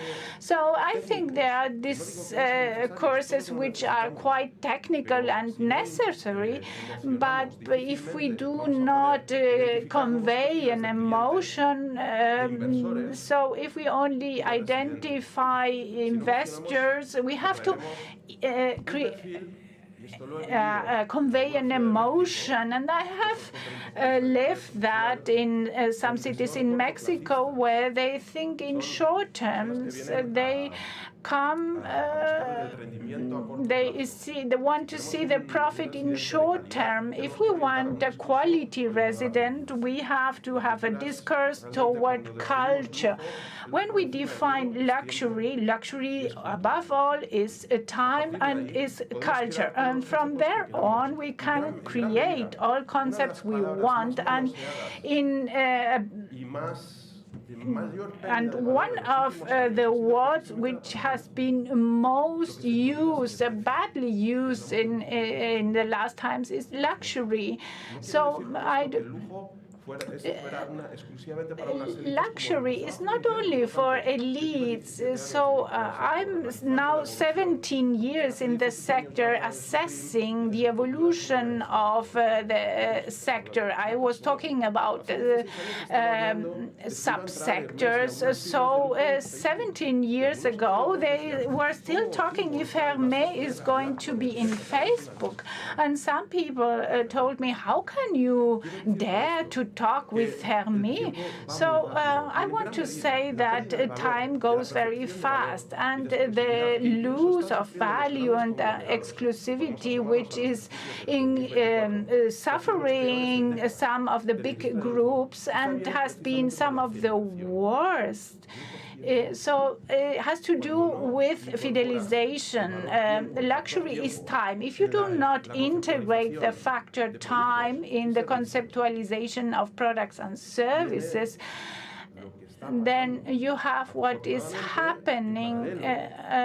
Luckily, parallel to the crisis of the concepts of the biggest brands of the luxury groups, apart from Hermès and Chanel, we find luxury brands, which are lifestyle brands, which have evolved. Look at the title sites of the majority of the fashion magazine. They are now devoted to other themes, to other topics as music. If you listen hip-hop, the more you listen to that, the better you will understand the luxury industry. Asset Rocky, Jay-Z, Kanye West, beyond the Korean K-pop. So there is a generational change, and industry has jumped not to only to the Z generation, which are now 18, 20 years old. We are working now with Alpha generation. They are now 15 years old, more or less. We have three vital sectors to understand the industry: music, sports, and fashion. fashion as an expression element, not only oriented towards this Z generation. In nearly all catwalks, they are including elements of the more adult generation, because although they know that 30% of the Z and millennial generation will be the consumers of the luxury segment, but they have a very important weight with higher culture and purchase capacity from a generation which is very up to date to this trend. So when you say maybe I'm in the health sector, because I generate positive impact in people, and so they have more longevity. Maybe I have to change my devotion, and this is not trivial, because very often we are so focused in what we are doing that we are not able to rename what we are doing. If we are able to define what we do, then if we are not able, then probably an AI will do. So if you are asked, then say at least I do things. I do things which are fun.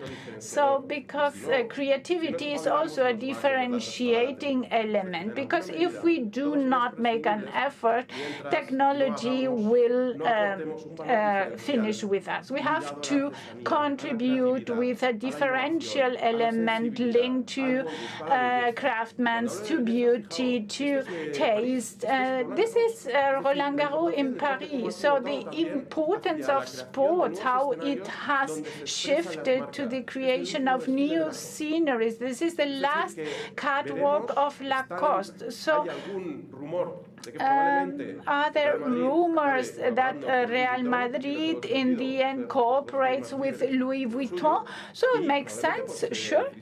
They are leaders, and probably Tristan has to assess the possibility of having a fashion show in Madrid, in a stadium. So we want experiences from music, from catwalks, so modular spaces which have to adapt to the requirements of industry. So we see, apart from the diversification, has regained gastronomy and other parts, elements of our culture. For instance, the sense of belonging. The sense of belonging. We have to generate a discourse which is more emotional. We can be technical and emotional at a time. Let's not generate barriers, because what certain clients demand, and this is quite transversal, and let's not be so obsessed by Generation Z. There are not so many generations or differences. When I enter in Google, everything can be different. So my searches have to do with my lifestyle, not with my age. So let's not be focused, obsessed with the generation topic. So let's be permeable, let's be transversal, because what we have here is the capacity of hyper-segmentation. A young boy which has been born in Boston, in Cairo, or in Mongolia, born the same day, have nothing to do. And what can they have in common? So their digital life. Usually they have the same searches, listen to the same music, and they wish to come closer to certain brands. So here you have a brand residence on the left-hand side, Dolce & Gabbana. Something very interesting was what some creative are exploring from Anthony Vaccarello, from Yves Saint Laurent, the creative initiatives are very transversal. We are talking about talent, and they do not come from the fashion field. They are cultural icons which transform the corporate culture and include codes from the street, the sneakers as business model, a new product category, new languages. And in this case, Yves Saint Laurent has presented a furniture collection in Charlotte-Perrier by Charlotte Perrier, who's an interior architect designer from Bauhaus. And have you seen this film at the left-hand side? Please do so.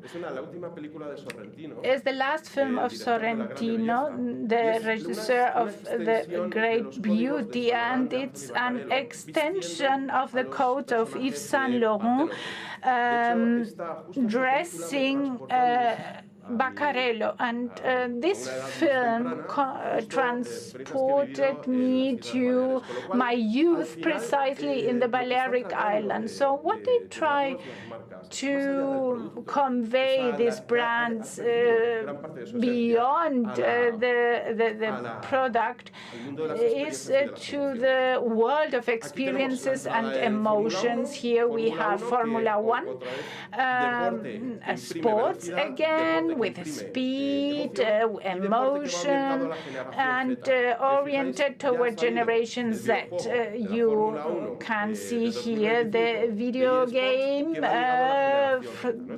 precisely for this generation. Gaming is the entrance gate to living these experiences, so that in future we can carry out purchases in these surroundings. So in gaming we have these subcultures. At the left-hand side you have the design by Louis Vuitton in the trophies of all the best sport challenges, Copa Davis, Copa America in sales, and has signed a 10-year contract and is the main sponsor, and is signing a trophy for each runner.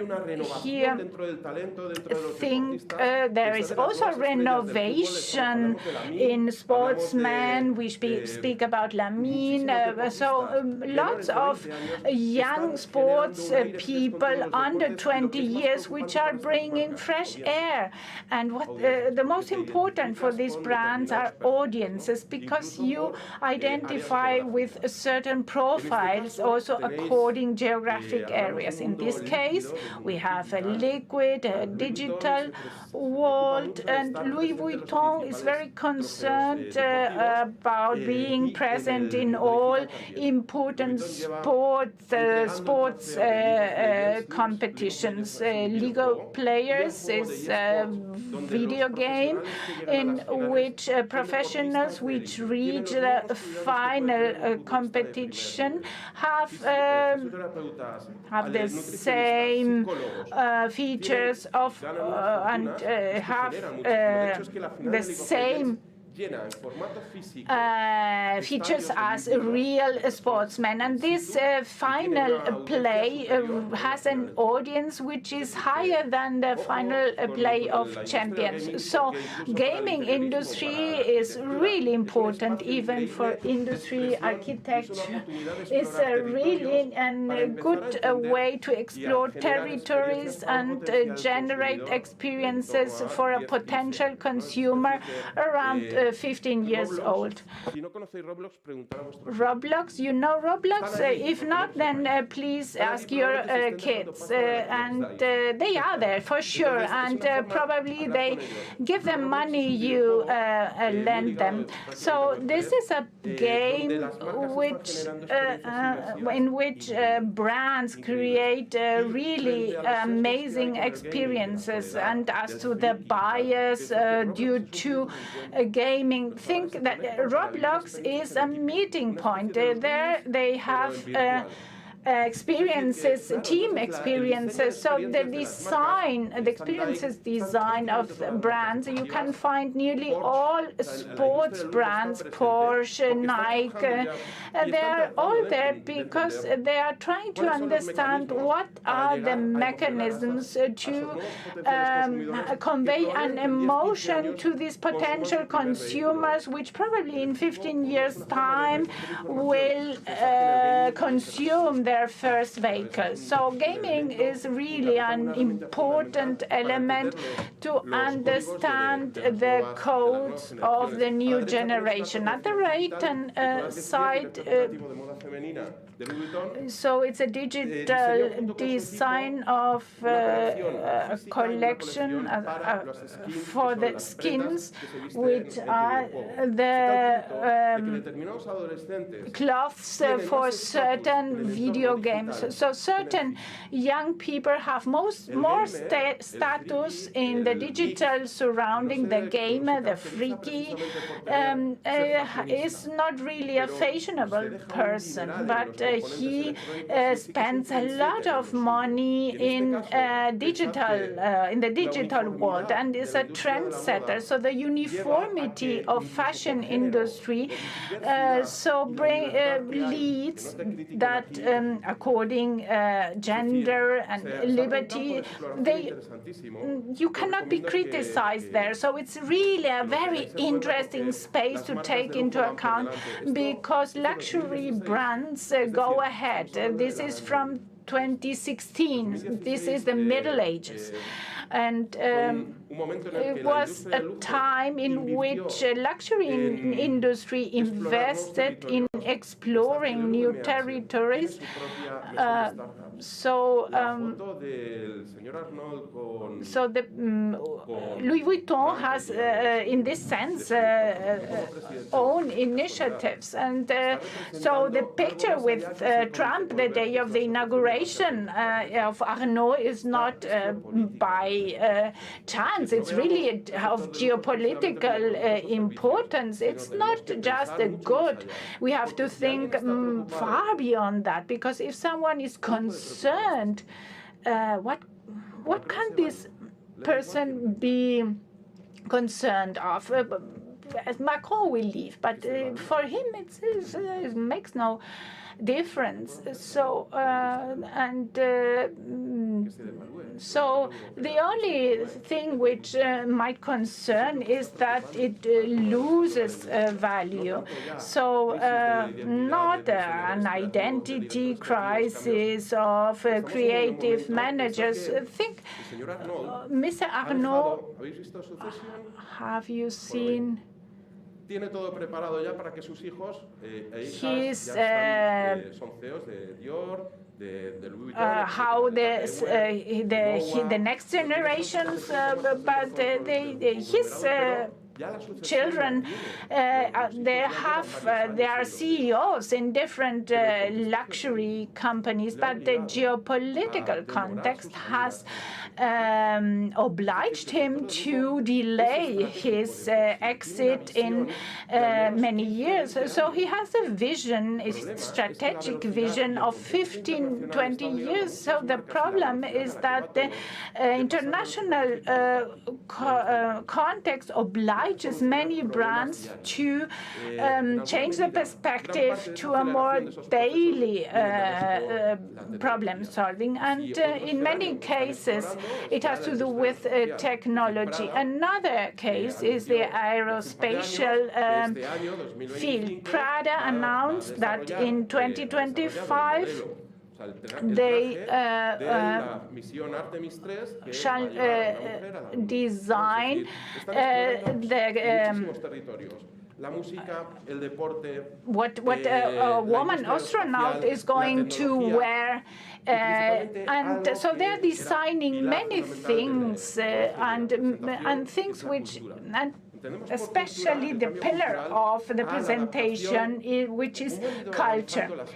How luxury brands have evolved to style wear, and how in sports, for instance. So the real disruption is Bad Bunny. So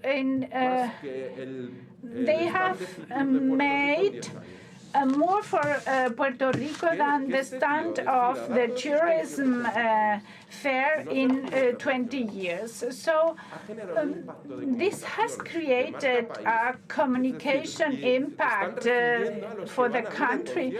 So they are receiving all the people who go to concerts now, they have an enormous power to convey. So here you need a lot of manpower. The decision of Bad Bunny, who today launches a collection with Adidas, which will be sold out soon. And so please invest in sneakers. Investment funds which have entered in the sneakers, they are going to be successful. The last auction of Sotheby's, they had to have professionals of the sneakers world and the urban art in order to understand and evaluate the fact that these sneakers are authentic and to be able to give a price to this. A lot of 200 Nike One designed by Virgin Diablo, they were sold by more than $22 million.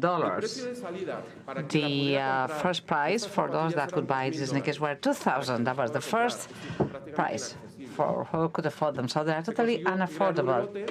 So there was a whole lot to be sold in an auction.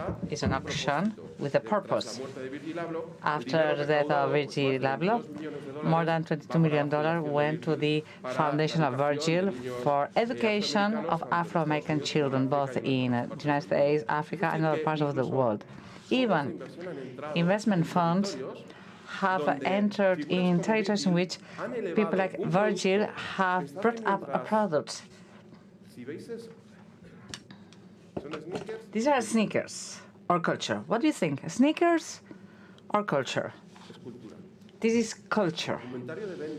This sales argument of sports sneakers like those is not about the material, which is there as well, but it's about the history of Virgil. That's what is giving legitimacy. And in 10 years' time, this is going to be in 10 years' time, it's going to be in a museum. Or that the Green Book of Virgil is something that we all want to have. All of us that are in love of the urban culture and in the fashion. Fashion, in order to do books about the Romanic, or at the time you needed 50, 30, 40, 50 years in order to give legitimacy to someone. Now, Virgil, after passing away, the fact that he passed away meant that these sneakers now have become a piece of art like any other contemporary artist. So the sales argument, even the talent that the luxury brand had to recruit in order to sell these kind of articles is very different from what they had before. We see people with tattoos. I'm not talking about restaurants. If you are not, you don't have a tattoo, you cannot be tending a bar. Now the main counter trend is not having a tattoo. So there's going back to basics. And you can't fly without having a tattoo. There's something which is the most scarce good, and I find it very worrying. This morning, these days, we have been talking about growth, exponential growth concerning opening of five-star hotels. We talk about five-star hotels, was kind of so normal, how we normalize the five-star hotels. And we have normalized luxury, and we talk about luxury with the freshness, and it was so normal. In Madrid, we're going to have all these hotels, but how can we have these luxury levels if there's no talent? In certain business models, we can die because of our success if we don't keep the standards, the minimum standards to attract a profile of a very demanding client, extremely demanding client. And now they want everything authentic. If we are telling things that we are not really, we are not satisfying the expectations. And to a point, within the luxury industry, the media are placing bets. 80% of the creative directors of the main luxury brands in the world have changed in the last 3 years. Every time we open social media, we see a change of creating directors like Jonathan Anderson. That was in the for maybe 10 years. What they generate to a point within an industry that has always been very conservative. Well, not conservative, but has been preserving the talents. And we see the turnover in the last few years in some of the brands. We see that some of the artistic directors or creative directors have been there for less than 2 years, which means that there's uncertainty within this industry, because the creativity is what gives legitimacy to the heritage of the brand. You cannot be changing the code of the brand every 2 or 3 years. That's why in Chanel, to a certain point, and because it's a brand that's not part of a conglomerate, it's a standalone brand, it has to keep then less risky strategic decisions. But part of the success of Chanel is that when Lagerfeld passed away, to give the creative direction to his right hand, his second in command, not to change radically the codes of the brand, which makes it possible for Chanel to keep being the same along the time and to increase the price of their products. This is what happened. When it was announced, Kate anuncia, in this case Gucci, after the departure of the creative manager, they said that Balenciaga's artistic director goes to Gucci. The shares of the whole group went down 11% on the Friday. This is very unusual, but it's happening now, and it's happening because everything has to be immediate. All the process have to be speedy, and because very often there's doubts about the fact that a creative director that has been the avant-garde within the group, working for Balenciaga, has moved to another brand. And then there are doubts, even in the market, and that had never happened before. Unless there were things happening that were not in control of the industry. For instance, a decrease of benefits in 2024 meant that there was a slowdown of China's manufacturing due to uncertainty, changes of the demographics, because what we have is that, and focus on India. Someone has mentioned India before, but all of you that are in the luxury industry, in your projects, even Tristan was talking about a project in India. Be ready, because there's going to be demand for this kind of luxury projects. So the ones that are best placed will be the ones that will be able to respond to a latent demand. And I'm talking in 2 or 3 years' time. So the better you are in terms of being ready, profiles that are not residents, but they could be investors.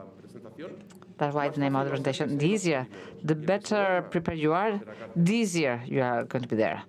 And the one that falls asleep is going to become wallets. I've been talking about the speed, about change, technology, generational change, and the abuse of the word luxury, high standing. It's a mix, and it takes us to another concept, fatigue, luxury fatigue. And this luxury fatigue has one solution that, to my mind, is one that for you is easier. You have a competitive advantage compared to other markets, which is stop the time, stop the clock. And this is what I do. I stop the clock. There's nothing more unsustainable than a trend. If our model is linked to sustainability, don't even mention the word trend, because trend means change. Trend means speed. We are going mad. We are going mad. From a concept perspective, we are not going the right way. We have to stop, and we have to think, where do we want to go, and how? Who are going to be our travel companions? If we don't do things right, Our buyers are people that may not have a positive impact in the local community nor in our lifestyle. If we do our proper homework, we are going to choose properly our travel companions. So what I do, I stop the time, the clock, and I walk in projects, and then I walk barefoot in life. When I can, this is wonderful. And then they say that's a trend, walking barefoot, but nothing new. I was working as a brand manager in Azulik. Do you know Azulik?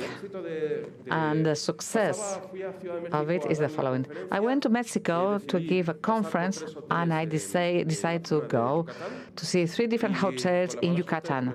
And I was so unlucky that I stayed in Azulik. I spoke to the manager, and I stayed there for 1 year. I had a suitcase for 4 days, and I ended up staying for a whole year. And my friends heard that I was staying in Mexico because I changed it in my WhatsApp profile, and I put the Mexican flag. And my friends said, what's going on there with the Mexican flag? And that happened Christmas 2017. And this is what happens in life. This is how difficult it is to build a brand through 4 sticks, focusing to the Caribbean. Azulik is more than a hotel. It's a place to reconnect with nature. It's a place where you can create community, to welcome creative people, technology, people that are going to be disconnecting from the digital world, people from Silicon Valley, people that have an interest into the creative economy, digital and analog. In this case, beyond creativity and branding strategy, we developed, or my goal was not to have Instagram nor social media. If I had to choose a superpower, which one would you choose? Anybody? Being invisible. I want to be invisible. That's the superpower we like to have. And not having social media means that I'm invisible. The digital the connection is health. Social media and health are not compatible unless you are able to manage them very well. So we have ways to explore concepts, and these places become a shelter for creative people, architects, interior designers, people from everywhere around the world who decide to stay there in Tulum, or used to decide to stay in Tulum just to enjoy what they couldn't have in their countries. This is the art gallery. These are residents that came afterwards, artists in residence that was built in the jungle. This is an idea I had, working with the owner. Someone is creating that. It's complicated. Surprising someone that's avant-garde is difficult, but we have a handicap. The jungle was covering the visibility of the shop, and I said, why don't we put the shop outside? That was one of the first projects, and it became a showcase for a Dior capsule collection in 1 year. So things are just happening. There's a flow. Another project from 2023 in Alula, in Saudi Arabia. You have to know where the place is in the map. We are very transversal. Alula in Saudi Arabia.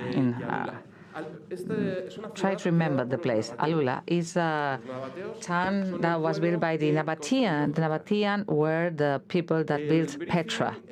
Their briefing was to build a hotel, a luxury hotel, with a whole set of experiences in which that happens in a city that had built by the Nabatean more than 1,000 years ago, and is built in mud, as you can see.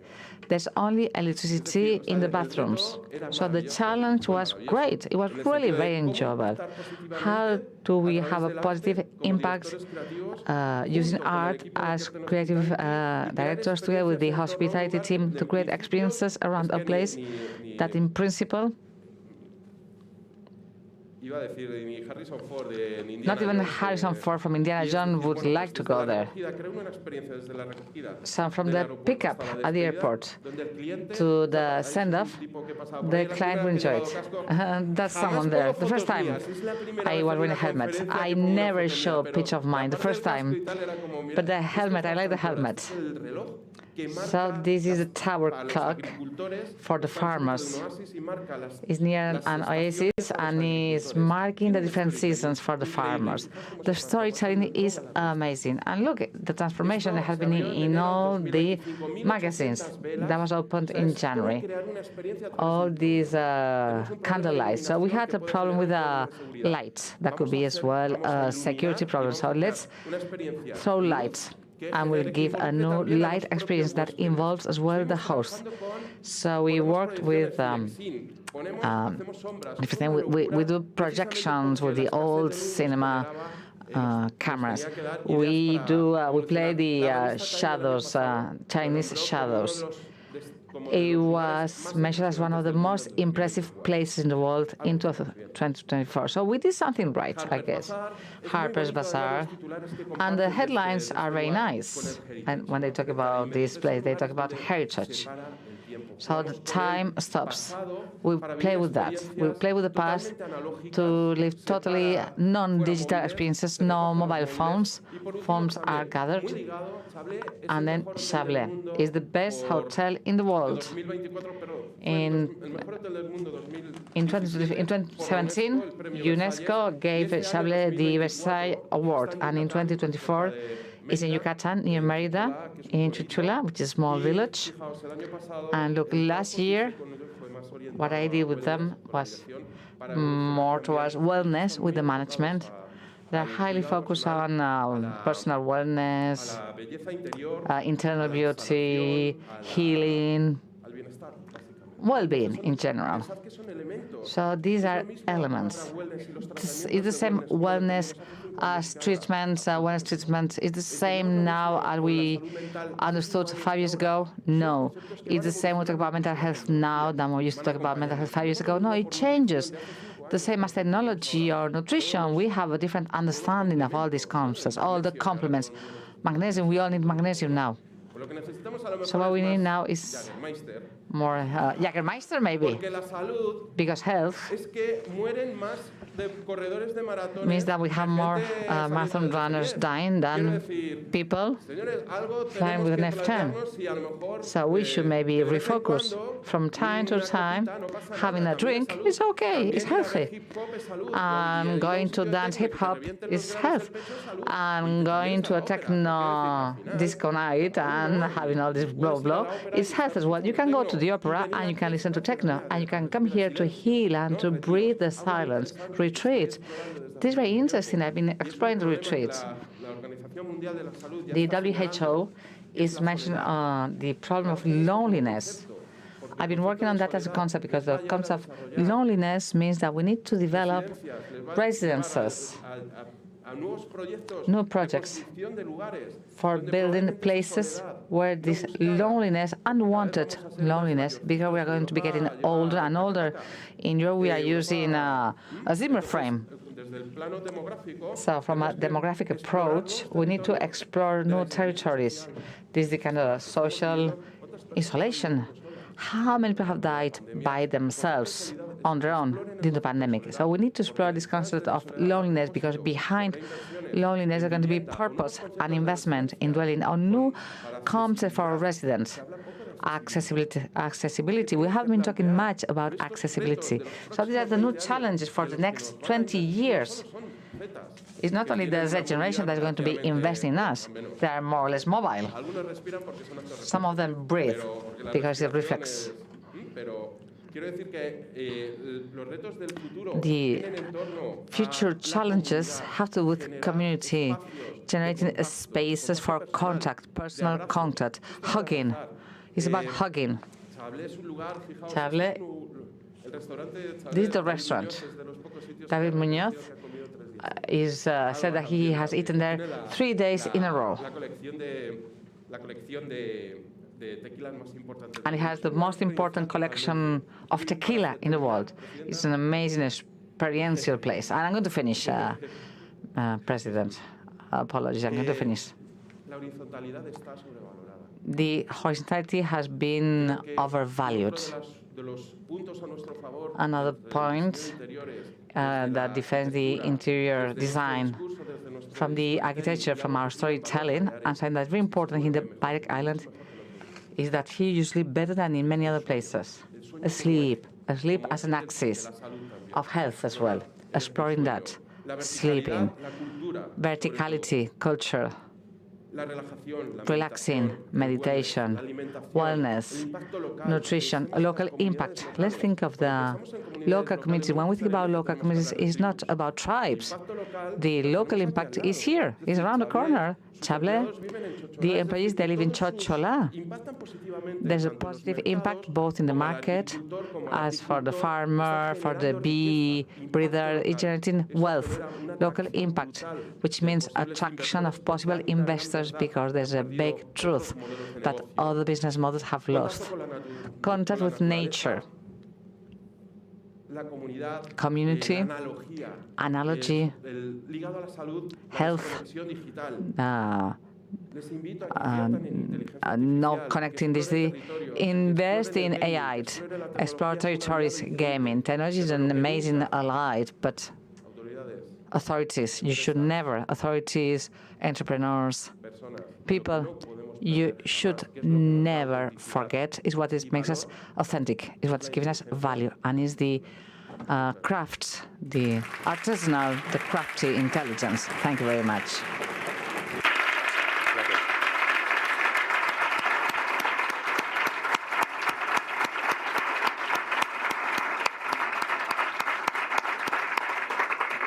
Javier, muchísimas gracias. Thank you very much, Javier. I know that your presentation would have an impact, and thank you for taking us to a trial around the world. We have here the president, and we'd like her to close today's seminar. We have been here from 9 o'clock in the morning. So please, we ask you to give us your blessing to be able to go outside. Thank you for being here, President. Good morning or good afternoon already, Paula, which means that I'm going to be brief because you have been here since 9 o'clock in the morning, so I'm no doubt that what I have to say is going to be so interesting as all the things that have been listening this morning and the last talk I just heard. I think that we have now a new concept that I loved, the artisanal intelligence.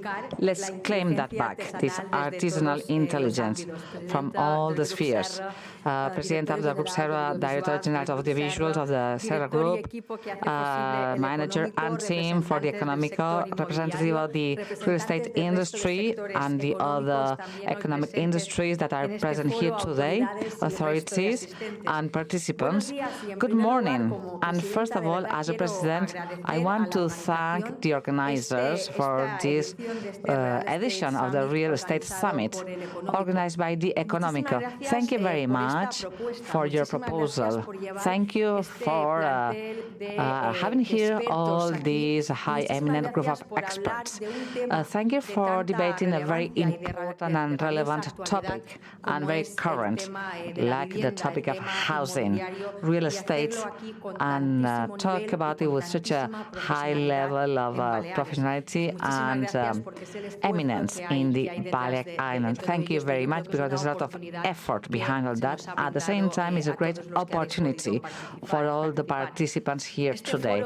This forum has to tackle the main problem of the citizens in the islands, as the main worry and the main occupation of the government that I'm here presiding, and this is an honor, which means the access to a house in the Balearic Islands, a problem that has become worse and worse in the last few years. If we see the data from 2015 to 2023, in the island we saw an increase of price of 85% concerning the rental price, and 90% concerning the price for purchase of a dwelling.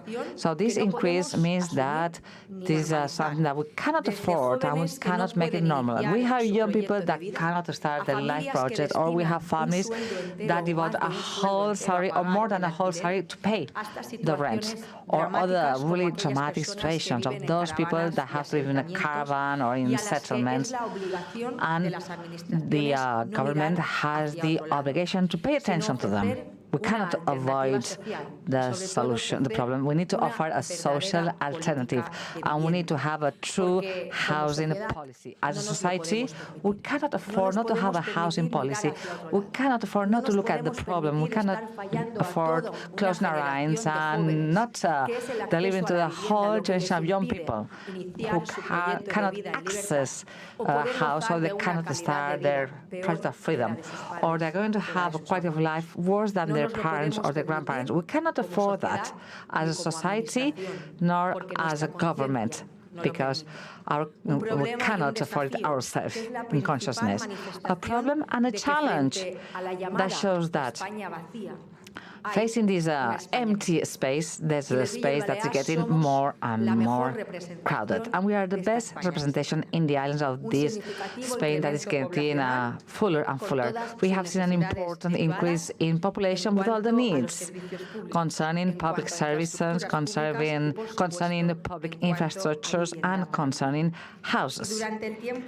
And we see this increase in population of 160,000 inhabitants in the island, and we have seen only 3,000 new housing units, which means it's obvious there is a serious shortage of housing. We have a small, fragile territory in our islands. So the first thing we had to do when we took power in government, we had to take on board the challenge and make the most of everything that has already been built and all the land that has already been zoned for their development. And this is the main spirit of the shock plan for housing that we developed in the first 100 days of the government with the housing emergency decree. With this decree, we can increase in high altitude, and we can convert and change the use of commercial premises. We as well designed the program Build to Rent, giving public soil to private initiative in order to build affordable housing or controlled rental. As well, we have given public land to build social housing. We have a new figure, this kind of affordable housing. This is one of the novelties of the housing policy of our government. We want to have the free market house, and we have this social housing. In between, we want to have a new type, having in our mind medium income families, young people, those people that do have money, and maybe 10, 15 years ago they could afford to buy a house. And nowadays they can't afford it. Because I said that many times, we need to have a housing policy. And we need to have a difference between social housing policy, which is needed, which is essential, which has to be still there for those people that are more vulnerable.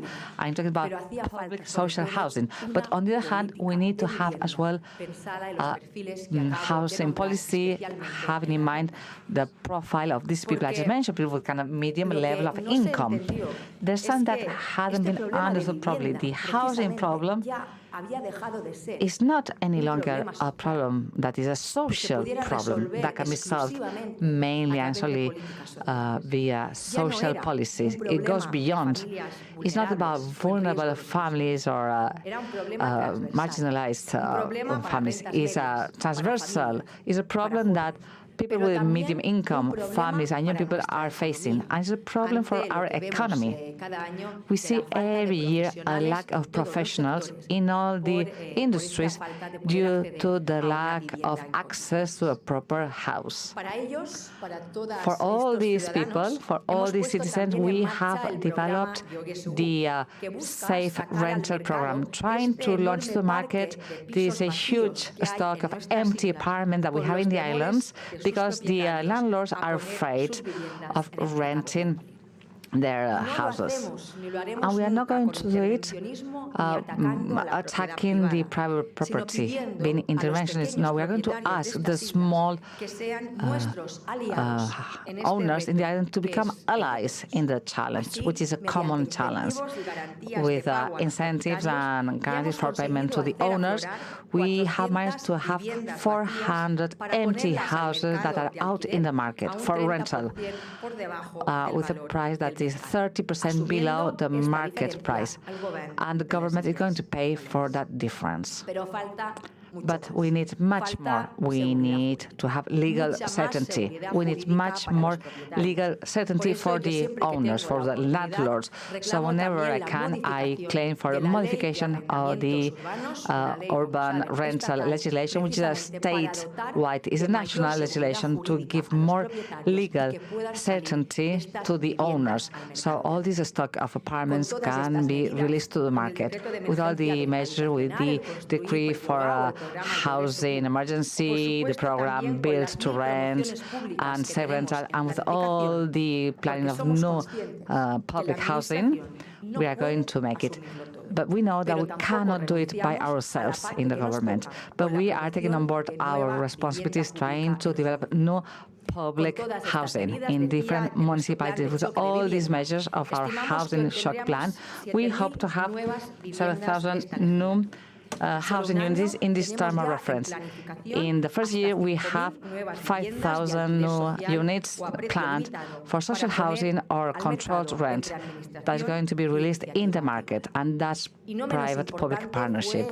And as well, it was very important to approve the first legislation for administrative simplification, and now we are preparing the second draft for the second act of more simplified procedures. We need to have less paperwork, less bureaucracy. We need to get rid of procedures that are not needed. And they were never challenged because we used to say that's how things were done like that. We always were asking for the report. We always had to do this paperwork. So one of the goals of our mandate is to challenge each one of the different requirements that come with that. We have always done like that. We approved the first act, trying to get rid of many requirements and paperwork and getting rid of entities that were using the ideology when they were taking the decision that should have been technical, legal, and objective without any ideologies.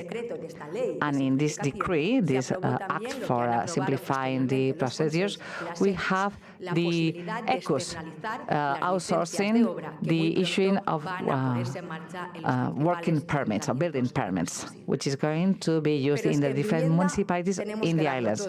But we have to go fully in housing. As you know, we have the decree of residential strategic projects that was approved 2 years ago in the Council of Government. This decree unblocks urban land that has been rezoned, land that has been already foreseen for building housing. 20,000 new units in Palma. This is a decree that make times of legal procedures shorter. If not, it could have taken a long time to release the soil, 10 to 15 years. Now with a new decree, we are talking about shorter deadlines, 18 to 24 months, in order to start building new developments before 18 months. This new decree sees how half of the new housing have to be social housing or controlled price. 10,000 new housing units that could be built in 18 months for affordable price. And the decree wants to make faster all the procedure for development of public housing in order to give an answer to the residents. And the main criteria to access any social housing or controlled rent, you need to prove that you have been living for 5 years in the municipalities of the islands. A decree that in fact is tries to have soil or land available to build housing, because beyond all these siren chants, all those that do not talk to the citizens as adults, the only way to have a cheaper housing is by building more houses. And we can only have more houses in the market if we make a good use of all the empty houses and as well all the available land to be able to build houses for the residents, for young people, for the families, to have an impact on the market through the supply. more supply of housing. We trust in the responsibility of all the stakeholders to ensure that the decree is approved. And there's something else as well that has an impact on the price of the housing units, which is fiscality, taxing. The first 10 days, we have a decrease of up to 2%. The tax of gifts for young people, single families, people with disabilities, and we get rid of the tax for under 30s. In 18 months, more than 1,000 people have been able to buy their first house without having to pay a single tax in the Balearic Islands. And we are talking about 5,000 families and young people that have been able to save 60 million euro when purchasing their dwelling, thanks to this tax reform.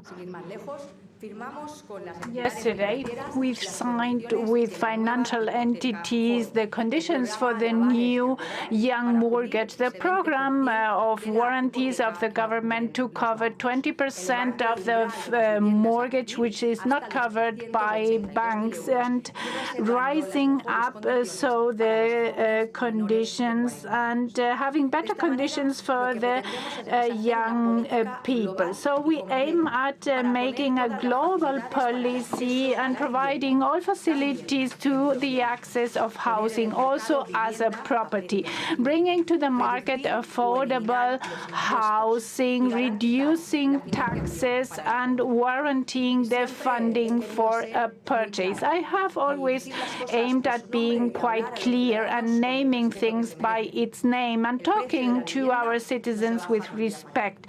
Prices of houses cannot be reduced from in overnight and cannot be solved with a law or with a decree, because new house units have to be built first, and we have to provide all facilities and conditions for that. And in this 1.5 years, we can say that together with the real estate agents and administrators, we are signing and handing over the keys for the first houses to a price 30% under market prices. And we listen with hope to our architects when they say that the construction of multifamily houses is going up, and that we see a change of trend. And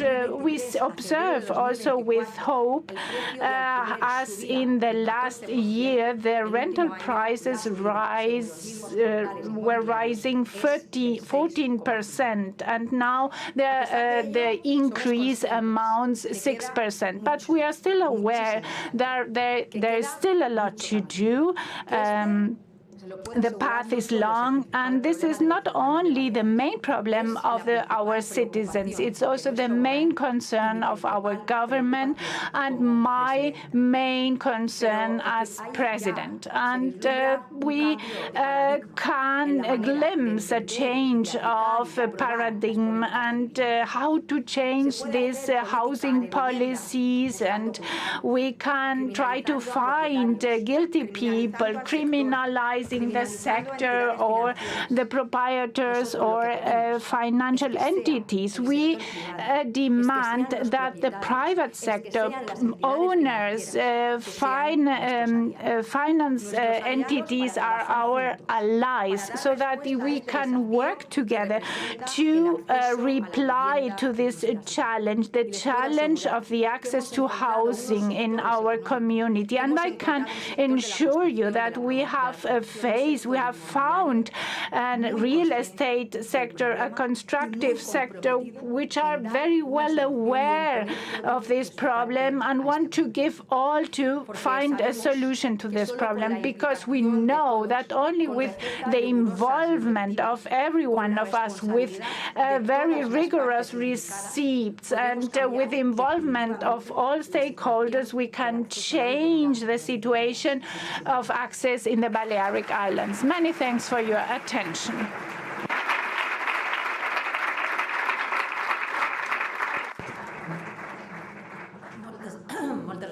Thank Thank you very much, President, and to all of you. And I think without further delay, we can meet at the terrace having a snack.